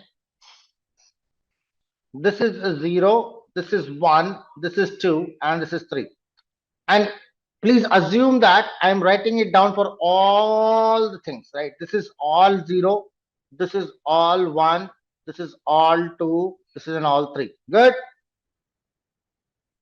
Instead of me writing down it for every single data point. Common. Good. Now, I was asking you about 32. Right? This was the number I was trying to extract. Good enough? 32. That was my point of question. Now, tell me, out of all the dimensions that is being mentioned along with the numbering, good, the number 32, see, in your shape, you have first dimension, second dimension, third dimension, and fourth dimension. Acceptable? From the first dimension, which section, which number has the number 32? 0 or 1? There are 2 possibilities, 0, 1. We have that in 0, correct? So I'll use 0. Now, for the second place, right? Within that 0, the second dimension, I have it in 2. For the third dimension, I have it in 2. For the fourth dimension, 0, 1, 2, I have it in 2, right? First dimension at 0th position, second dimension at second position, third dimension at second position, fourth dimension in second position. Agreed? Thank you. Now I can utilize this information and extract that value. What do I want is, in my data, put up a square bracket. Square bracket is used to extract a value. I want a data which is in the 0th first dimension, number 2 second dimension, number 2 third dimension, and number 2 fourth dimension. Did I get 32? Great. Now, on my screen, let's have a look again. And let me see, I've removed down the numbers. Let me see if you guys can tell me, how can I get 12? This 12. Where it is? See, we need to understand position wise in terms of numbers, in terms of indices, where the thing is located. So this was 0, this was 1. So I am into 1. Into 1, this is 0, this is 1, this is 2. So I am again into 1. Within 1, I have 0, 1, and 2. So I am again into 1. And 0, 1, 2. So triple 1, 2. That should be the answer. Sensible? Please remember, whenever you have to extract a value, you need to use a pair of square brackets. Within that pair of square brackets, you need to mention in a comma separated form the position of that data, wherever it is, whichever the first shape place, second shape place, third shape place, whatever the dimension you have. If it is 2-dimensional, you will only have 2 values.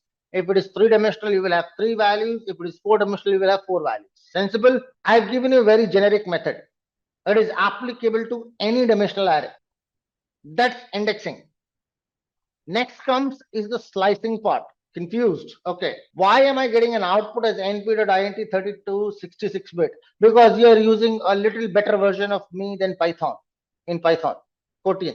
It's a Python version issue. How to find 12? Where is 12? X 0, 1. It is into the zeros place. Within that 0, it is 0, 1, 2 in the first position. Within that 1, it is at 0.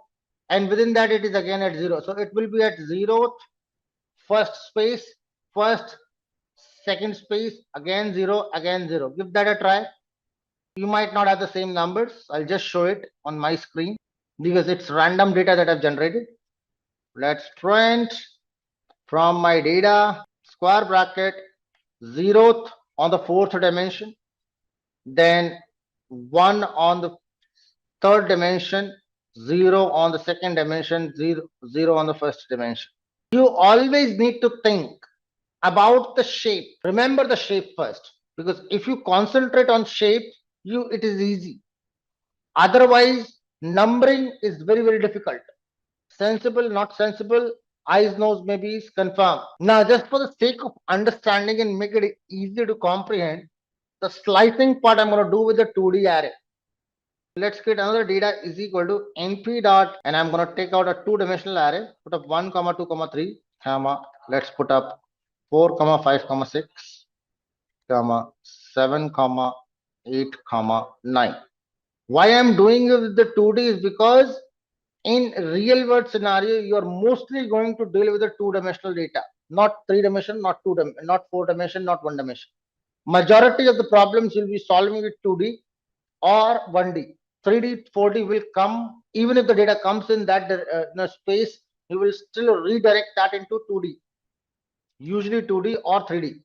I'm going to print DATA for you. Good.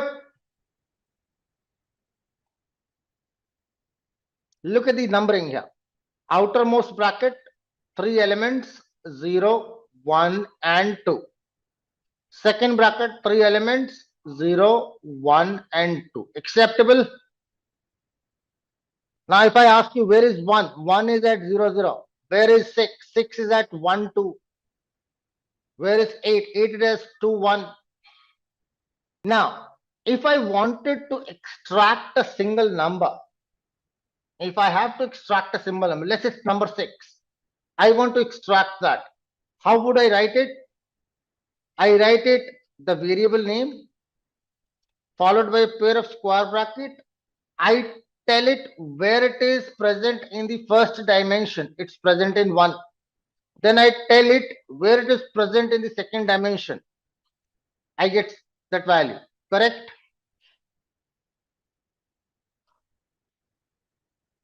Good enough? Now, let's change the topic. Let's change the complexity. Now, I do not need a single value. Rather, I need multiple values. For example, I need 1, 3, 7, and 9. Can I extract this? 1, 3, 7, and 9. So I need 4 different values together.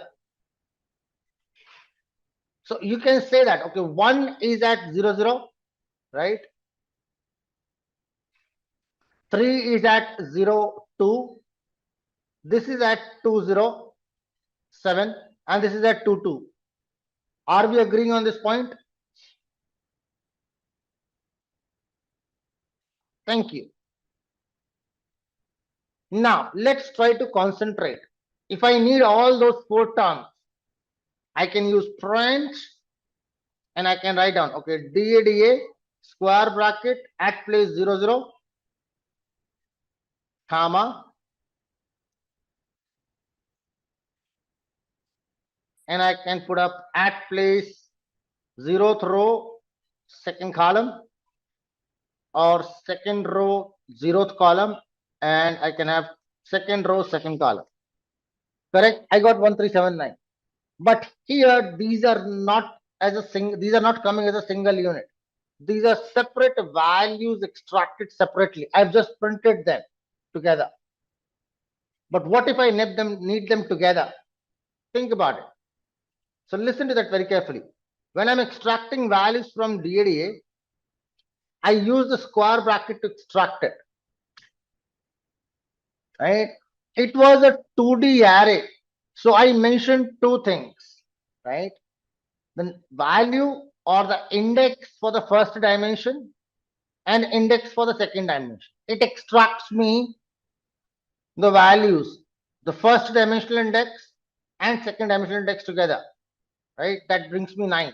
Acceptable? Eyes, nose, maybes.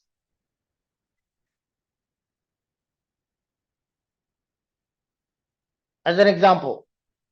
Good. Now, but I here require a different scenario.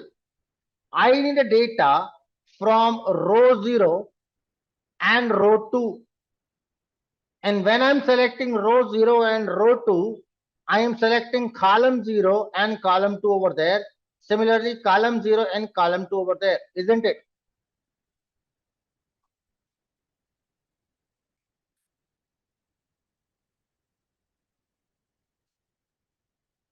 So essentially, what I'm looking forward to is in my data, use the rows starting 0, colon, ending 3 with a gap of 1. If you remember the range functionality, that would generate 0 and 1, or 0 and rather, give it a gap of 2 rather. 0 and 2 will be generated, isn't it? Start value, stop value, and a gap. Is that going to generate 0 and 2? Great. So that is what I defined for the row, because before the comma, the first dimension. After the comma, the next dimension. In the next dimension again, I need 0 and 2. So same thing can be repeated.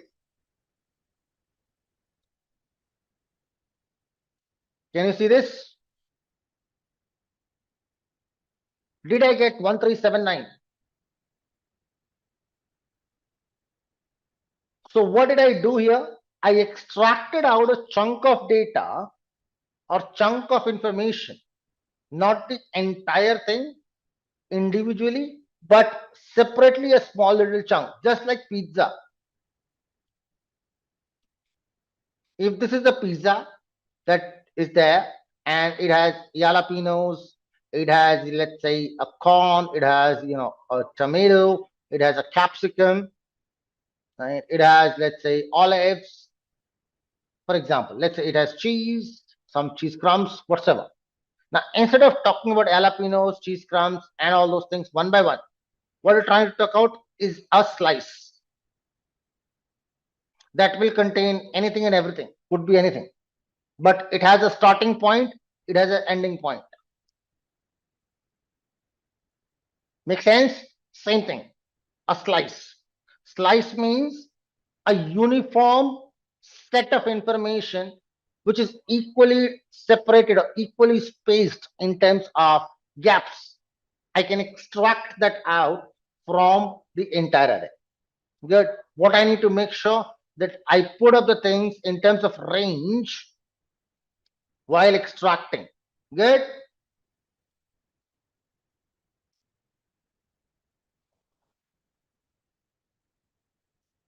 Can you explain the command 116? See, Kotlin, for that you need to know range. That is very important.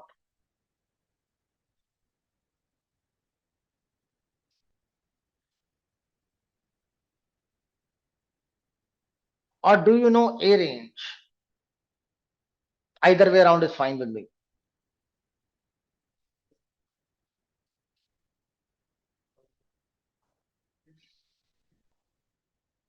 Let's take that into example. What I expected was, this was the given data to me. This was my given array. Good. Now, into this given array, I was looking forward to extract 1, 3, 7, and 9. Good.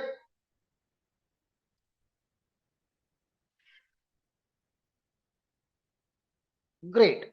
Now tell me what index or what are the positions of all those 4 numbers. I have 4 numbers, 1, 3, 7, and 9. Where is 1? 1 is at 0 index, 0, 0. Where is 3? 0, 2.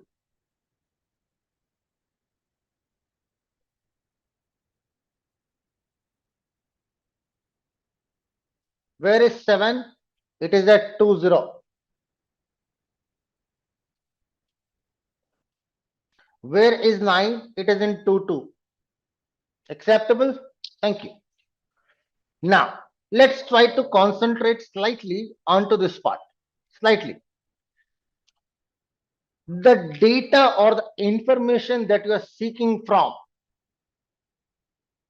the outermost dimension that I have has 0, 1, and 2. And the second dimension also has 0, 1, and 2. Acceptable?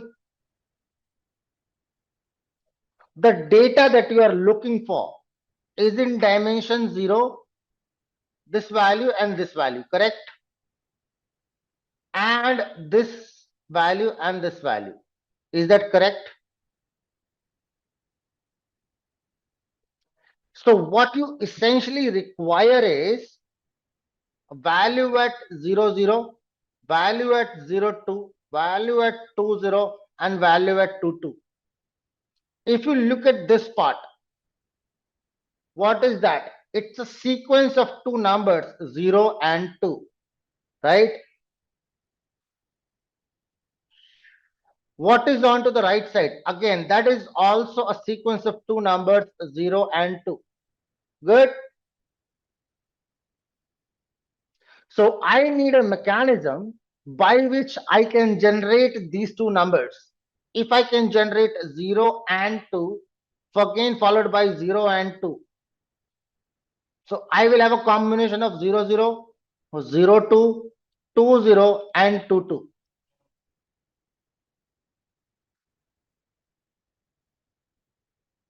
Good.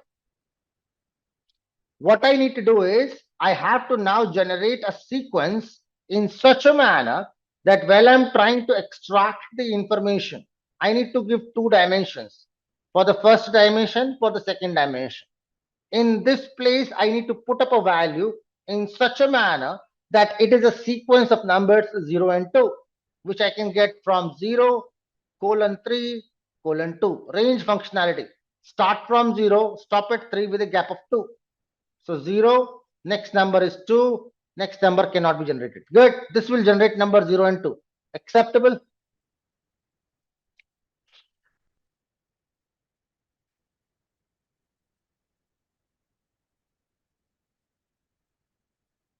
In a similar fashion, on the second index, again, I need zeros and twos. So 0, colon 2, colon 0, colon 3, colon 2. That is also going to generate 0 and 2. So now my machine will get to know that I need to take combination of 0, 0, combination of 0, 2, combination of 2, 0, and 2, 2. So 4 different values have been sorted out, and that will be taken up.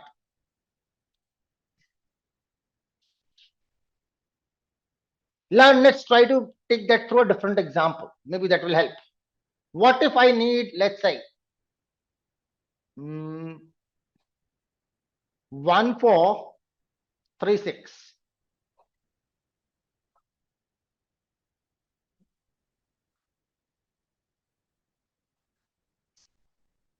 On the first side, first index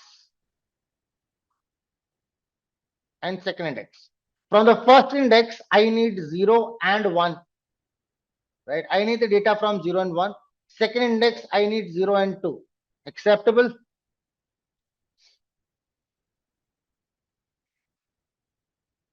How can I generate 0 and 1?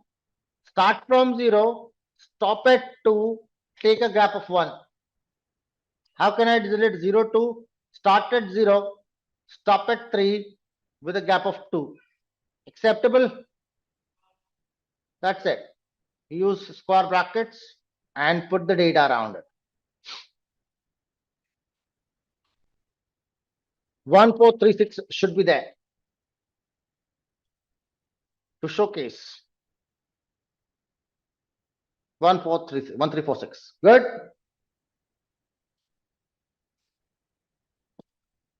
Thank you. That is called, we call it slicing.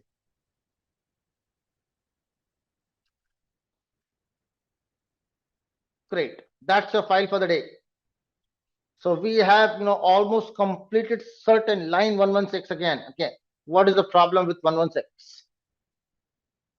The count. That is notional. I can avoid that. Looks like I went to Siberia or Russia, maybe Eastern Europe. But objective is not to type your name in reverse, print your name in reverse. I have a different objective over there. The code that I've written down over there, is that comprehensible for everyone? Eyes, nose, maybes. 3 has written down 9 colon 0 colon minus 1. 0 to 9. Abhinetri, that would have missed A at the beginning. 0, 1, 2, 3, 4, 5. So 0, 1, 2, 3, 4, 5, 6, 7, 8, 9. Yeah, that would have missed your first A letter. You would have got IRHTENIHB. A would have been missed. Abhinetri. If we just copy and paste. As a part of just quick revisiting to the things, I'll just quickly walk you through with what we have covered up so far in the previous library, which was NumPy. Very quickly, in the meanwhile, maybe some more people might join in. So we talked about NumPy, as you can see on my screen. What is NumPy? Why NumPy? Then we talked about the arrays. How do we create arrays using the array function? Some properties like endim, shape, size, dtype, and item size. Then we also talked about a few things with respect to how to create multi-dimensional arrays. We looked at some basic functionalities like reshape functionality. We'll talk about the flatten function. Then we have talked about transpose. We have talked about some statements from arithmetical and statistical functions, addition, subtraction, and all. Then we talked about statistical functions like mean, median, standard deviation, variance, percentile, range, and interquartile range. I have talked about all of them. Hopefully, you guys can remember and recall all those. Then we talked about the implementation of string functions on a NumPy arrays. We worked on that part. Then we looked around some miscellaneous important functions, not all of them, just some important functions of relevance, like arange, linspace. Then we talked about some random functions like random. I've talked about uniform. I've talked about randant. I have also given you information about the seed, what is seed and what is the role of seed. We have talked about indexing and slicing. How do I take out a single value from an array or multiple set of values from the array? That's what we completed at, and maybe this was the one question that we did it at the end. Good. Today we're going to start off with another library called as Pandas. So let's have some discussion on Pandas first. Let's see how many of you has what kind of opinion about Pandas. Tabular data, rows and columns, data analysis and statistics. Great. So let's talk about Pandas. Very simple library. We'll start with the word Pandas. Right. So Pandas is another library which is built on top of NumPy. A library, I'll say that. It is a library built on top of NumPy. So when I say on the word top of NumPy, what does it mean? That it uses NumPy as its base, as a base library, and using that base, it is going to process a lot of things, right? So it is built on top of NumPy and is useful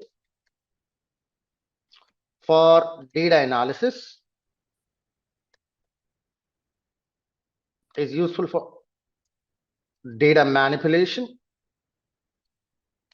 It is also useful for, let's say, data visualization. We can create data visualizations from it. When I say visualization, it essentially means that we can create graphs and charts. We'll talk about some more libraries on graphs and charts. That's a separate thing, right? So data manipulation, data visualizations. Well, data exploration, you can say that. Data analysis and data exploration. Let me put that up together. Data exploration and analysis. Now, what is the problem? Now, why we need another library, right? So why we required Pandas was one of the very basic reasons. Now, for all this purpose, NumPy is also good. NumPy was effective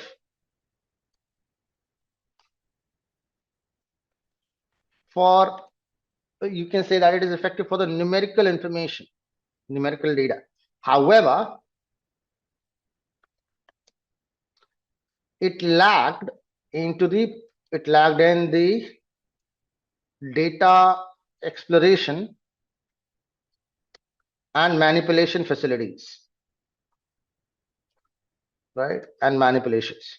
So the solution was this, which is the Pandas library. Now, what is the advantage? Why do we, use Pandas? Is one of the prominent reasons. Pandas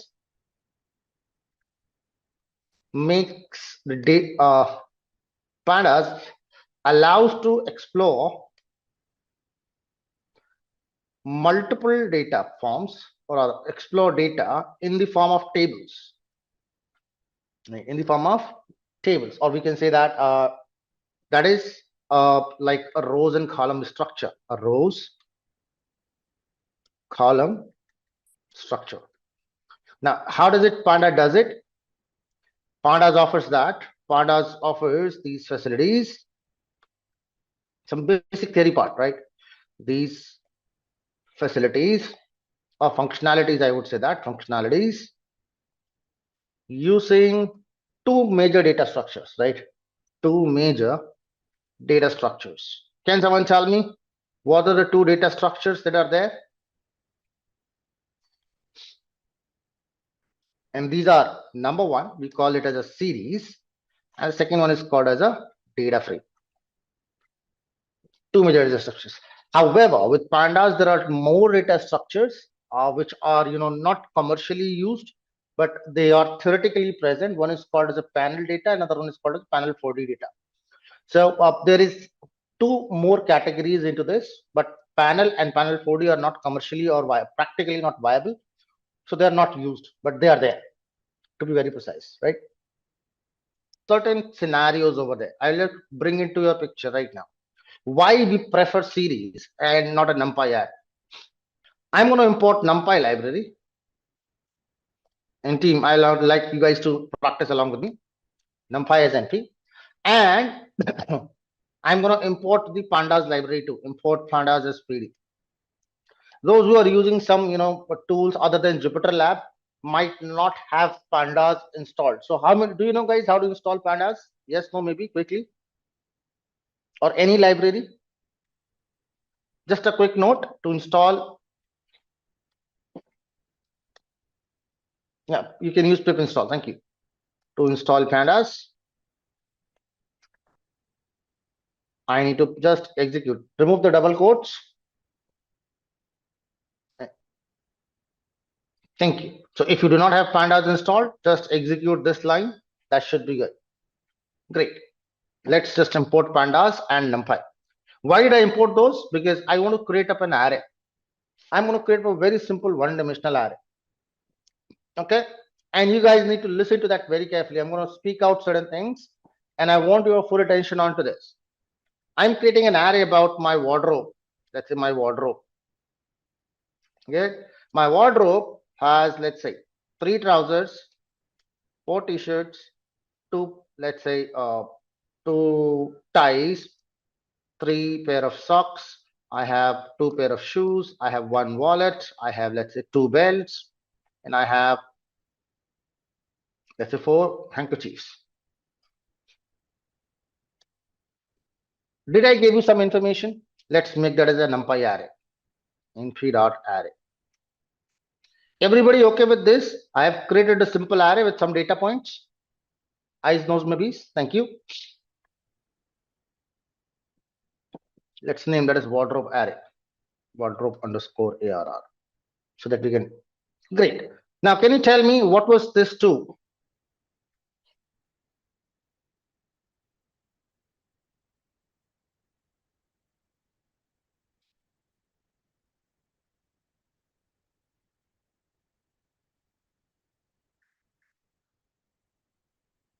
No, I had 3 socks.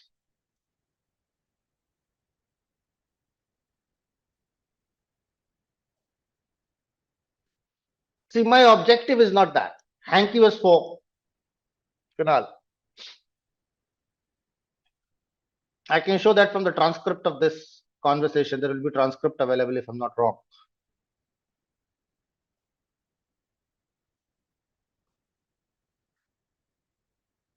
Or maybe after the session it would be made available.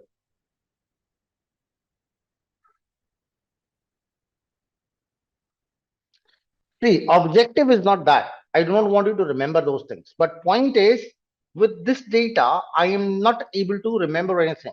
Now, if I just try to show it up, let's say I'll print that wardrobe ARR. Let me just print that up. Let's print that. Good. Now, these are the numbers. Now, with this array, I also get the facility of index, right? I can also see the index values. Let's print wardrobe ARR again, and I'm going to dot index. I can get the index too, correct?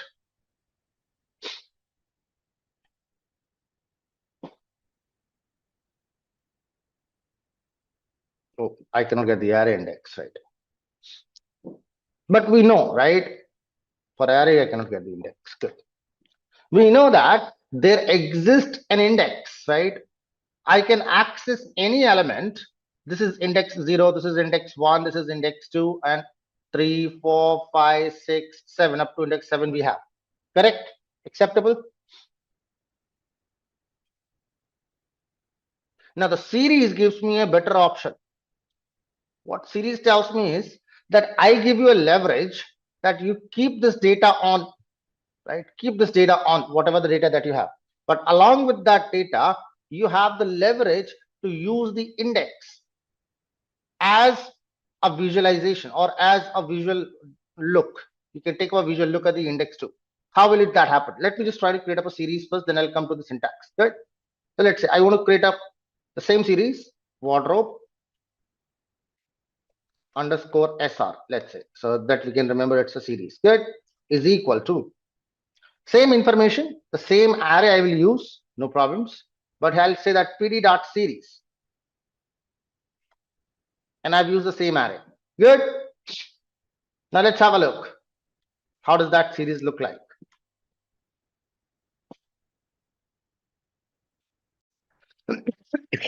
Same piece of information that you have seen before, but onto the left you can see that there is an index 0, 1, 2, 3 up to 7, correct? And onto the right you can see there is a data. Good. So when you look at this data, I'm saying about the look part. If you view that data, you now can see at what index what value is there. And then see with the series, you also get an option that you can manipulate this index. That means this is a default numerical index that is by default, it happens with everywhere. But I have the choice that I can manipulate that too. How? I can tell while creating the series. Okay. So let's say I'll put up SR with index. Same piece of code. No changes. I just change the variable and I'll change few parameters in the series function, series class. Good.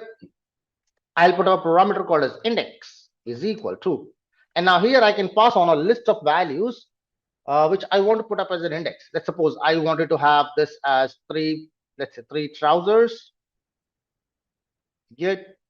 Let's say I had, what was the number 4? Let's say I had 4 shirts.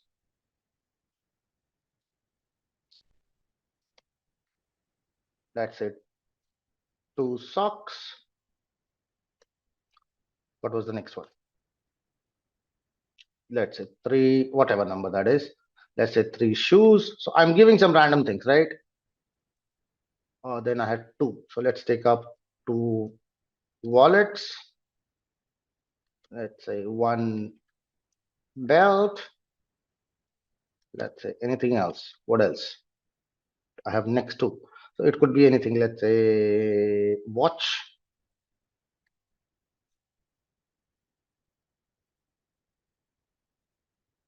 Let's say the 7th one, 8th one is, let's say, hankies or handkerchiefs.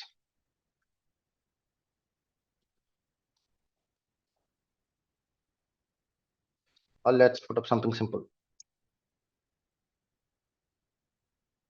Let's say tie. Randomly chosen. Now, when I create this, look at this. I had 8 values, right? I had 8 different values. of different nature maybe, right? All those values are as it is. And I am telling that, okay, first value indicates the trouser, second value indicates the shirt, and so on. Once I do this, look at this. What did I get? I get the same series, right? The same series. On the left side, I still see the index, and on the right side, I see the data. Now, if you look at this data that you see on my screen right now, this series, right?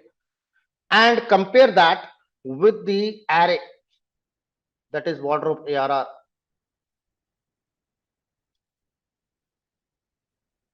I'll just print that for you here too. So this is your wardrobe ARR, which is an array. Good.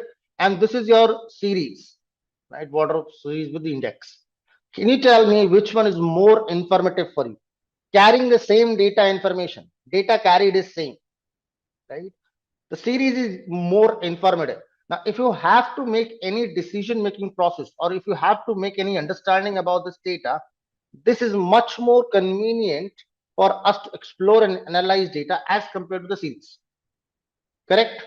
As compared to the arrays. That's why Pandas. So Pandas gives me that leverage of using things with names. I cannot do that with the arrays. I can do that with the Pandas. Right? Are we good with the series? So far, what is the purpose behind series? So it allows me to use index of my choice. Will we do it later on? I will come to that point as well. Whether we would actually go with that indexing in real world or not, that's a separate issue. Good. I can definitely scroll up. Can I hide the outputs so that you can look at the piece of codes together? And definitely these indices you can manage as per your choice. I've just put them random.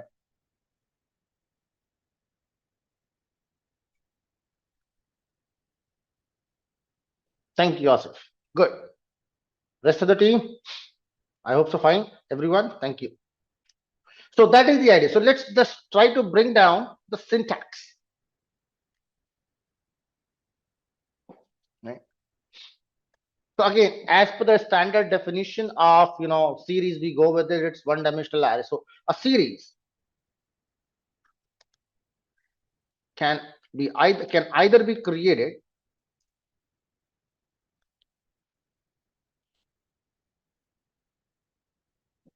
using the series classes,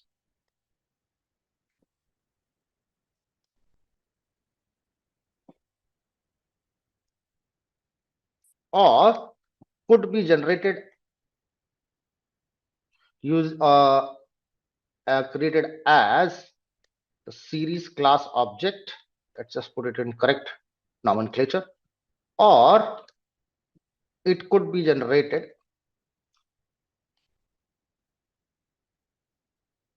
through other methods. So there are some more methods which are available, which are series generative methods that directly creates the series for us. We don't explicitly tell them to create using these series functions, just like array function, right? You have a function called as np.array that allows you to convert any data structure to array form. In a similar fashion, we have a series class, and I can use that to create a series object. That's fine. Second thing, there are, let's say you have a function called as arange, or let's say arrandant.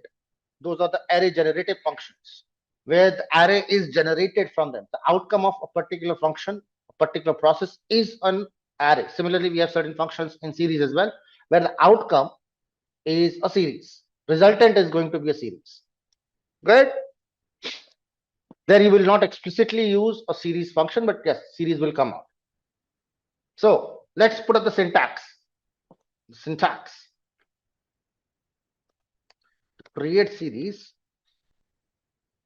or I'll put up the generic syntax. Let's put up the generic syntax. Create series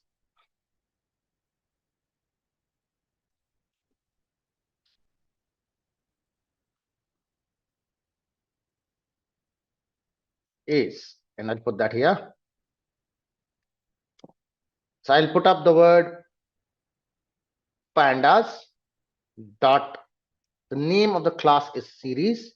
Within the pair of parentheses, pair of round brackets, I need to put up data, whichever data that we have, and an optional list of index, list of indices. That has to go with index is equal to. There are some more parameters into that. I will not talk about them as of now. We will discuss all of them later on, as and when we require them. Okay.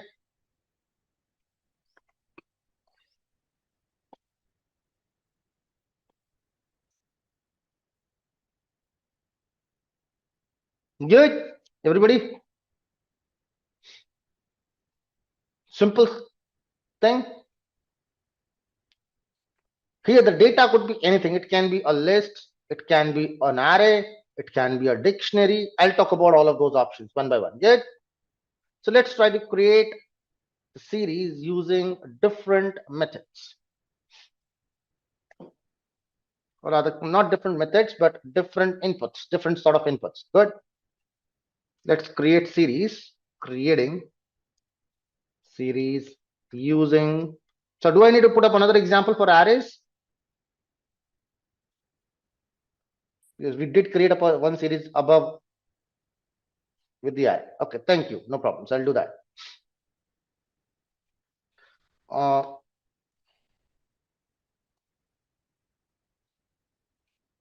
It's creating series from a list. So I'm not going to make it very complicated here, right? I will try to keep it simple so that we can know about it. We can work around with this at a later stage. Good. So let's try to work around. Let's take up something as data is equal to a simple list 1, 2, 3, 4, 5. Good. A simple list. I'll create my series. Let's say SR1 is equal to pd.series of data. I'm not putting up any index by default. So very simple. SR. Let's take up the same data. Okay. I create another series with specified index. Let's say I want to use some specified indices over there, right? Some specified index. So how will I do that? Let's put up the same piece of code again. SR1, let's say put up with index. Now with index essentially means that I am putting across my own index. Otherwise, the default index is always there. Whenever you create up a series, when I put up a specified word, that means I'm putting up the specified index. I can put up here comma index, and let's take that up as, just wanted to save time. If you want, I can put up index as a separate variable and put up index is equal to something, right? That is my choice. But does not make a difference. Great. Yes, Rosie, I'll do that examples. Don't worry. We'll do the dictionary, we'll do the tuple, we'll take the arrays, everything. With dictionary, there is a slight, variation. So I need to talk about that variation too with dictionaries. So I'll keep that for the end. These are your building blocks of understanding pandas. To be very basic things that I'm talking about, but these things will make you, make your foundations correct. So whenever you deal with a bigger data, these basic concepts will help you a lot to understand that library. Okay, great. I'll just display those two things to you first. Print SR1 so that you can remember. Let's just print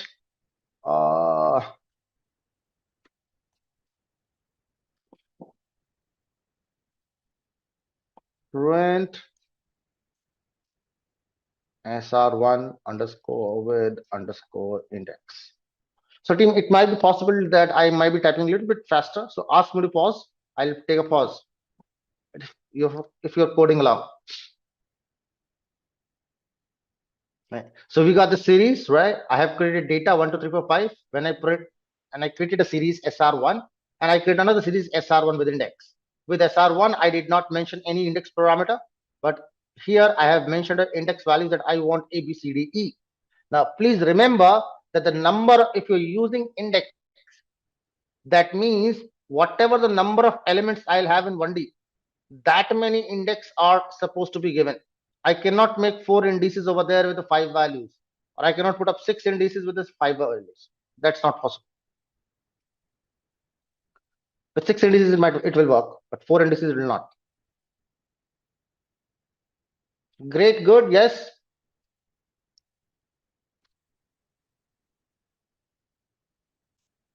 Thank you.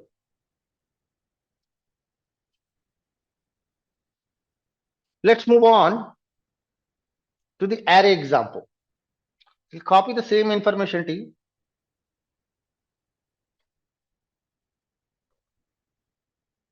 I'm going to just change from list the word to array. Typically, there is no change. With list and array behaves in the same fashion, list, array, and tuple. The only difference is in the terms of the nature of the data. That's the only thing. So I can put up this here, data is equal to np.array. I've just converted that into an array form. Now, is that all created from an array? Do we agree?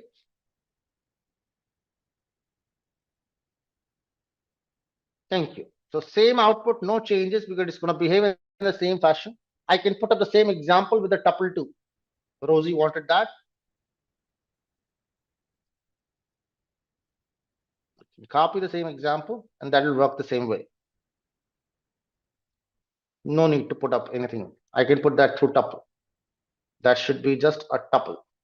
I just make it as 1, 2, 3, 4, 5. Rest of the things, I'll keep it same. Rosie, still get the same results.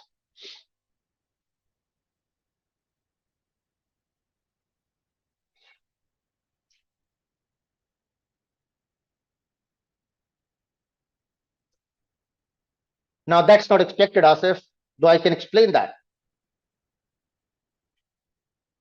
Can you tell me very simple thing, Asif? What happens if I put a string A multiplied by 2? What does the multiplication behaves in the form of a string?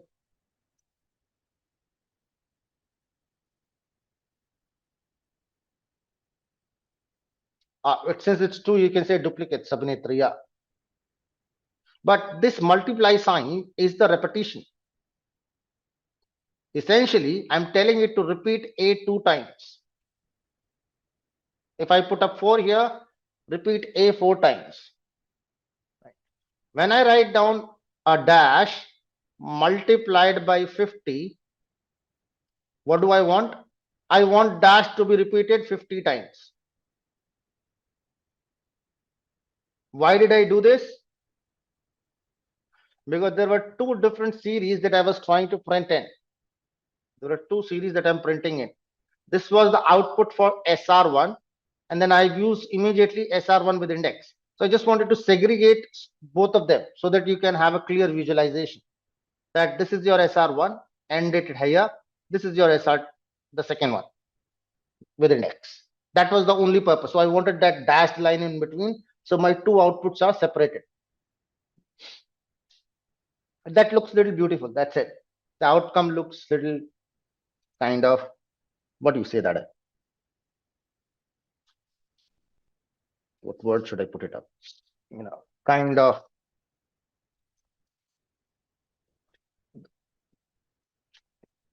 aesthetic.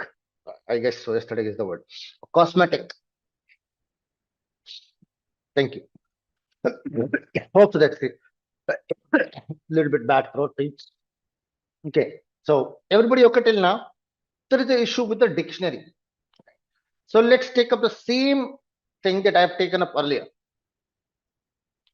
Let's take up a dictionary, dict1. Okay, that's a simple dictionary I'm going to create. Let's say I have taken up A, okay, key A, value 1, anything of your choice. You can take up any keys. B, colon 2, let's say C, I'll put up :3. This is just for the ease of access and ease of understanding. I'm taking simpler values. Let's say D :4.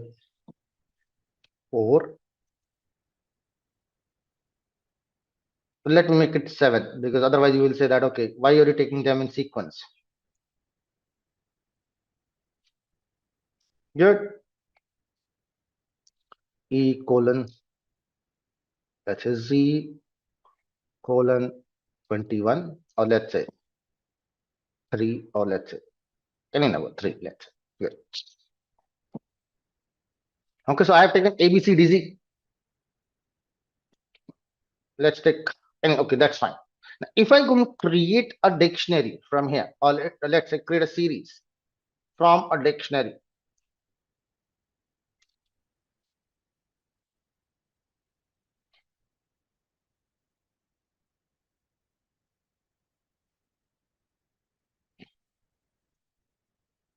now there is no problem when I create it with the index, without the index. Let's say if I create up this SR underscore with dict, or SR from series from dict, so that we get to know it's a series from the dictionary created. Same function, same class, pd.series, and I will pass on the dictionary dict1. No problems. If I just print that up,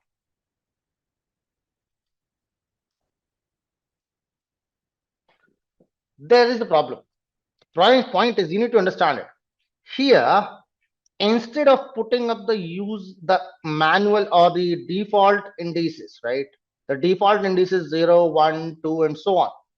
Instead of putting these index, what it does is the series will now take the keys of my dictionaries as the index, right? The keys will become the index or the label, right? You can say index or label, anything, right? And the values that we have, they become the data. Do we get this?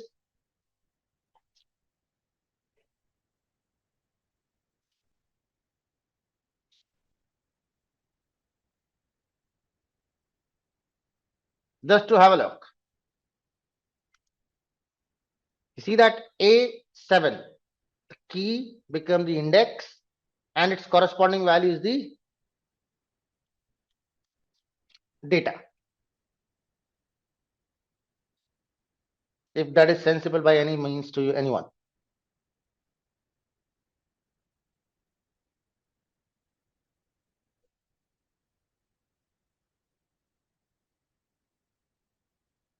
I will bring in the catch that is not yet there.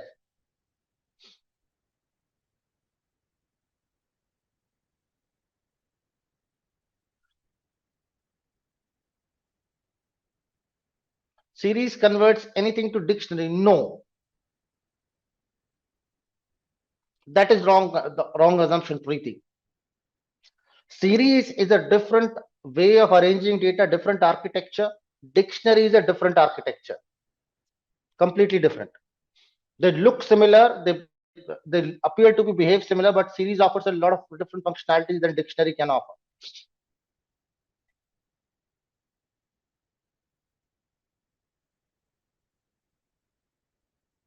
So we can't manipulate the labels now. We can manipulate the labels. The labels can be manipulated. I can change those. I'll talk about those, how we can change the labels. Suppose I do not want a B here. I want something else to be changed. I can do that.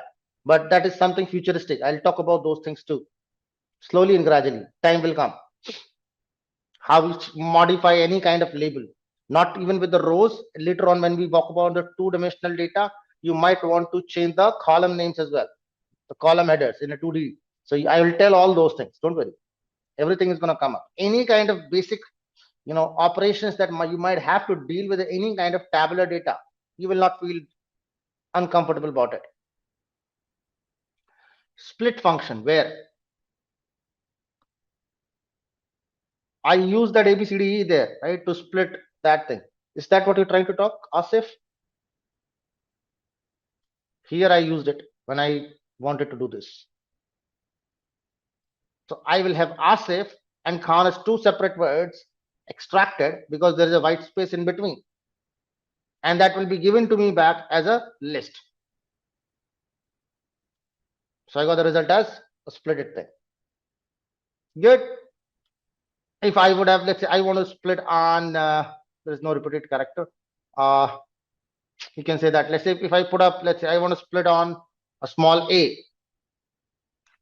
then it gives me two letters. One is Asif and the other is N, because that will be omitted. Whichever character I want to split up, take it off, remaining things will become comma separated values from that juncture. So you can split on any character, or you can split on white spaces. Thank you. But this is coming from very basics of Python. Asif, if you have not gone through with the basics of Python, I'll recommend you and request you please go through with that. That will be, easier and convenient for you to follow along. Great. Now let's bring in a problem. The problem is that I want to bring into the picture is a series. Suppose, what if I want to create a series with index? Till now, this is a valid series, correct?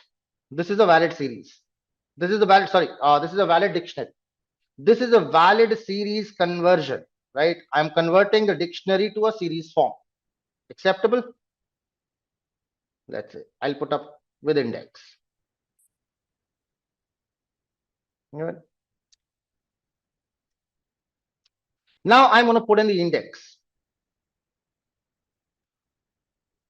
Let's say index is equal to,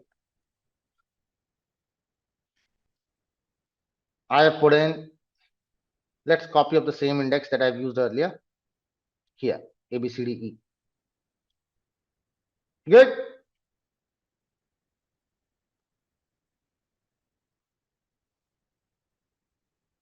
Let me put up a G there. Let me put up M here, not M. Let's put up a C here. Good. So look at this. What did I do? I have randomly put in a lot of things. Let's put up comma Z also. Great.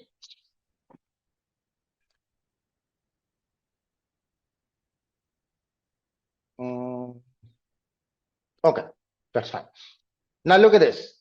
What is going to, will it work? First of all, think about it. Do not execute. If you're typing along, do not execute. Let me just think about for a moment. Should it work?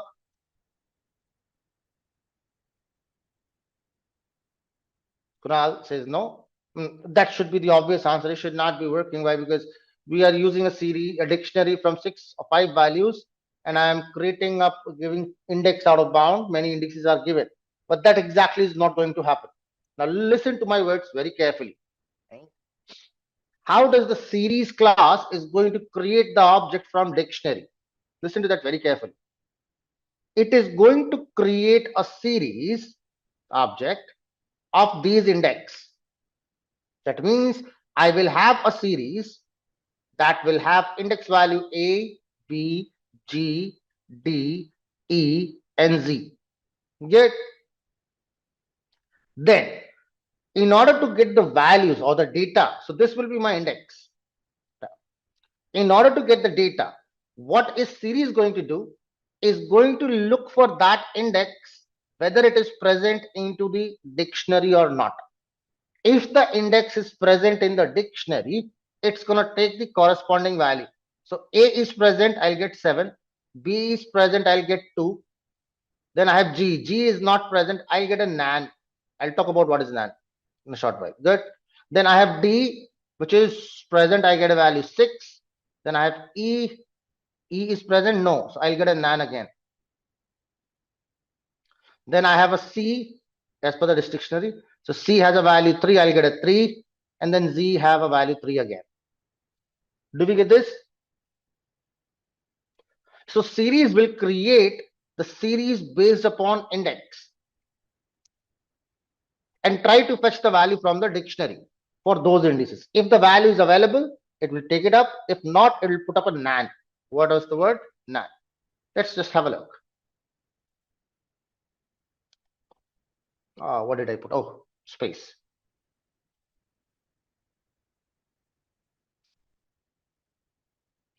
Can you see this?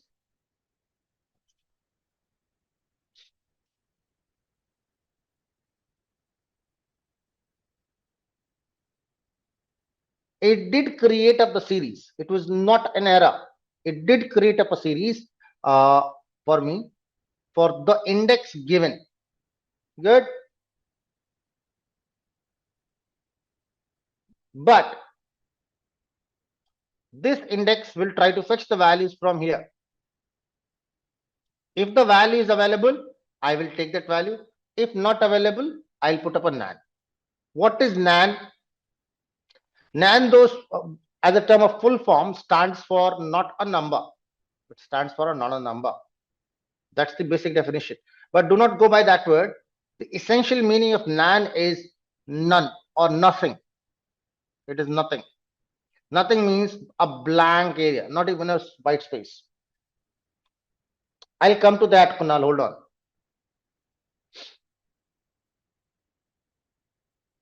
I have everything in my brain. It was integer here, now it is float. What changed?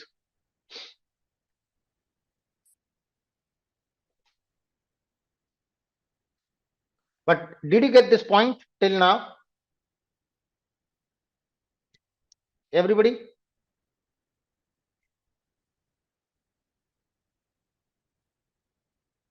So please be cautious while you're using dictionaries. If you're using dictionaries to create series, please be cautious that are you using an index? If you're using the index, whether it is present, not present, you might land up with the nan values. Nan values means essentially we use the term called as missing data or missing value. Good. So whenever there is a key or there is a label, that particular label does not have a data, then we call that as a missing data. Let's take up another example of understanding what is missing data. Suppose I ask you to fill up a survey, right? At the end of the session, we usually ask you, right? You give a rating on first parameter 1, second parameter 1, third parameter 1, fourth parameter you don't give it, fifth parameter again 1. Right? Now this parameter will always be there, right? But I will have nothing over there, no input. That nothing will still be a part of my data, correct? Though it is blank. So that nothing will be represented as nan. Now, why nan? Why the float question, right? So essentially, now listen to that very carefully. Do you know the type of precedence in arrays? Did I talk about that? No.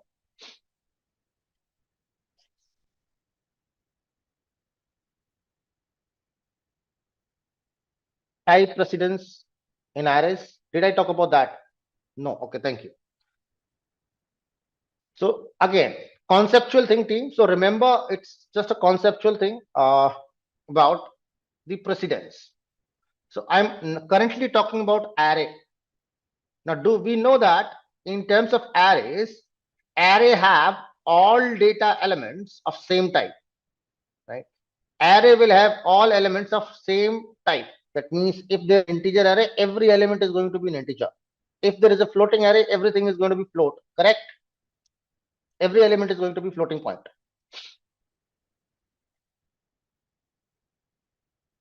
That means there will be a homogeneous structure in arrays.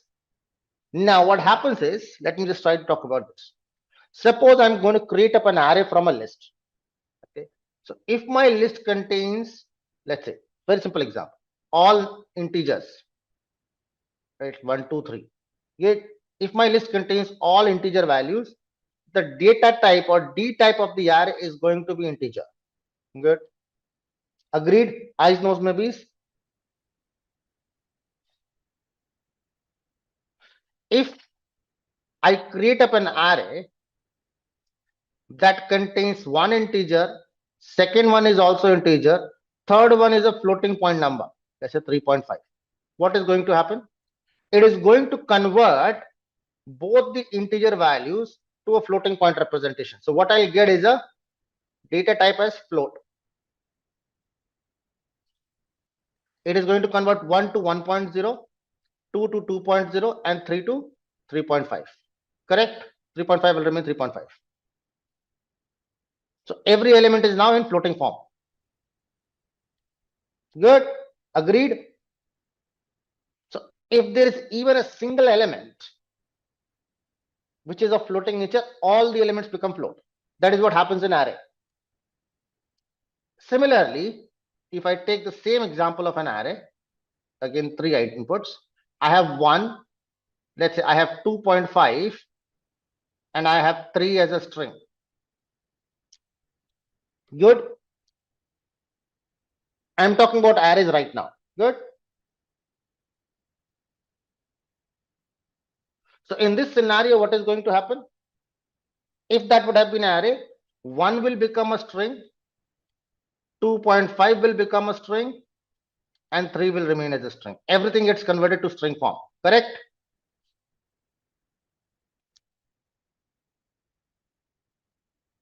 So if there is a single string present, then everything gets converted to string form.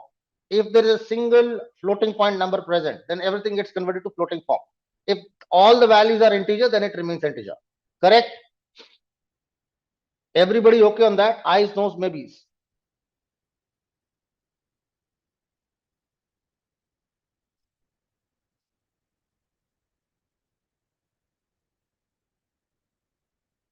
Or should I showcase that first? Through example.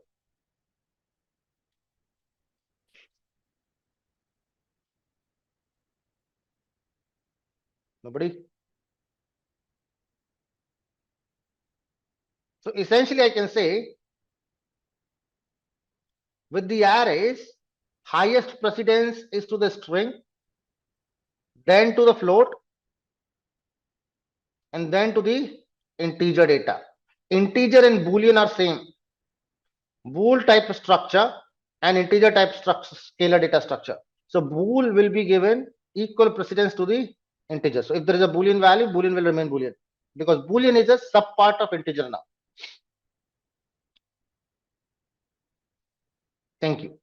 Now that is what with the arrays, but with the series there is a small little issue, because series supports heterogeneity.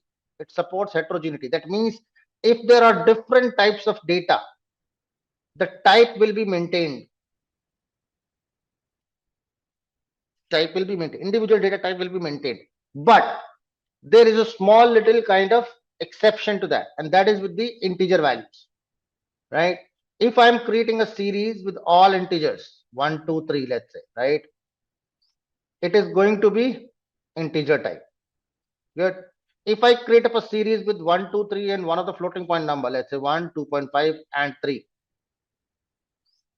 it is going to convert everything into float form, and I'll get the floating integer, just like arrays. It behaves in the same manner. So integer and float, these are changeable. Good. How? So integer values will be turned to float if there is a float value. However, if I have the same sequence 1, let's say 2.5 as a floating point number, and I have a 3. Now, had that been an array, the data type of this array would have been string. Agreed? Every individual element has been changed to string if I create an array out of it.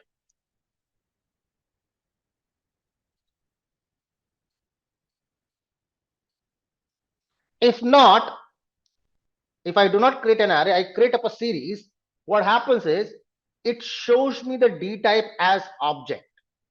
It will show me the D type of this entire series as an object, and it is not going to convert anything. Integer will remain integer, the floating point will remain floating point, a string will remain string. Individual item will hold to their data structure. Right? But the overall data type will be given as object. Good. So if you see a series showing its D type as an object, very critical point to remember, right? If a series is showing a D type as an object, that definitely means that contains a non-numeric input. The series will somewhere have a non-numeric data. Are we good? Thank you. Now coming to this point, why float? This is float because the default data type of NAND, let's try to check. Can I just, okay, I did not talk about how to access those values, but just to showcase, right? This is the thing. I can put up, use a square bracket, and we know in order to access the value, we use the indices. So I can put up the index. What is my index? For NAND is G, right? If you look at G right now, it is NAND value. Good. If I print it up, I should not see, I see NAND word, right? If you try to look at the type of it, that gives you the data type of it, correct? It's a numpy floating point number. Good. So essentially, by default, though it does not acquire any space, it does not have a value inside, there is blank, but there is a default data type given to the missing data or NaN values, and that is floating point. And hence you see that all the values is converted to float form, and the data type has changed to float.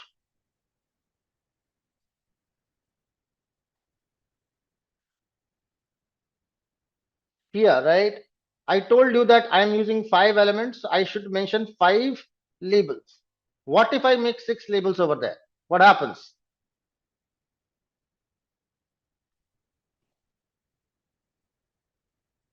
That's going to happen always. What if I, let's say, take up this example and I put up here another label, another index, F.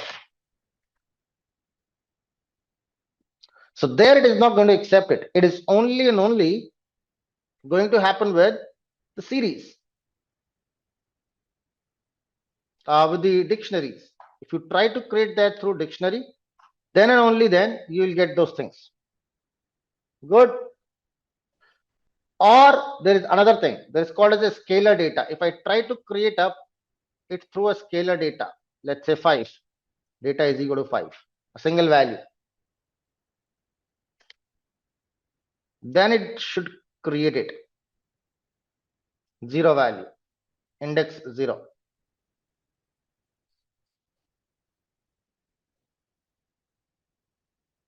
And when I put up, so when I printed that SR1, it was okay.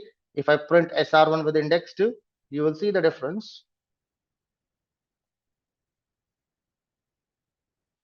I get A, B, C, D, E, F all filled up with a common value.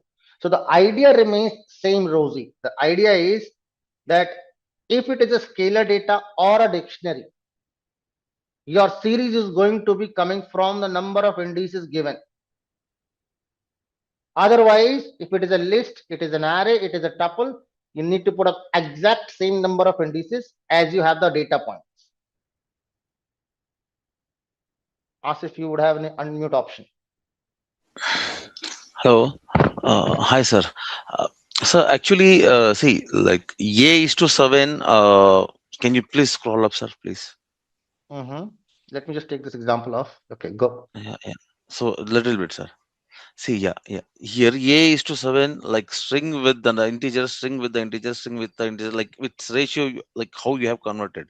But see, all of a sudden, why A is 7.0? Why it is especially giving it as float?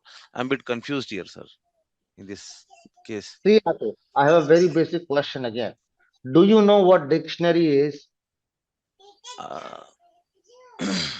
No, sir. Actually, dictionary, it's like it's a Dictionary library. and the data type. Dictionary is a data type in Python, because I specifically mentioned you that earlier too. Yeah. Go through the Go through Python it, sir. basics, Sure. right? So dictionary is a simple data type in Python that is created as a key value pair, right? It's a comma separated values, comma separate data structure that contains key and its corresponding value, comma. I can Okay. have another key, comma, corresponding value, another key and corresponding value. So where key is some entity and it has a certain value. Let's say Got it. name Okay. Asif, age Yeah. 12, organization Google. So I have keys and corresponding values. Good. So that is what we call as a dictionary. So that is why that arrangement. Yeah. Yeah. Good. That I understood, sir. But here, like, And why the 7 converted to 7.0? correct. If you That is talk my question. Yeah. it, I explained that because the presence of NaN, because Okay. of this presence of NaN, right? Mm-hmm. Because NaN is present, so I have a floating element into this. There is a floating point because nan is a floating thing. Good. It's a Okay, floating sir. point value. Okay, Because it makes is a sense. float, Yeah, so it has converted all integers to float form. got it. Makes sense, sir. Because Okay, thanks. 7 and 7.0 mathematically does not make a difference. Yep, yep. Mathematically, 7 and 7.0 will hold the same value, same meaning. Yes, However, yes, in terms of representation, there's a difference, right? Integer 7 and floating point 7 are two different things. Good. yes. So the essential change that will happen into the real world is going to be the place or the memory space that is being allotted. Because in integer, we will have a lesser amount of memory space as compared to the floating point numbers. Floating point numbers will acquire more amount of space. So it's a space consideration that we need to look at. Otherwise, it's fine. Good. Okay, sir. Never any sort of Google form, any kind of form, maybe an enrollment form, any kind of form, you must have filled it up. Suppose if there is a field which is not mandatory to be filled in, which is not mandatory, and rest of the team will also tell me if it is not mandatory to fill in that field. Now, team, listen to that very carefully. Many people talk about it in a different way. There are multiple ways by which I can access the elements of the series. But what the answer that I'm going to give you right now, whatever I'm going to talk about, is a futuristic approach. It is a futuristic approach. For example, let's try to, so in order to access any element of an array, how do you do it? You take up the variable name followed by a pair of square brackets, and within that square brackets you mention the index, correct, to access any value. Is that correct? So same thing goes over here as well. Suppose I want to access something, so my series name is wardrobe with sr with index. I'll take that, put up a pair of square bracket. Within the pair of square bracket, I'll mention my index. Now here, let's say I want to talk about belt, or let's say some other number, let's say shirts. So I will mention shirts. That gives me the result form. Great, no problems.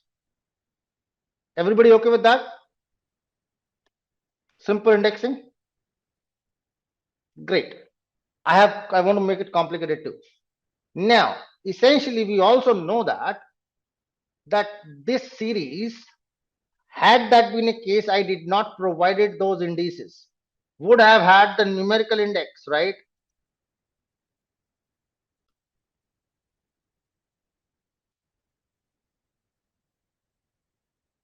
Acceptable? So despite I have given the index of my choice, the default numerical index still prevails. That means I can still use that default numerical index to access the data. I can still use that to access the data. How will I do it? Suppose the same shirt will be at index number 1. Agreed?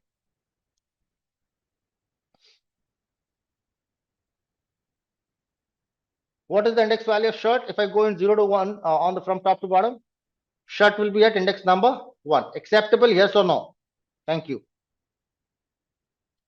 So let's try to see if I can get the value for index number 1.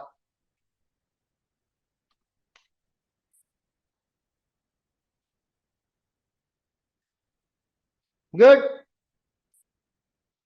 Now look at this. Here it says that it gives me the output 4, but it also gives me a future values, a warning. It says that future series.get item treating keys as position deprecated in future versions.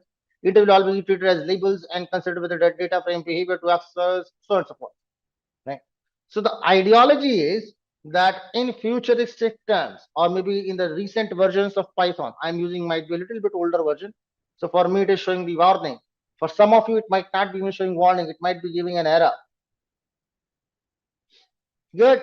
So point is, listen to that very carefully, that this approach using with the numerical index is not recommended.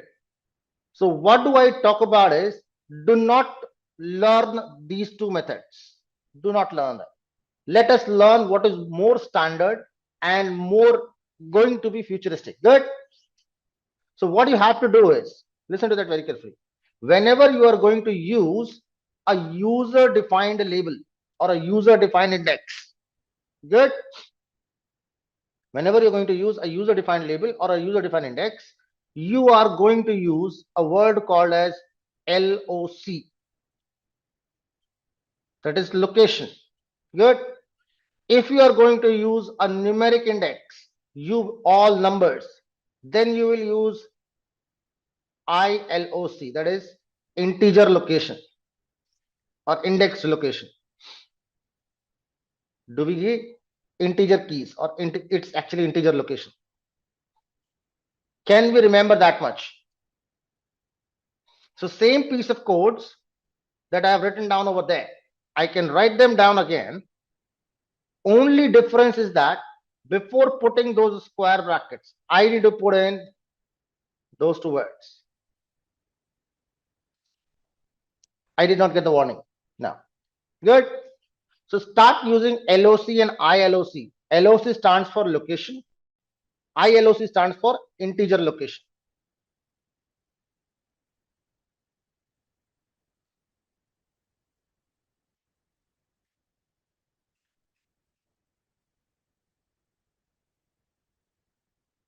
Stands for location and strictly requires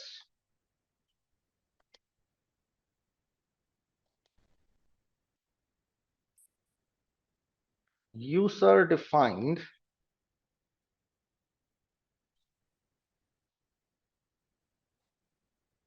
labels.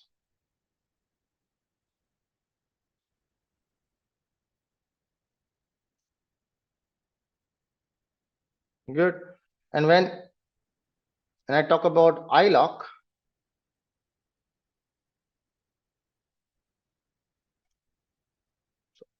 iloc essentially stands for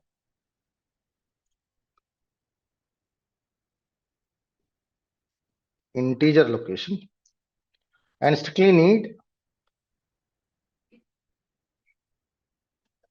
integer indices or integer index or labels.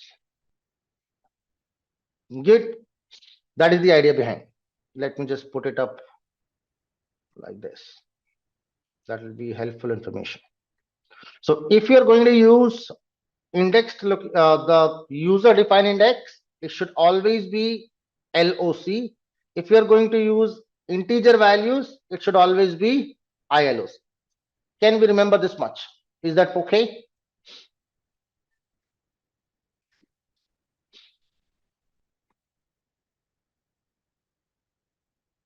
Or is it going above the head? Thank you. Now, the next thing that I like to put up is accessing multiple values. Till now, you have seen only single data point. I have extracted one data point, right? Let's access multiple values.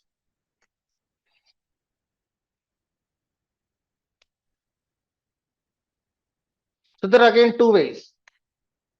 For example, I can use lock and iloc the same way, same series that I've used before. And here in the index, right, dot iloc, I can also provide the list of indices which I want. Let's say I want a shirt data, I want, let's say, a belt data, and I want, let's say, anything, let's say wallets. Good. So what do you see here? A new series has been given to me: shirt, belts, and wallets. The order could be anything, right? I can put them up in any order. That does not make a difference. So the idea is I can specifically ask for any sort of values, right, based upon the user defined keys using the lock. What do I need to do? I need to put that across as the list. This is a list. Good. This is a list of key or list of my indices that is used under the outer brackets, outer square bracket. That is for the index operator. Are we good? Or slice operator, you might want to say this. Or I can use these data with iloc2. If I want to do that with iloc, so I had shirts, that is index 1. So I'm going to take the same example. Belt is at index number 1, 2, 3, 4, 5, 6, or 5, if I'm not wrong. And wallets is at 4. So 2, 5, 4. List of indices. Which indices I want? I need 2, then 5, then 4. So I missed out on something. It's index 1. So you can see that here, shirts, belts, and wallets. Good.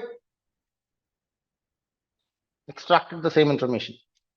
But there is a small little benefit also. Now, why you will say that if I can do it with a user defined, then why do I need that second numeric one? Let's suppose I may not need that sparingly like this. I need a small little chunk, let's say from index number 2 to index number 5. So I can also use it for slicing the integer locations. iloc, and I can, instead of doing this, I can tell it, okay, 1:5. So index 1, 2, 3, 4 are there. Good. Sensible, not sensible, yes, no, maybe.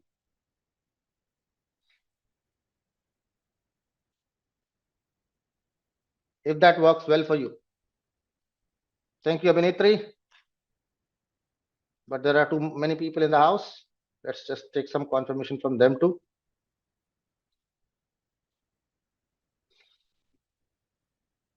A blank print statement team, so to segregate the outputs. That looks slightly some gap.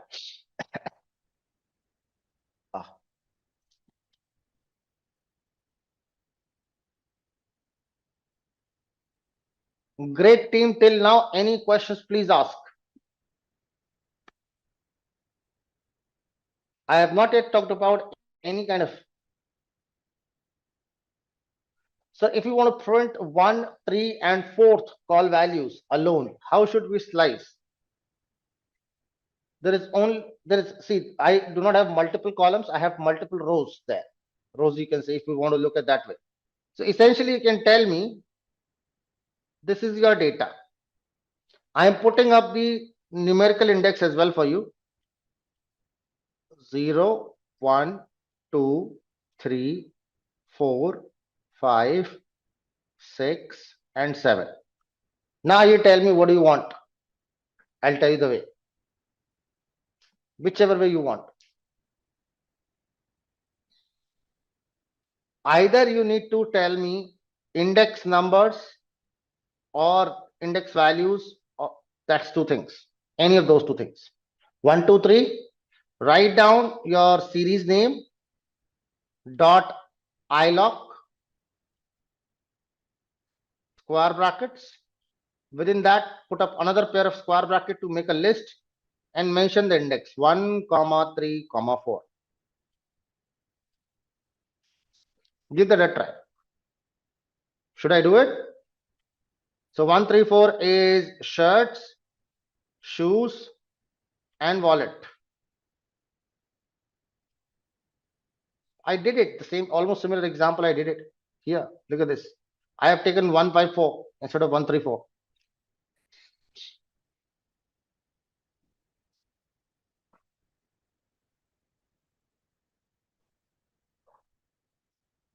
Okay, now let's try to follow up with the basic problems that we have seen before, right? You have seen these basic functionalities in NumPy.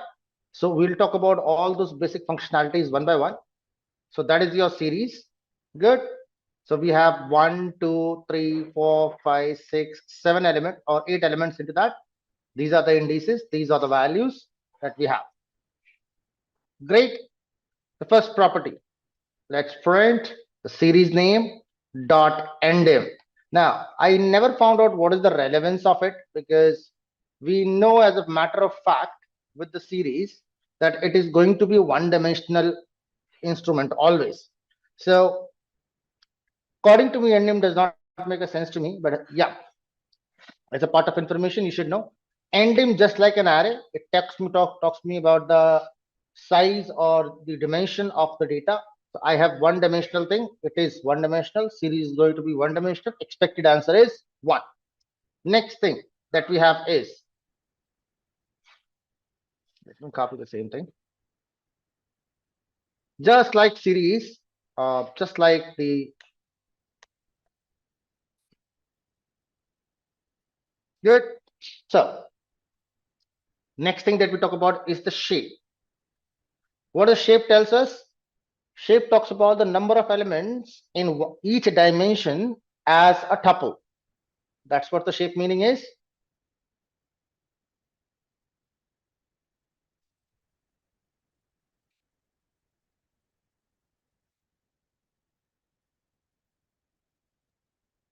Isn't it? If you remember it correctly from arrays.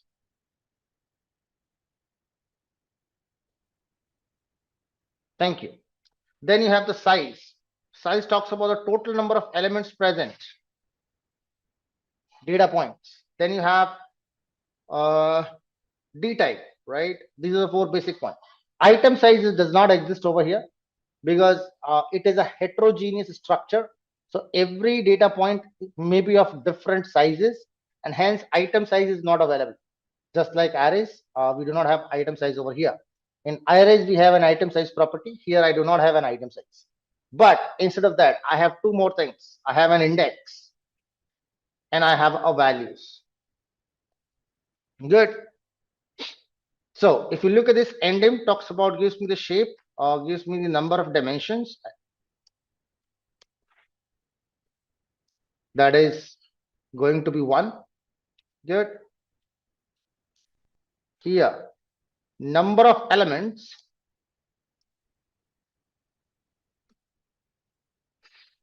in each dimension. The shape will hold the same functionality each dimension as tuple. Good. I'm expecting here the output for this particular case. I'm expecting that to be a tuple 8 comma. Good. Then the size.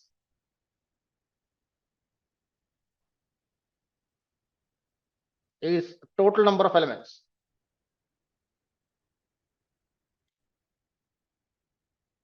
Get D type.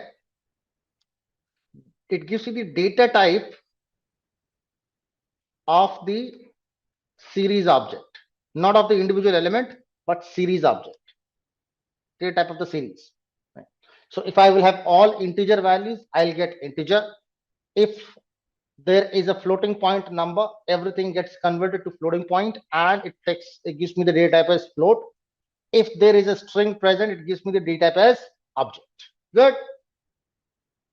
Index gives the, or it gives the array of indices.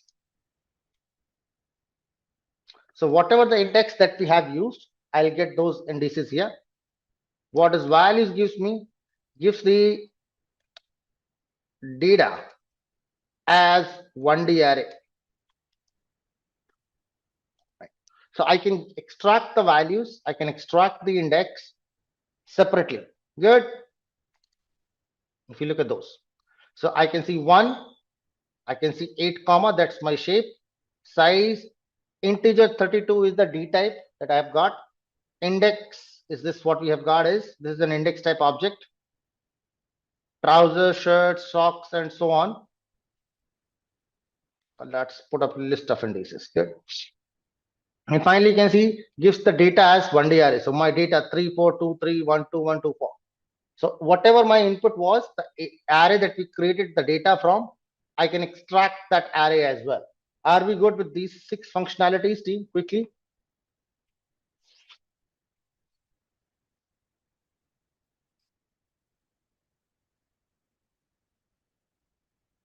Thank you. Now let's move on to some more basic functions, right? The first function that I'm talking about is head. Right? What does it show me? Returns top n data points. And the value of default is 5. What does that mean? So if I take up a series, right, any series, let's say we have the series water with index here. Let me copy this. Okay. And I put up dot head. I do not put anything inside those parentheses. It shows me first 5 data points. Look at this. Trousers, shirts, socks, shapes, and wallets. Right? It has shown me top 5 data points. Are we good? Or I can control that and I can also view. Let me put that into print.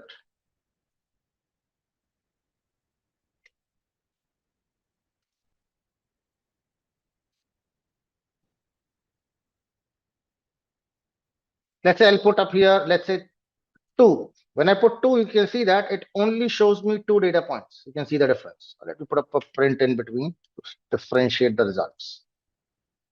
Can we notice that? So I can choose out how many data points I want to look at, because it is not mandatory that you will have 4, 5, 6 one view data. You might have thousands of data inputs. So you might want to choose out, I want to look at top 5, I want to look at bottom 5, or I want to look at wherever I want to look at. Sensible? So if you have to get the top data, use head. Then what could be the bottom part?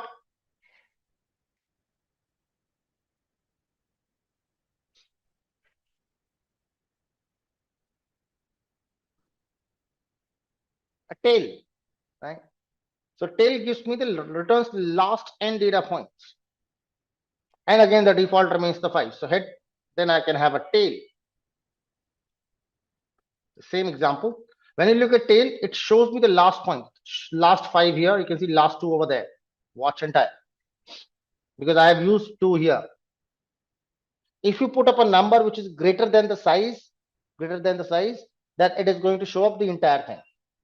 Are we good?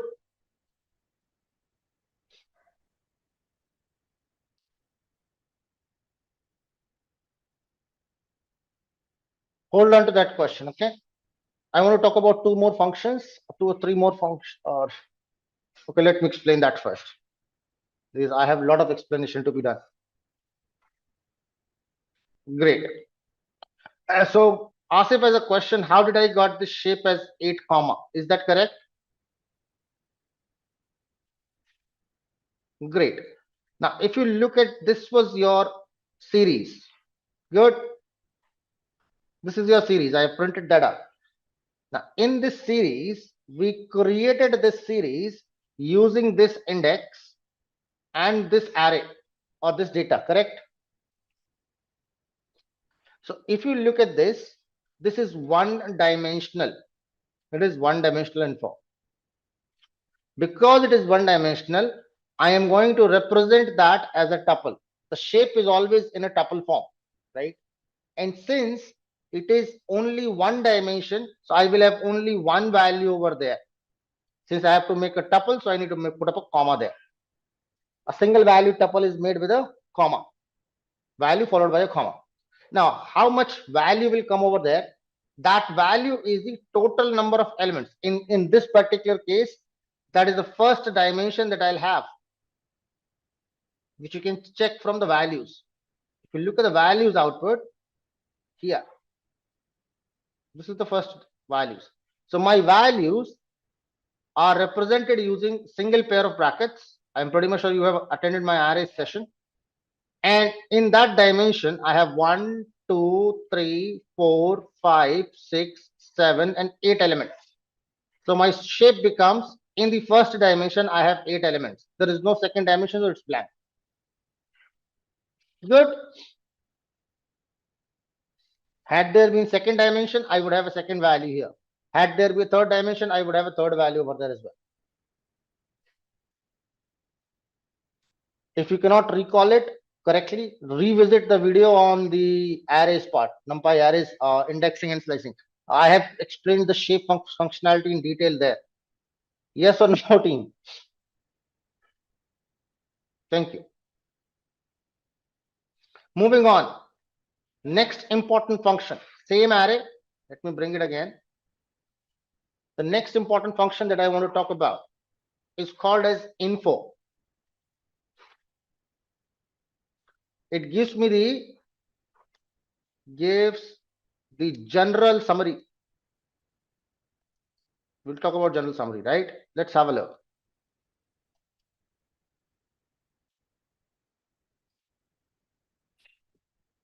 Look at this beautiful summary. What you see here is number one, it talks about what is this? It's a series object, right? So type. Then it talks about the second thing, index. It tells me that there are 8 entries in my index. So there are 8 values in my index. Those are starting from trouser to tie. It does not give me the detailed list, but tells me it starts from trousers, goes till tie. So first index is trouser, last index is tie. That's 2 things that is available. Good. Then it's a series name. We'll talk about that functionality later on. What is the series name? Then it says non-null count. Non-null count essentially means out of my index, how many index has a data. That means if there is any blank, that will be considered as null. Make sense?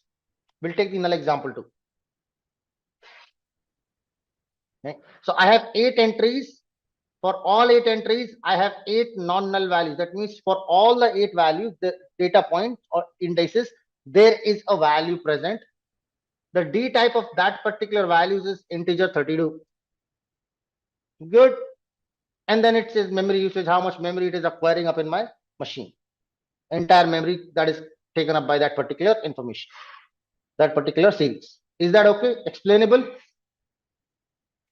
Now, just to notice the difference between the non-null count part, right?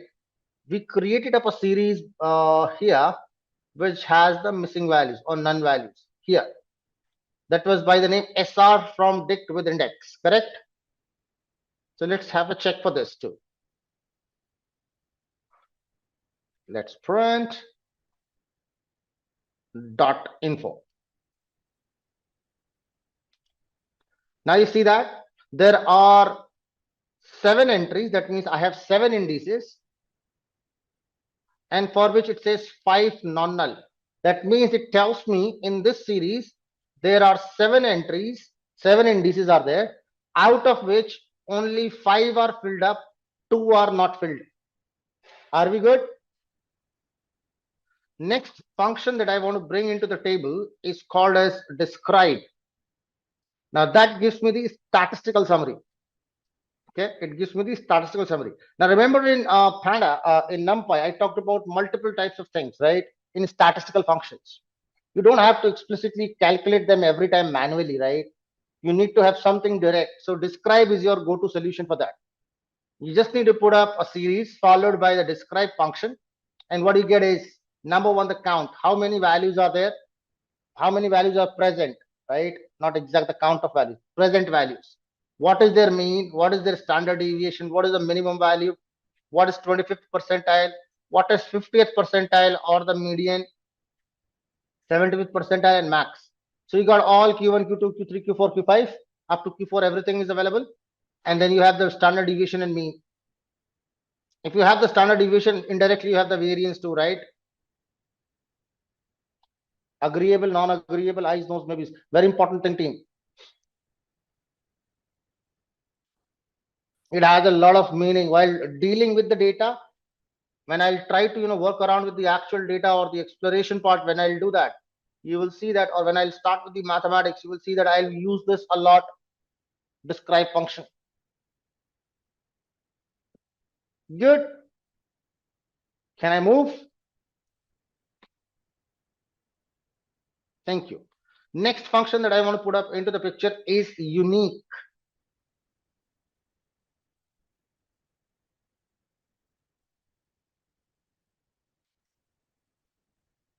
Good. What does unique gives me?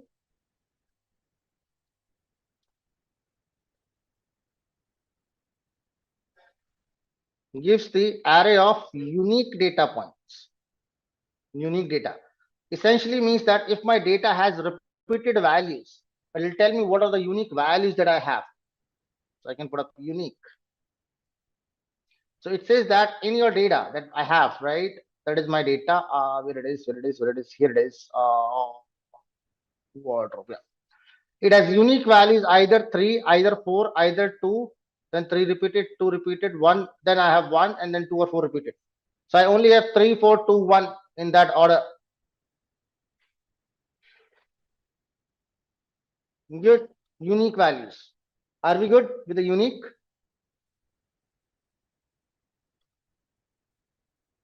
Next one is n unique. N unique gives me the count of unique data. So how many unique data points are there? Earlier you had unique, that gives me which are the unique values. N unique talks about the count of unique values. How many unique values are there? Good. Sorry, I did not change the function. N unique. So I have 4 unique values. Is that okay till now?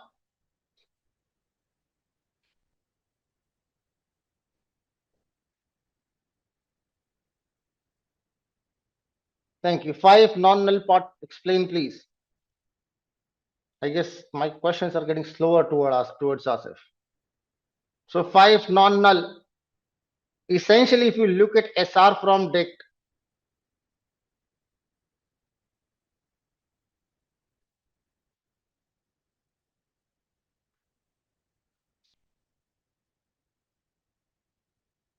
it has 1, 2, 3, 4, 5, 6, 7 indices. So that is 7 entries, right? Out of those 7 entries, 1, 2, 3, 4, 5 are not null. These are not null values, or null means nothing, right? There are 2 null values or nothing values. Good. Thank you. I thought that you might be able to recall that list sequence, but no problems. My mistake. So up to n unique, everybody okay? Let's talk about next function. And that is value counts. Now what does value counts gives us? It gives me the count of, or the frequency. Let me just put up a frequency of the unique data.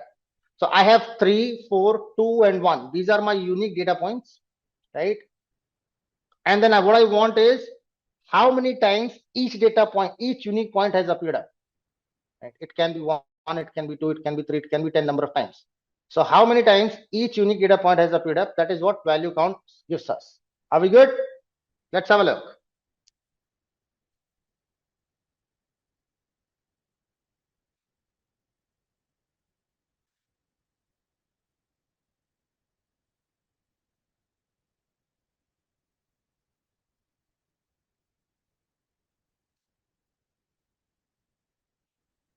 Now I said some series. You can see that the resultant that you see here is a series again, isn't it?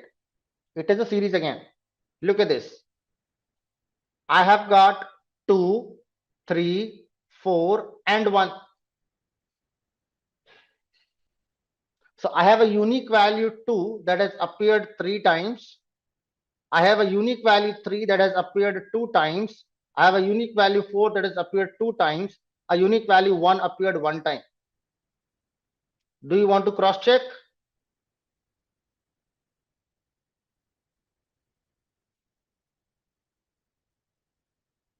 So 2 appeared 3 times. Thank you. That is what value counts gives us. Next function. I have lot many of those. I can keep on talking about them.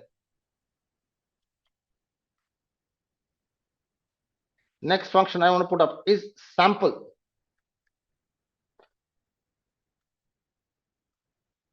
Shows randomly selected, shows n random selected random data points. The default value is 1. So when I put up sample, so at times what happens is you might have a lot of data, and you want to randomly look at certain data, right? Why do you want to look at a random data points? Any ideas? Why would, let's talk about some real world understanding. Why do we do it?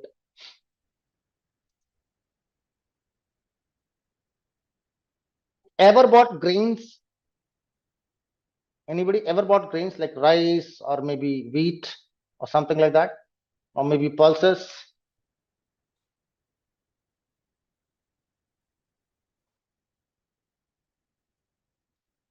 Usually what happens is you take out a random sample from the entire lot and try to judge its quality from that random sample. And based upon that random sample, you take up a decision. Is that what happens? Real time? Right? So same logic here. Maybe if I have, let's say, millions of rows of data, millions of data points are there. I may not be able to walk through with every single data point. It's not possible. Even if I can walk through, I will not be able to recall everything, right?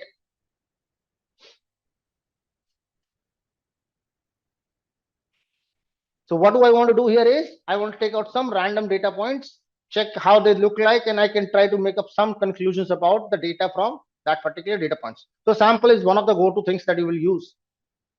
Right. Another example I'll put up with sample n values. That's a print, and let's say put up 3. So when I put up, see, earlier I had time, now you see randomly selected wallet. So it would be every time I'll execute, I'll get a different sample because it's random. Get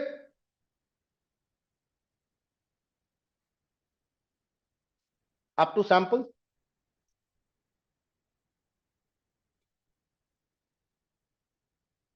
Look at the another function, which is the is null function. So I'll bring the same example again. Not this one. Let's take up SR with index example, the other one, dictionary one. That has the null values, that will help. Is null or is NA, both are same.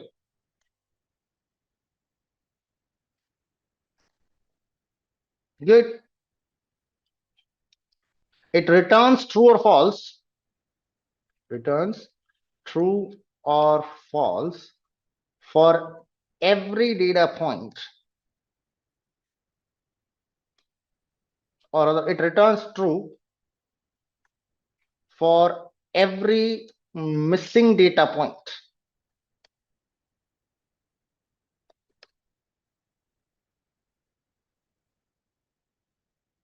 Else false.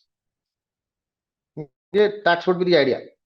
So if a particular series for a particular index has a data which is not present, is null is going to check out and tell, okay, true, it is not null. Is it's null? Yes, true. If it is present, it'll say false. Good. Look at this. So it says that index A value is present, so false. Index B value is present, so false. Index C value is not, index G is not present, so true. Index C is not present, so true.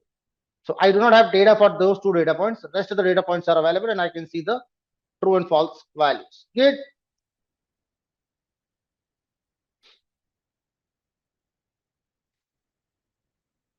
Clear. Thank you. Now I can also use the function called as isNA. Is null and isNA are interchangeable. They are same functions. They have the same role. They have the same functionality, same methodology. God knows why they have created 2 functions. There are 2 separate entities which are available. They does the same job, exactly same job. Not even in terms of processing speed or anything. There is no difference. So I cannot pinpoint any difference between is null and isNA. They're the same. They're replica of each other. Good. But is that useful information for me? Any ideas?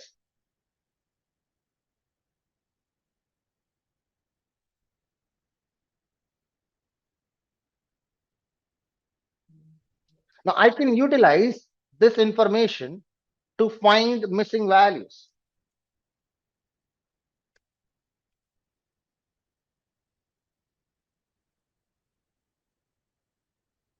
Find the count of missing values. So if my data has a missing value, can I find it out? Missing values. How many missing values are there? Now you could say that we could have also derived it from the earlier information, but that was manual, right? Wherein I can look at the info, find out the index, how many elements are there in the index, and subtract with the number of elements, not null count. But here I can do it directly. Now listen to that very carefully. With Python, or numerically, false is 0 and true is 1. Correct? Agree to that? So if I think of this as 0, this as 1, 0, this as 1, this is 0, again this is 1, this is 0, this is 0. Good. Now if I take a summation of all this, if I add it up, sum up this data, will I get the sum of trues, or I have 1 and 2? So will I get 2 here? And that exactly is the number of missing values that I have. So if there would be any true present, then I'll get some number. If not, I'll get 0. Correct? So if there is a missing value, I will have a number. If there is no missing value, I'll have a 0. And that's what I can do. So I can extend the same function, right? I can extend it after doing the is null. So to this, now if you look at this, this is also a series, correct? That contains Boolean type values. Right? This is also series. To this series, I want to take the summation. So dot sum. So connecting with that method chaining. And I got 2. A straightforward number. So I was able to find out the missing values. Good. Thank you. Next question arises, how to treat the missing values.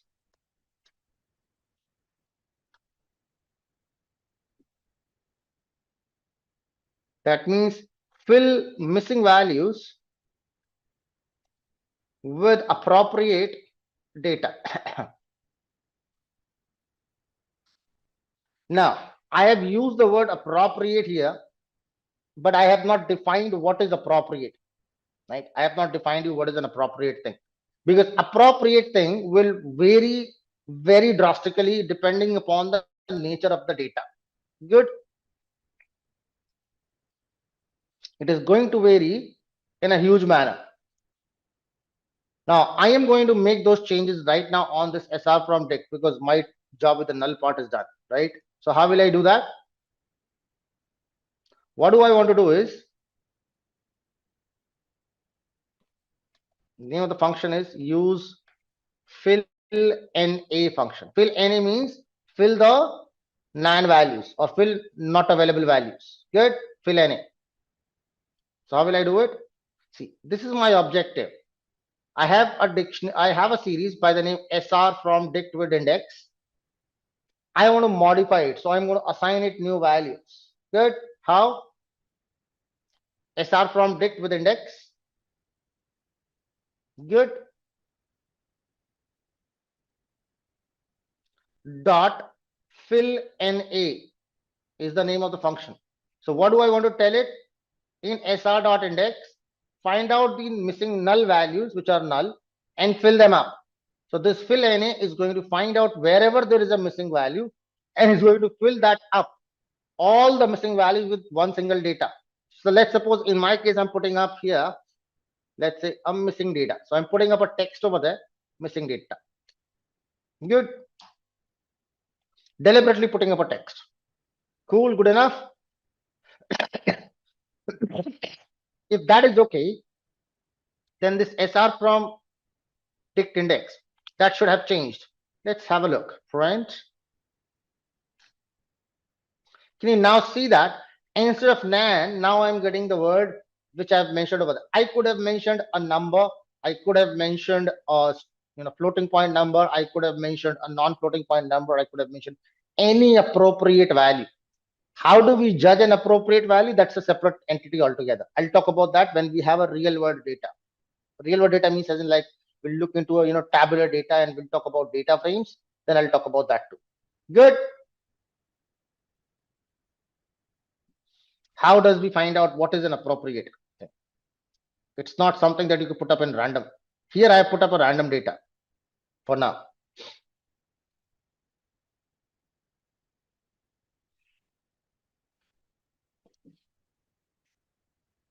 For example, it is used to apply a function to each element,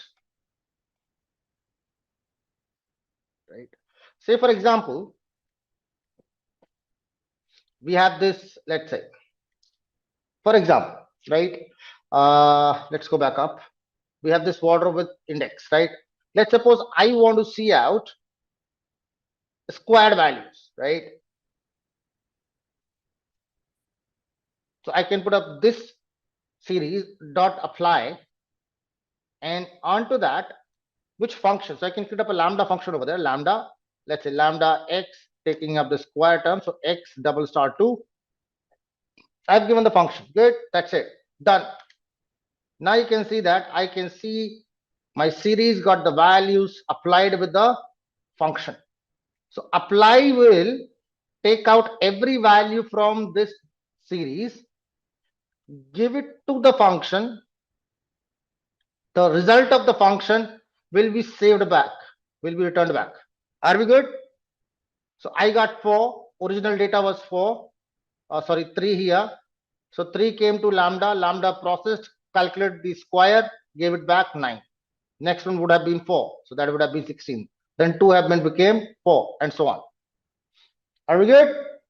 Apply part. Very beautiful function, very useful function.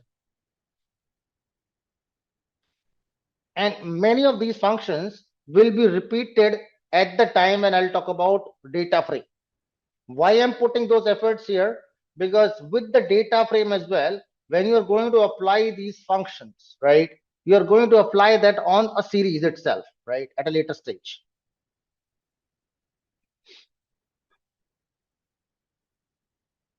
Good. Eyes, nose, maybe, yes, please confirm very quickly. That'll help. Thank you. There would be a few more functions which I would like to talk at a later stage. Now, someone wanted to talk about the index change, right? The names, right?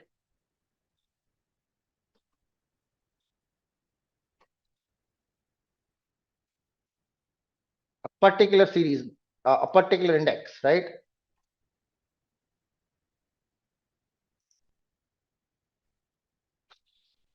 Though we have another function called as a rename function, but since it is index, so I'll not use the rename functionality, right? Rather, I will use index. I would have to alter all the index together. I cannot alter a single index.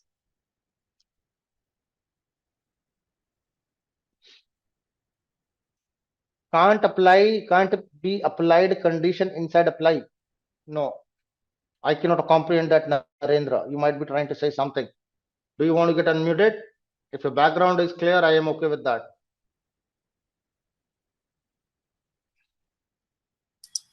Yeah, so my question is like you have mentioned that we can use the apply function to process all the index. So I mean, if we want to process or made some changes for a specific index, then we can do with the help of some condition, like we can do See, in other programming languages. yes, you can see conditional access of the data. I have not yet talked about how will you access a conditional data. You can apply it on any sequence. This can be apply function is specifically a series or a data frame function. So if there is a data frame, if there is a series, you can always use apply. That is the only requisite that it has, right? Okay. Apart from that, it contains one value, it contains 10 values, whatever it may have. You have that leverage. Okay. So for example, let's say I want to put it up for a particular, let's say in my wardrobe with SR with index. I do not want to do it for all the data points. I only want to do it where the data value is 3. If the data value is 3, I want to perform that action. Is that what you're trying to say? Yeah, exactly. We can do that. It is possible. We'll take it that example too. Don't worry. But I have not yet talked about accessing the data point based on condition. I have not yet talked about that because we need to first access the data using the condition and then move on to the application part or modification part. Make sense? Yeah, makes sense. Thanks. Thank you. Yeah. Okay. So let's move on. That is called as a conditional access. That's the next thing that I want to talk about. accessing elements using a condition. Now, condition based. Till now, you have been accessing the elements using the index, right? Whatever, either you were using lock or ilock to get the data. Now, can I use that with some conditioning? So let's take an example. First of all, I want to apply a condition. I want to put up a condition. So first of all, how will I do it? Very simple thing. Take up your series and put the condition. For example, in my series, I want to find out all values which are greater than, let's say, greater than 3. Good. Just an example. Very simple thing. This is a series and I want to check out the values which are greater than 3. What is going to happen? It is going to check out for every single value, trousers, shirts, socks, every single value. So it is going to check out for every single value, just like is done. Is that condition holds true here? No. It holds true here? Yes. Not here. So these are the two values for shirts and for tie. This value holds true where it is greater than 3. For rest, it does not. Make sense?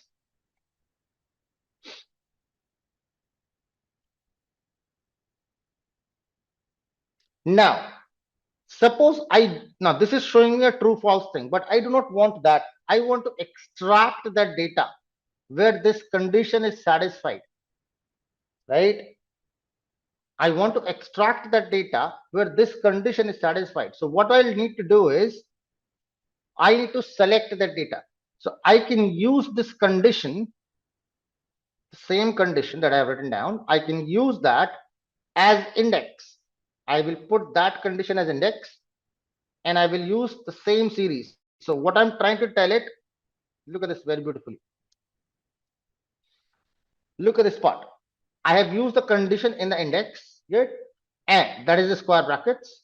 So what I'm trying to tell it now, apply this condition to the series, and for whatever index, wherever you are getting the true value, select those indices and show it here. Show it from here. So what I want those, so you see it has got a shirt and it has got a tie.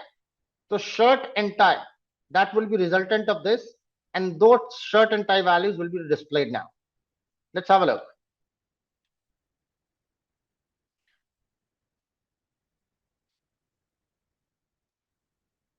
Team, please confirm if once it goes beyond head. What did I miss? Oh, P is there. Can you see that? Shirts and tie extracted.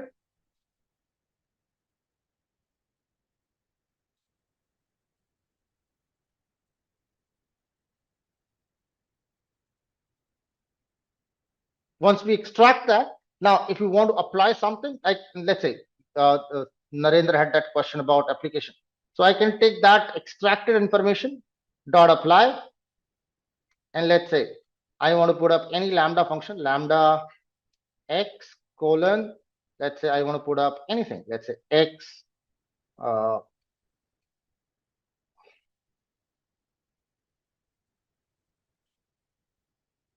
cube, let's say put up cube for that matter. Good.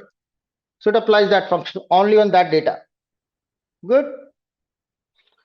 I have not yet talked about how to merge certain lists, merge the series, join them, concatenate them. I want to talk about those, but not now. I want to talk about those with the data frames. Everybody okay with this? I guess Narendra, that answers your question too. Conditional access or changing or using the apply method using condition.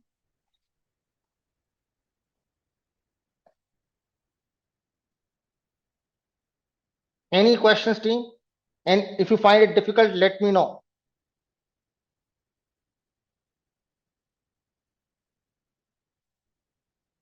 So using lambda here is a must. No, not exactly. Not lambda is a must.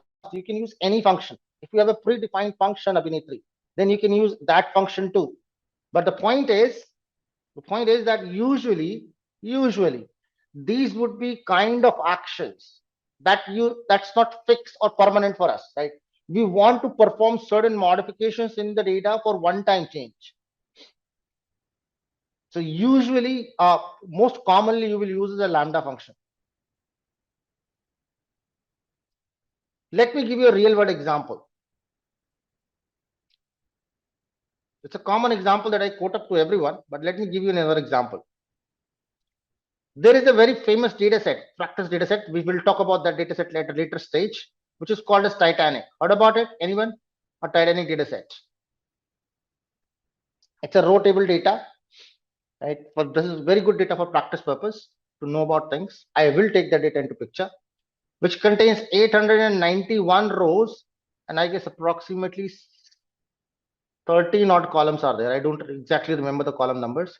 13 or 11, something like that is there. But I'm not bothered. One of the column in that consists the name of the passengers. Consists the name of the passengers. Good. Now look at this part. That one particular column is a series for me. One particular column is a series that contains name, and names are given in this order. Let's say like the first name I remember is Brown, followed by a comma, then Mr., followed by a dot, then I have Owen, and then I have a Harris. That's how the name is. First name I remember. That's essentially in the format. Suppose this is a string, right? Name is a string. So that individual value is a string, and it is of the format last name, followed by a comma, title, followed by a dot, then the first name, and middle name if there exists. Middle name if is present, I have a middle name too. That's how the data is given. Now the beautiful part is that the entire name may not be of any relevance. Let me just take up some thinking capacity. Everybody in the house is going to give me an answer. Okay. It's coming for the purpose of data understanding. It's my purpose behind asking this question is not to judge you, but to bring onto the table the perspective or the thinking capabilities that we should have as a data scientist or an AI engineer. Good. Great. My expectations for this question is that you know what Titanic is in real world, you know, or you have seen the Titanic movie, at least either of those things. Good. Anybody who does not know what Titanic is?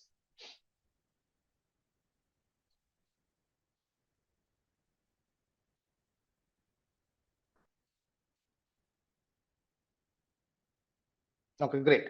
So my question is, suppose there is a list of some names. There is names given. Okay, that contains many names, right? Exactly 891 names. Good. Now, that also gives me another information on the side, that is the survive status. Let's say I have some survival status, name 1010, where 0 represent that this person was lost in the accident. 1 means the person has survived. Good. Now, think about yourself. Think from your own perspective. Completely your choice. You need not follow my choice. You can have your own option. The name, think about it. Will the name of a person, very clear question, will the name of a person has any impact on the survival or any role to play in the survival? Suppose you're supposed to predict a person is going to survive or not, right? Suppose the 892th person is Narendra.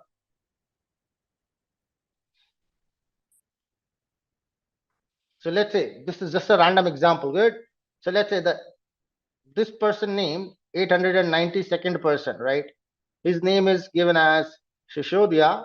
So I'm just putting that in, then followed by a comma. Then let's say put up Sir dot, let's say Narendra and some middle name. Good. That's how the name is formatted. Do you think that it is going to make an impact? Will there be any impact of this name? Think very closely.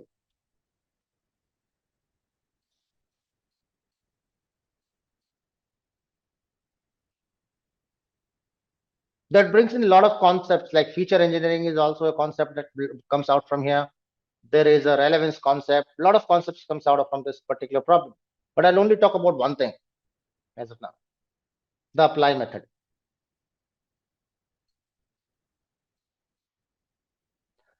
If not the entire name, can you just think of title for a moment?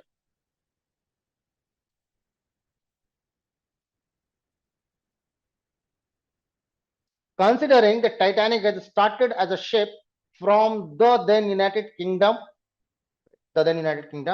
where people who were living into that country were given certain titles like Mr., Miss, Mademoiselle, Miss, so on. Some people have a title like Sir, or maybe Lord, or something of great, a major, doctor. These could have been titles, right? Now the question is, will the title will have an impact? Rosie says yes, I agree to that point. Title would have may have an impact. I'm not saying it will have, but it may have an impact, right? Certain people with certain titles would have gone, the privileges, maybe. So now may not be the entire column given for me, or entire series that is given for the name is not relevant, but only the title given in that in between is relevant. So I need to extract that title. I need to extract it out, right? From the entire string, can I extract the title? Let me just see if you can help me with this. I'm putting down the one name for your example. Let me see. This is the string. The first name is Brown. Just hold on a minute. So fraud people are calling me.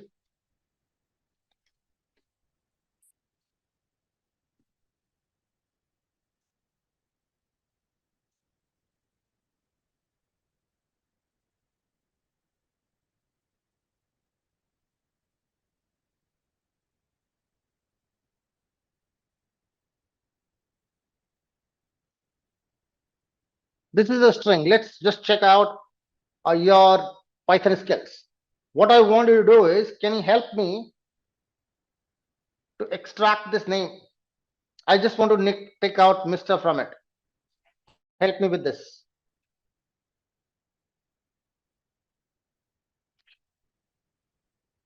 Name one.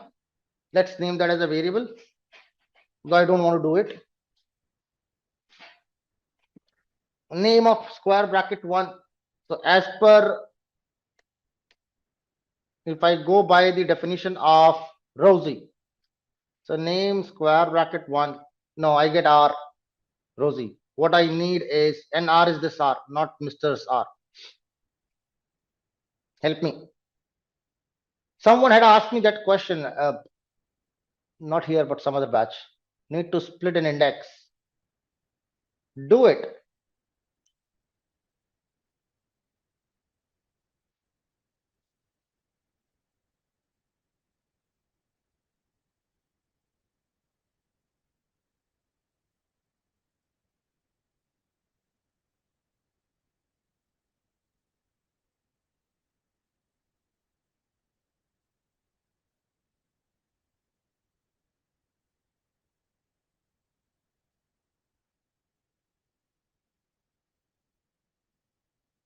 Or should I do it?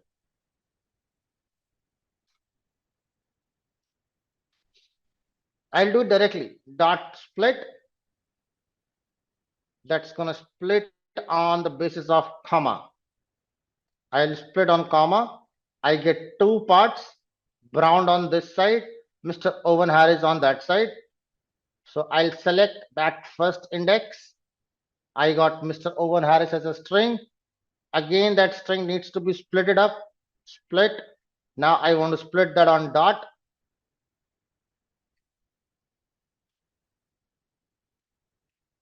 So I got two parts. I have a Mr. on this side and Owen Harris on this side. I am not interested in Owen Harris. Mr. at 0th index. I got the MR, but it contains white spaces, so I can put a dot strip. Good. Now this was only for a single string. What if that single, I do not want to do it for single string. I want to do it for the entire series, because that will not have one name, that will have too many names. So I can create this entire thing as a lambda function, lambda x colon str of x, just to make sure it is a string. Good. Dot split. Good. Now this function is capable. I can use an apply function, apply this function, and I can pass on my whatever the series name is. I can put up that onto the before it. Now think about, there was one question coming from someone that essentially we need to use functions or lambdas. Abhinetri had that question, right? So lambda is must. No, it is not must. That was the point where we started this topic, right? So the idea was that I would only require to do that once. Should I need to create up a separate function that will always prevail in my memory? I want to use functions which are use and throw. I did it once, done. I don't want to reuse them.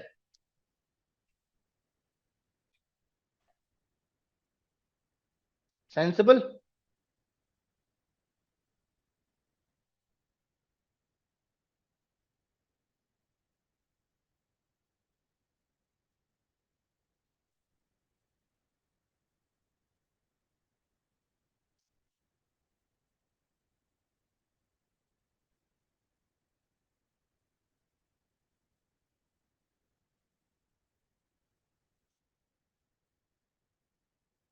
Thank you. Where I was. Okay. Apply, done. There is another thing that you can use is a sorting function. So let me just show it up with the sort part. So let's bring up our series once again. That is wardrobe with index.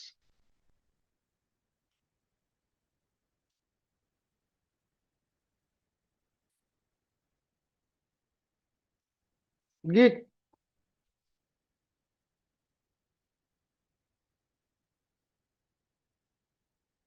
If you look at that, can you find it that my data arranged in a sorted manner?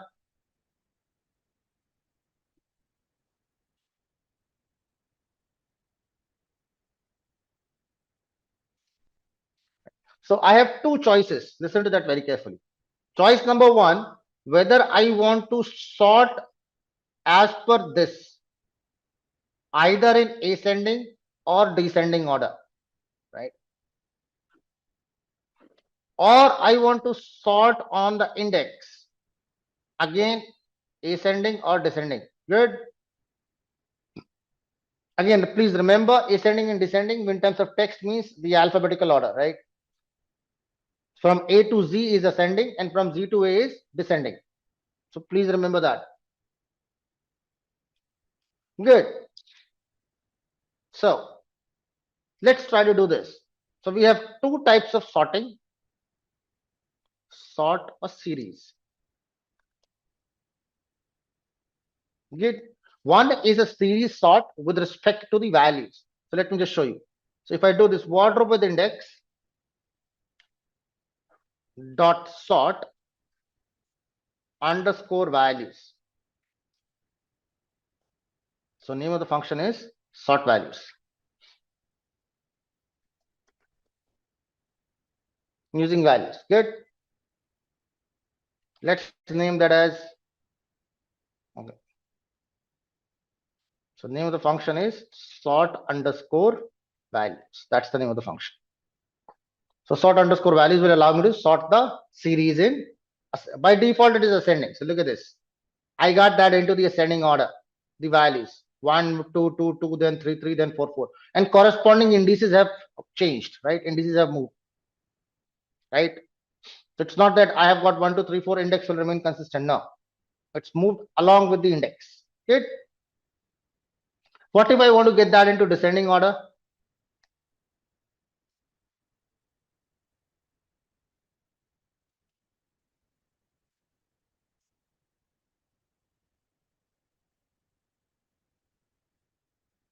So what you need to put up here is in the same sort values function, put up ascending is equal to false.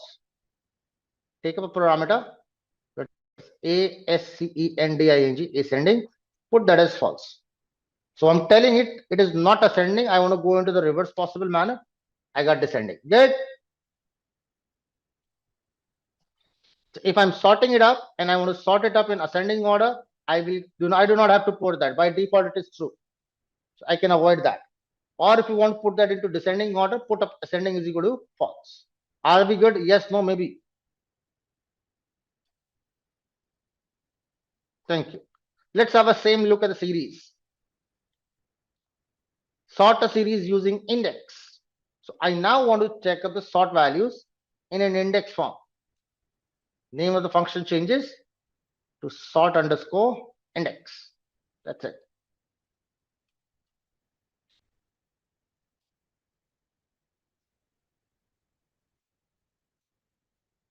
You got them sorted up. The index are now sorted up. You can see that B is on the top, W is at the end. Correspondingly, the values have changed. Shuffled. Good. Same thing goes for the using index, descending order.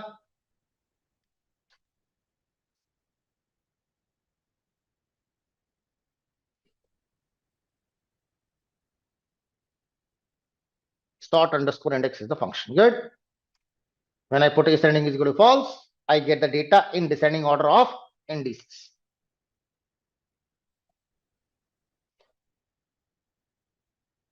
Is that good till now?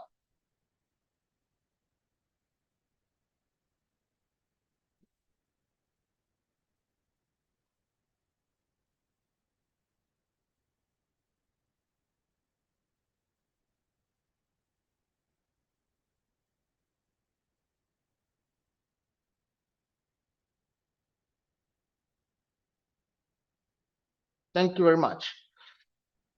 Okay, I think so. That's more than sufficient for series. Let me just think of.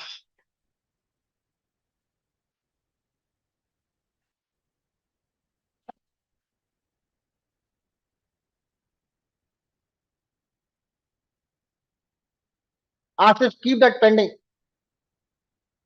Keep that pending. I'll come back to the example again. Right? Because when I'll start with the Titanic data set, I will bring into that picture again.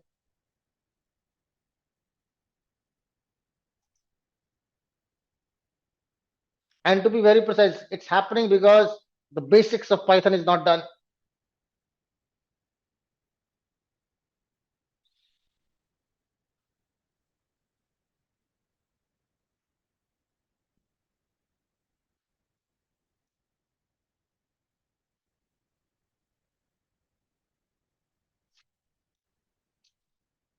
Ease of doing things with regex is quite complicated as compared to doing with pandas. Basic logic. Suppose I have two series. Let's say SR1 is not SR1. Let's put up series 1 is equal to np.series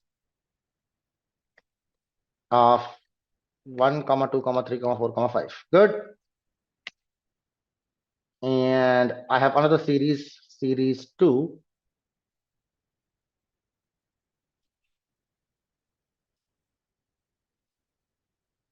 that contains 1, 2, 3.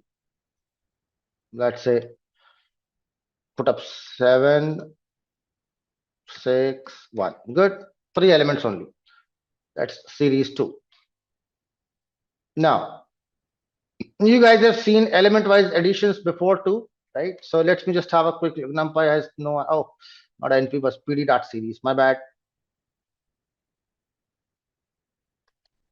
Good. We got 2 series. Now, can you tell me what could be the expected output if I put up series 1 plus series 2?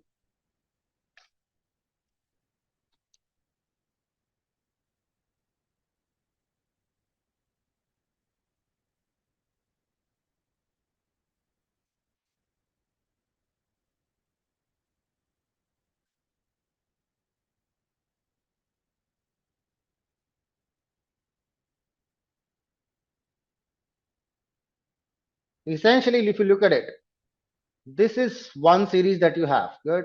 It has index 0, 1, 2, 3, and 4. Good.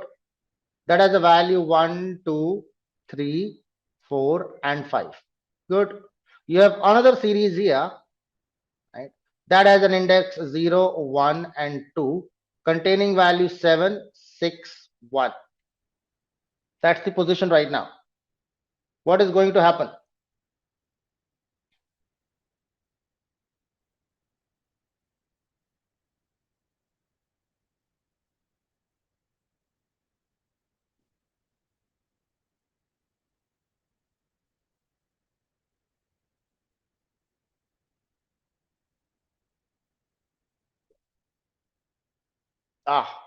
Let's give that a look. I have not got any error. It worked. So I'll tell you what is the logic that I want to tell you. Whenever two series are being added, they are not concatenated like arrays. They're not being concatenated like lists. They'll not concatenate like lists. What is going to happen? It will check for the matching indices. I have a 0 here index. I have a 0 index over there. So matching indices will be added up. 1 will be matched up with index number 1. 2 matched up with index 2. For index 3 and 4, there is no match. So since there is no match happening, put up as NaN. It will put up a NaN value over there or a missing term.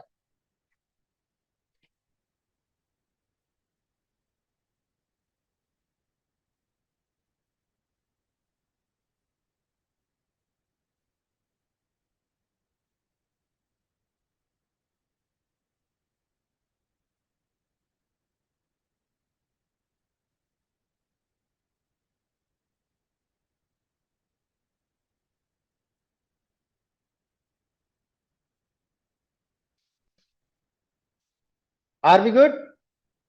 So if there is no matching index, for example, if there is no matching index, what's going to happen?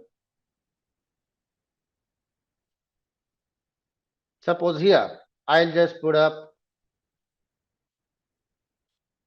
index is equal to, let's say, ABC.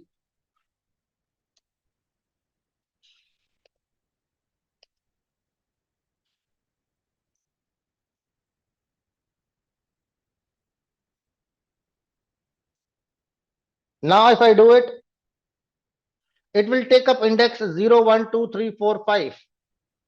No problems. None of the matching terms, zeros. Will fill up with NaN. Again, ABC index will also be considered. So I have indices 0, 1, 2, 3, 4, and as well as ABC. All indices from both the series are included.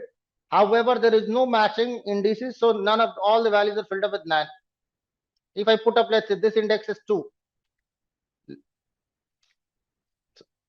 So AC comes in, 2 value matches up, index 2 matches up, so index 2 has a 6 and index 2 has a 3. 6 plus 3, 9.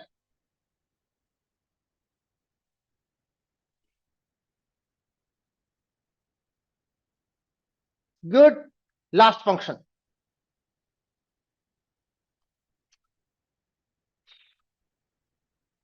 Map.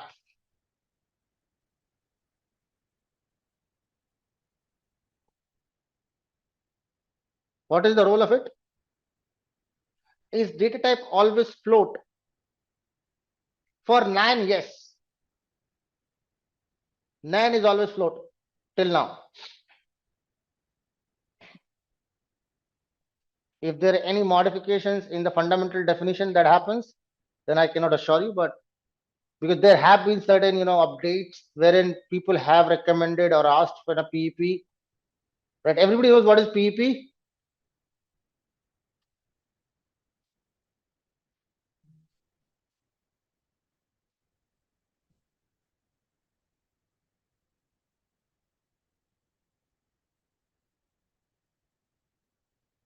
PEP is Python enhancement program. It is Python enhancement program. So it's a kind of document that is created whenever there is any kind of update into Python or any Python libraries. So it is all whenever there is a version of Python that is released or any libraries, the PEP is always released with that. So it's a document. So there thinks about changing the float, the nan to float, because it's explicitly taking up too much space, but that did not materialize yet. So I was talking about map function. Now, map is used, it is used to alter, right, values using key value pair, using dictionary. Now, essentially, the idea is, listen to that very carefully. We'll take this series 1 into consideration. Good.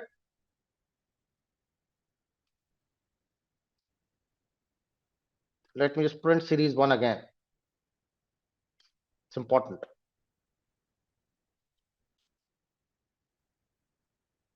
Good. Now, here you see that I have three values 1, 2, 3, 4, 5. Let me recreate it. I want to change it slightly.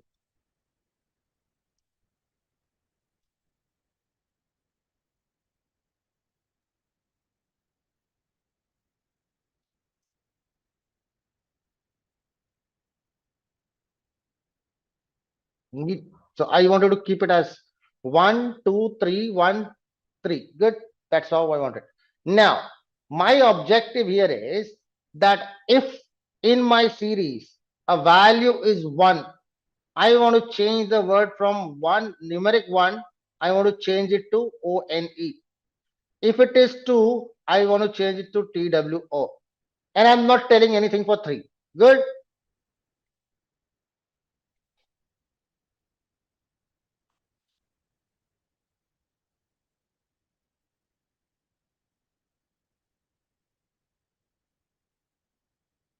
So how can I do that?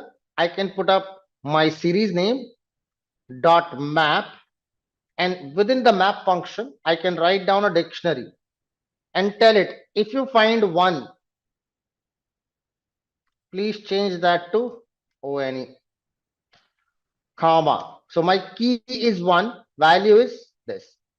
Second key, if it is 2, change it to TWO. So I need to mention the value, the key here as the values of my series, and the value of my dictionary should be the value that I want to change to. Good.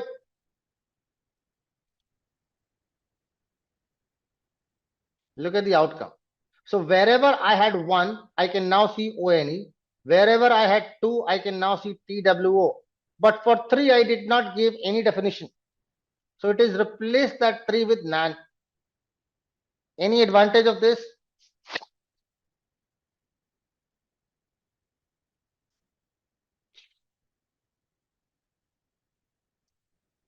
Suppose there is a millions of data. Let's say there is a 1 trillion row of data points, right? Out of that 1 trillion data points, there is only, let's say, 30 data points of type, let's say, type A, and 20 data points of type B. Good. Now you do not want to look at remaining things. You are only concentrated onto these 30. So you want to just cut short your data. What you can do is you can use a map function, put up a particular words for them, and convert rest to nan. Rest nan means they got missing. Good.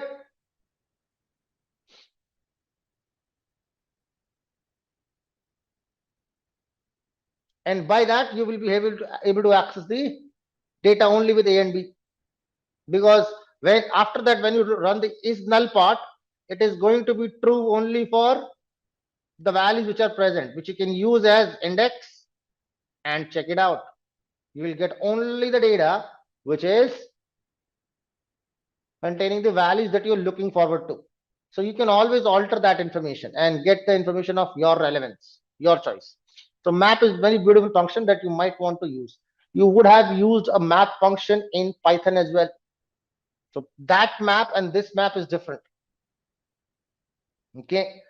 Python map function is used to map a function to a sequence.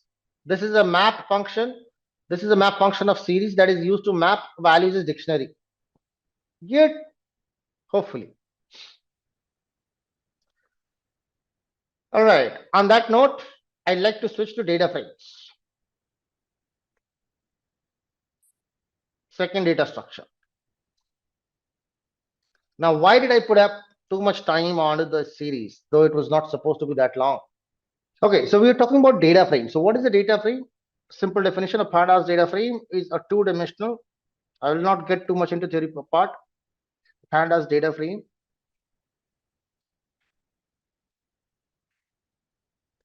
is two-dimensional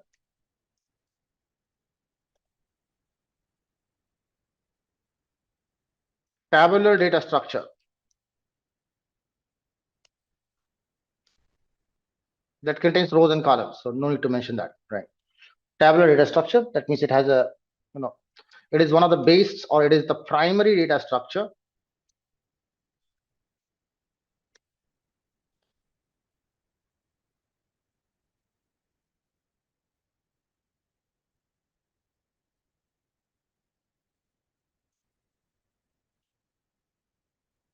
that is used to handle and manipulate data. To handle and manipulate the data. Now, to be very precise, if we talk about real world data, essentially you might get or see the data that is being stored into different database servers or different data storage devices in multiple forms. It can be in 2-dimension, it can be in 3-dimension, 4-dimension, or a huge number of dimensions, because they have their own space constraints. They want to efficiently manage the data. That is a separate thing. But essentially, when you have to work on a data, right, you have to do some data handling process. It's quite complicated to do it in more than 2 dimensions. It's quite complicated to apply things, analyze things when it is more than 2 dimensions. Really difficult. So when we need to handle the data, we prefer using it in 2-dimensional measure. At least as a human being, it is easier for us to understand the data which is in 2 dimension rather than 3 or 4 or multi-dimensional data. Good. So that is the idea behind it. That is why we try to extract, or what does the Pandas data frame offers is to work on the data in a tabular form. That means I get a data in the 2D form, 2-dimensional structure. And that is what we can make it up from here. Again, it supports a lot of things. I'll not talk about those. A data frame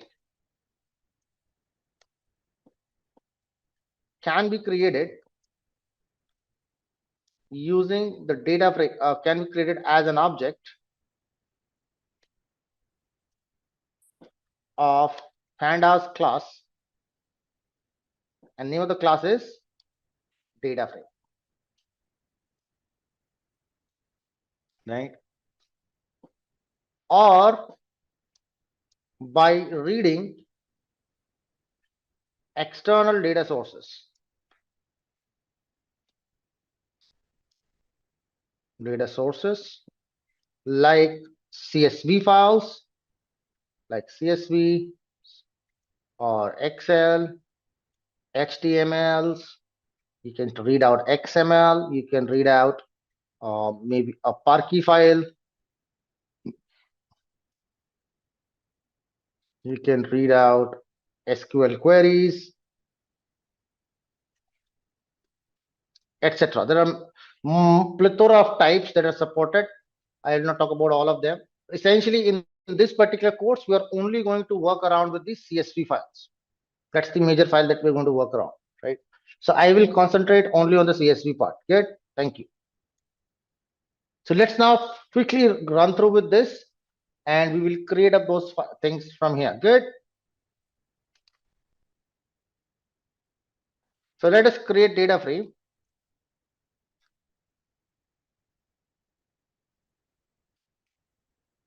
using list. Now, essentially, we do not actually use list anywhere. We always use a dictionary. But I can create up a list too, but that will look really complicated to you guys, right? So I'll create it from the list first, right? Suppose I have 3 employees as an example. Good. So let's put up a data. This is my data list. That is a list. Good. This list contains information about 3 employees. first employee name. So again, a list inside that. Her name is Alice, comma. Let's say her age is 25, comma. Let's say her salary is 50,000 USD. That's the first employee. Let's take up second employee. Another list. Let's his name is Bob. Bob is 30 years old and earns $60,000. Minded it's annual. Third employee. Let's take up Charlie. Charlie is 22 and earns 45K.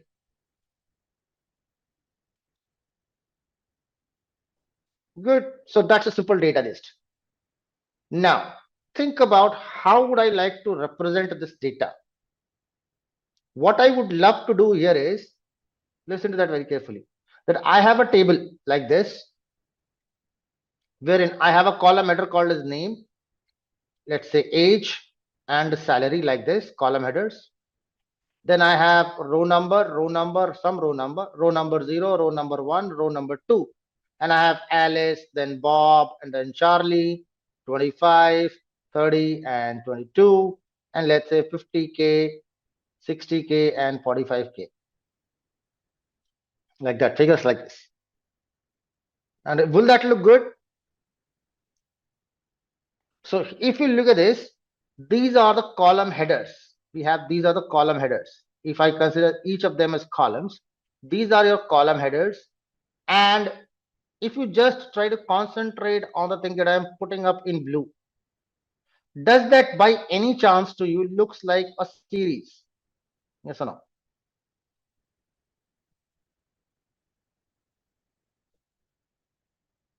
Right? So essentially, if you look at this, if I consider this as index and this as data, so this is one series. You can say this along with this is another series. This along with this is another series, correct? Or I can say that every single column in itself is a series. Yes or no? And every column has, I would like to put them a name. So here, just like series, we have the labels, but I have two types of labels now. One is the column label and other one is the index label. Are we good? Great, thank you. So let's just try to create up some labels for the columns. Index, we know we have default. I just want to put up some label names. I can go with the default column labels as well. That is 0, 1, 2. But let me just put up some names for this. So let's put up columns is equal to, let's say the first column name I want is name. The second column I want is age. So I print another list. Third column I want is salary. Good. Let's create up another thing, which is IND. Or let's put up as IDX. That is for index. Let's say EMP1. Just wanted to mention EMP1, comma, EMP2,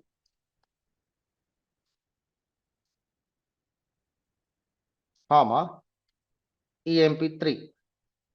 Good. We have 3 employees. So I'll take up just that. Now I can create up a data frame out of it. Let's say df1 is equal to pandas dot data frame function or data frame class. So it's constructor being called up.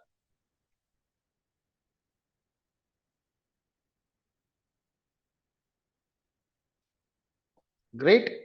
And I'll pass on my data list. Original data, comma.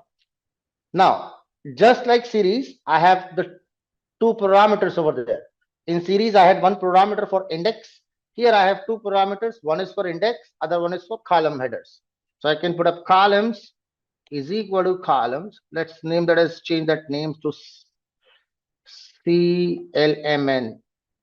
Yes. Why did I change that? So that you guys do not get confused. What is an attribute of the class and what is the variable? So CLMN is the variable and I can use index is equal to IDX.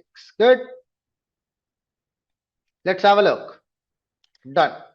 Now I'm going to show you df1, right, in two forms, right? Let's look at the first slide. I'm using the print function and I'm putting print df1. Can you see it? Right? You can see that it looks like a table. I have the column headers name, age, salary, the index emp1, emp2, emp3, and I have the data in between. Correct? Now, the purpose of data frame, right? Okay, let me ask you, what is the purpose of print?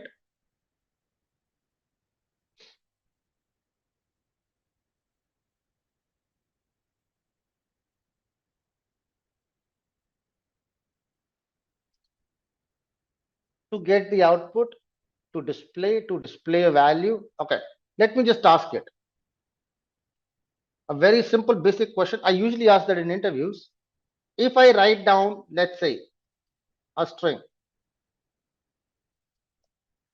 good, and I execute, I have not used print. I am able to display that data.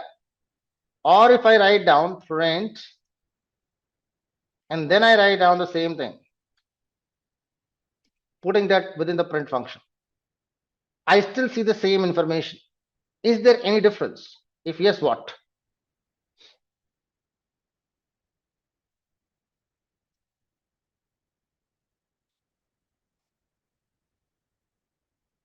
In both the scenarios, display the value is happening.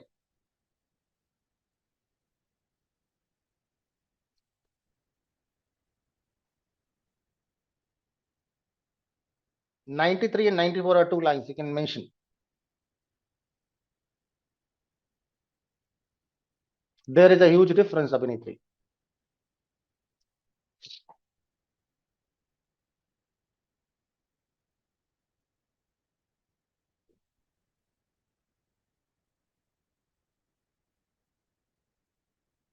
It gives data and string. Both are strings, Asif. So output wise, there is no change.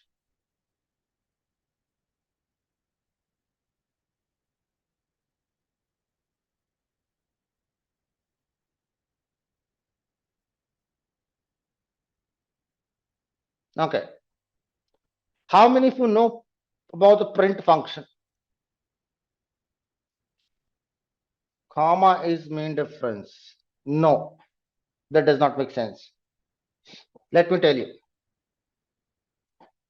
If you go out and try to look at the syntax of print function, it has few parameters. Look at this.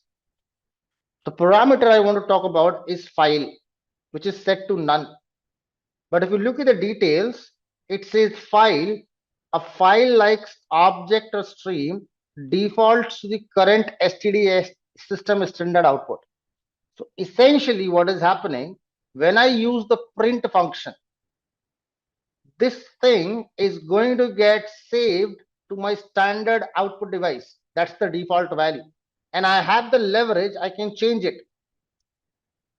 I can pass it on to a printer. I can pass it on to my memory device, wherever if I want to save that, I can pass it on to my memory as well. Do you want me to show that?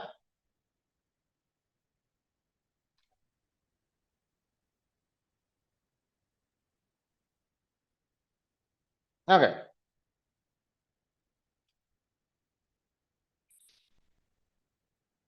On the left of my screen, I'll just show it very quickly. I'll do that.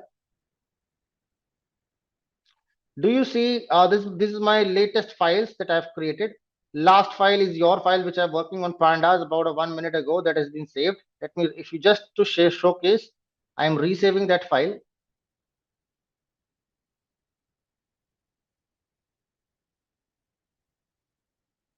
This should change in a short while. Let me refresh. So you can see that 6 seconds ago. So it was saved 6 seconds. So do I have any recent file, any notepad file in here? No. Great. I will just put a few messages above it. Let's say open. Let's name that as you, or let's say the question. Let's say I name that as today's date. Okay, so let's name that as date underscore 07 02/2026 dot txt. So I have opened up a text file, comma, in write mode. So I'm going to write down on this file. That is going to be w plus. Good. Great. And then I'll put a print Jitendra, or let's put up anything else. You might say that you might have pre-formulated that. So any string of your choice. So any string of choice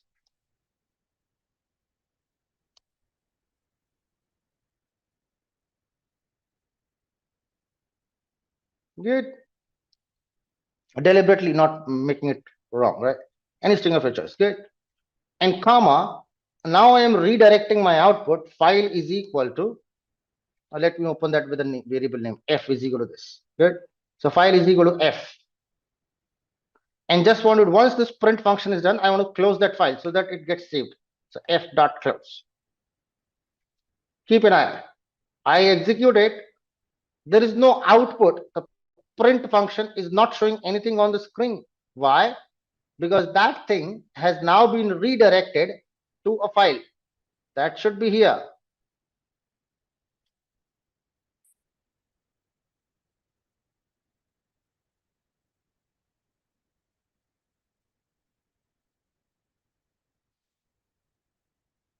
Can you see this? I got the file date 07026, and if I double click and open it just to verify, any string of choice, that's what I written down.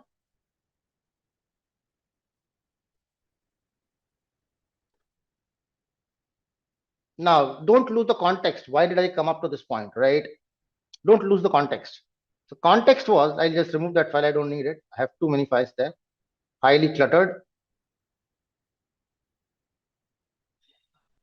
Hold on.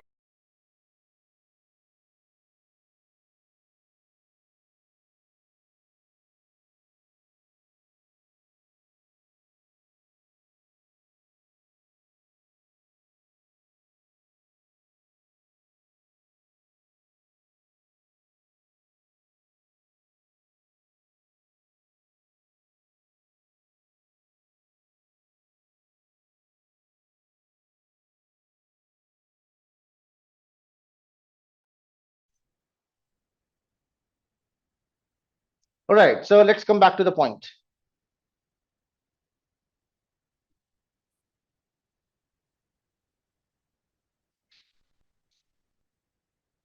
Just give me one.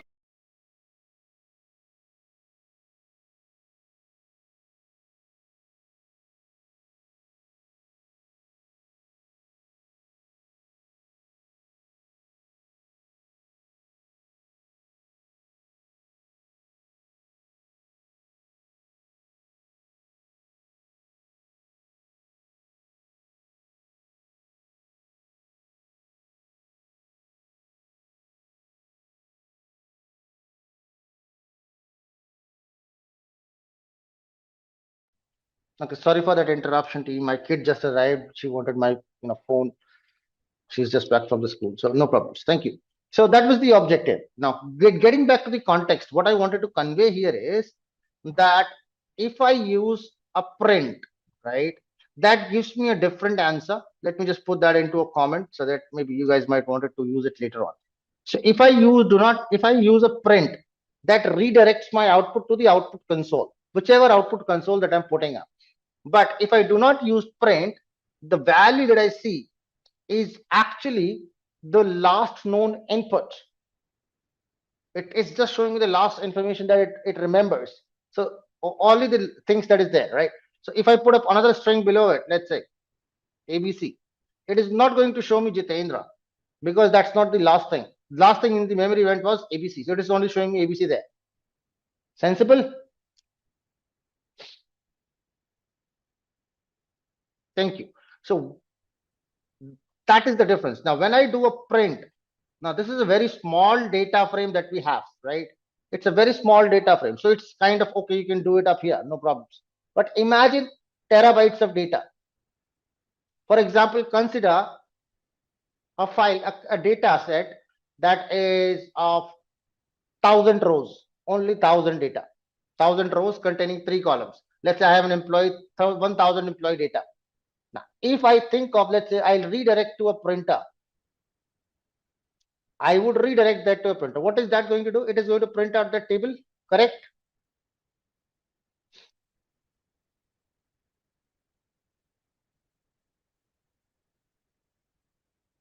And if that happens, that's a complete wastage of paper. I would say that. Why? Because the purpose of creating the data frame is not to take a paper output, right? It's not to take the paper output or any kind of output. That is not my purpose. My purpose is to analyze that data, to view that data in efficient manner. So essentially, whenever there is a data frame, if you try to view the data frame using print, you would see this kind of structure, right? But if I do not use print, I get this. Now tell me which one is better, the one with print or one without print, right? The second one with print is better for Asif. So if you feel that comfortable, use that, no problems.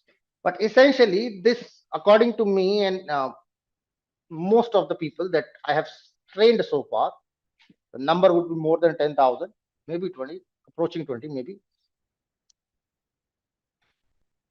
This structure looks much better because it's more tabular, more formatted kind of scenarios that I can see. Great. That looks better. So I will use this formatting. So whenever now onwards, till now you would have noticed, if I have to do any printing or showcase any data, I have always used print, and I will continue doing that. Only with the data frame, I will not do it. Good.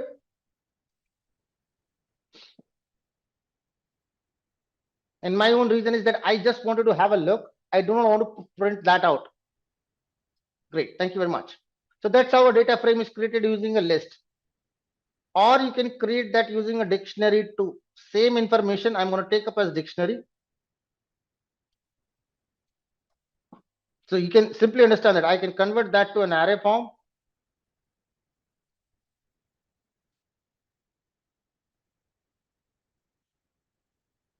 Let's say using array, I can make that as np.array of this data.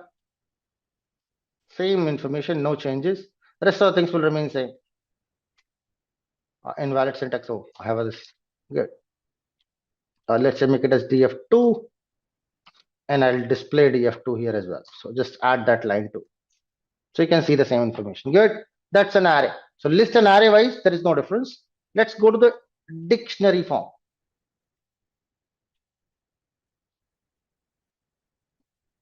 There is subtle change. Create data frame using dictionary. Now, and when I'm going to define dictionary, the dictionary formation changes, right? The data dictionary. That will not be like this. It will be like a dictionary. So I'll have a curly brackets at the beginning. I have a curly bracket at the end. Good. And this is not going to look like this. It is going to look something different. Why? Because I would have a key value pairs. The first key that I have is name, right? For name, I have a list of 3 values, right? I have Alice, I have got Bob, and I have got Charlie, right? So first key name that has 3 values, Alice, Bob, and Charlie. Second key, let's put up age that has 3 values, again colon, 3 values. I'm putting that as a list. So Alice was 25, Bob was 30, and he was 22, comma. Third thing I want to put up is salary.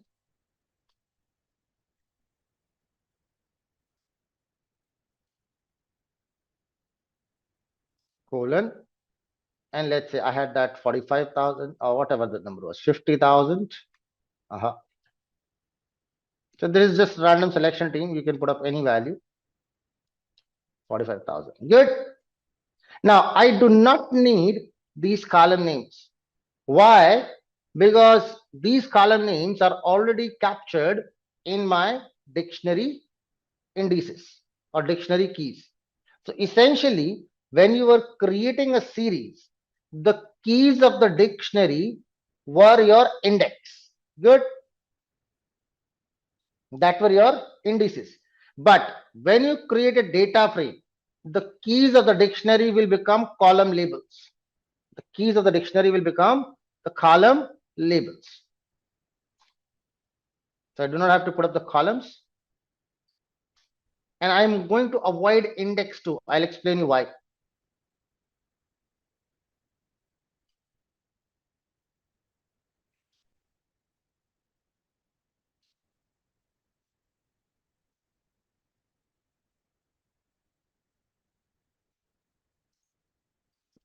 Good, I got the definition.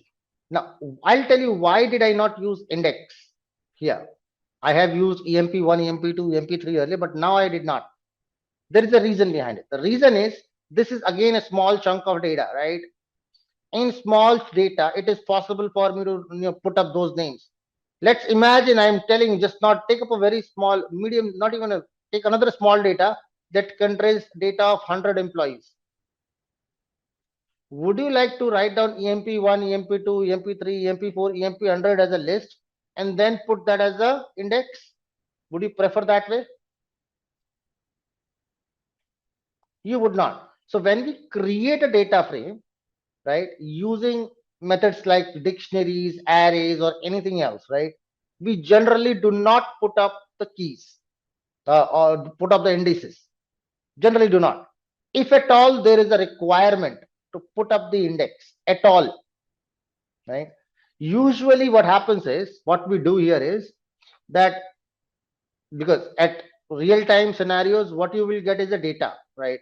You will have, let's say, a CSV file, right, that contains comma separated values like this, or you have an Excel file, right, that contains row 1, row 2, row 3, row 4, like this data. Good.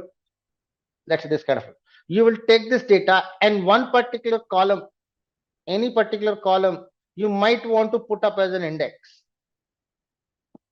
Correct? I'm still not saying that you will take that as an index, but you might want to. Suppose I have a column already present in my data. I have a particular series which is already present in my data, given data, which is talking about, let's say, employee number. I am not going to create that manually again. Rather, I would like to use that known number as an index if I want to. Sensible? So we have facility while reading data from an external source, I can choose out which column of my data is going to be the index if I want to make something as index. If not, then I have the choice to remain stick to the default index. Usually we remain stick to the default index unless there is a requirement. Get?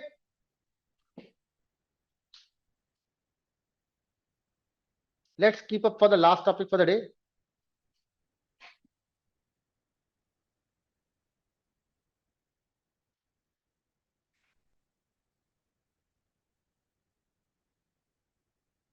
Right. So in order to read the data from an external file, right? So Python offers, let me just put up, Python has, not Python, but Pandas has a standard syntax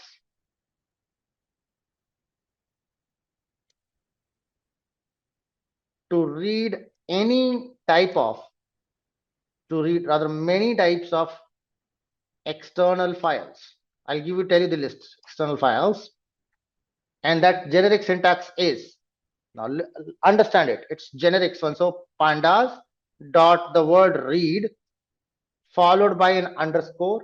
Then there is a file type based word followed by pair of round brackets, path to the file. So that is how you can read it up. That's the generic idea. Now, there is a very common question that people ask me. What is that path-based file, so and so forth?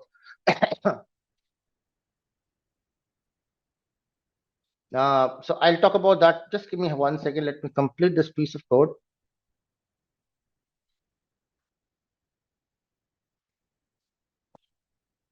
Something is wrong. Oh, I have an underscore over there.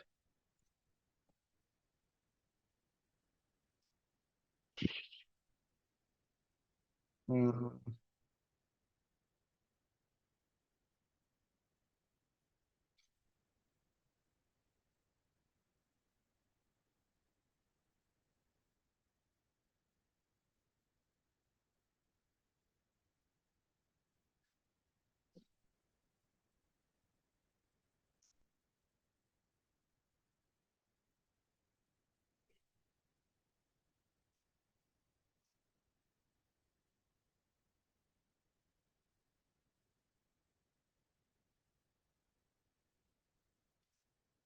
No, it's not taking up. No problems. I'll put that as a raw text.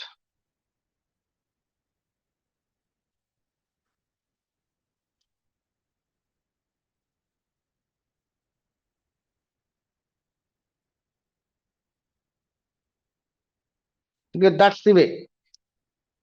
Great. So now when it comes to what kind of files it could read up, let's have a look. I'm going to show up. First of all, let's say I want to create first data frame, any data frame from an external file. So I am not telling you what type of file I'm reading, just showing you what types of files are available. So pandas.read underscore, and I press the tab key on the keyboard. I press the tab key and you can see that it can read from a clipboard. Let me just redo this. Tab space. Okay. I can read it from a clipboard, CSV, Excel, a feather file, an FWF file, GBQ file, HTF file, HTML, JSON, then ORC, Parkey, Pickle, SAS, SPSS, SQL, SQL query, SQL table, Stata table, and XML. These are the all possible files that can be read out in Pandas. Are we good? But what we want to read out is a CSV file.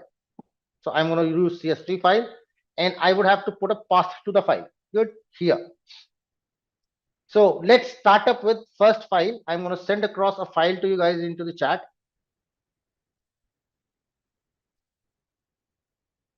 Okay, I had a one personalized message, so I was responding to that. So here, I was just, okay, I want to put up a file to you guys. So which one would you like to start with? I have 2-3 major files that I would like to work with you guys as a part of code. One is Titanic. There is a house pricing file, rather different house pricing file, and then there are some more that is relevant to tips, and then there is a lot more files. But let's bring into the content from Titanic perspective. This file may not be available in your standard documentation, so please make sure you have it from here. I am sending a file by the name titanic.csv. Is that into the chat? So click on that folder icon onto the left side. You will have that on Colab environment somewhere bottom, right at the bottom you might have it. Click on that. You will find there is an up arrow, correct? You need to click on that up arrow. It opens up the file browser. From that file browser, find out where did you download that file.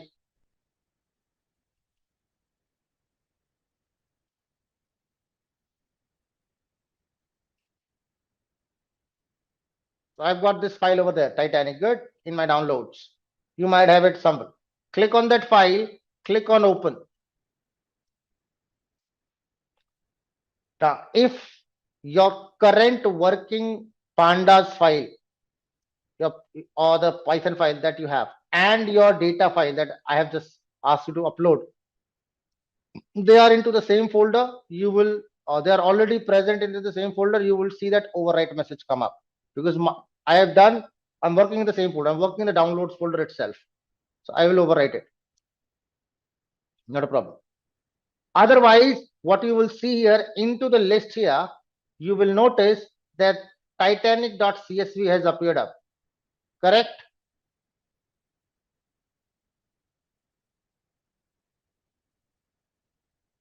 If you're not able to find it, just arrange your data on the modified date.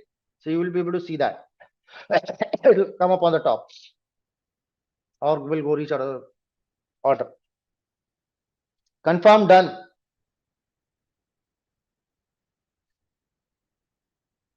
Great. Now, close that folder box so that we have some space. Click on that again. Okay. Now, in this place, I am going to mention full file name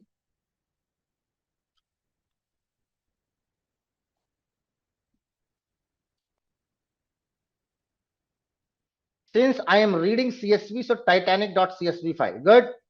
And I'm going to save this as a data frame by the name Titanic. Now, this should work perfectly if your current working file, my current working file is pandas adsp b1 jan.ipynb, and my Titanic file, they are in the same folder, same place.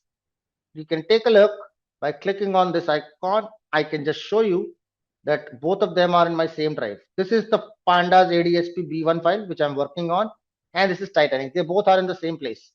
So I can directly read that file. Good. Execute it. That should work. And with that, we have come to the end of our full course. If you have any doubts, let us know in the comment section below. Thank you and keep learning with Simplilearn.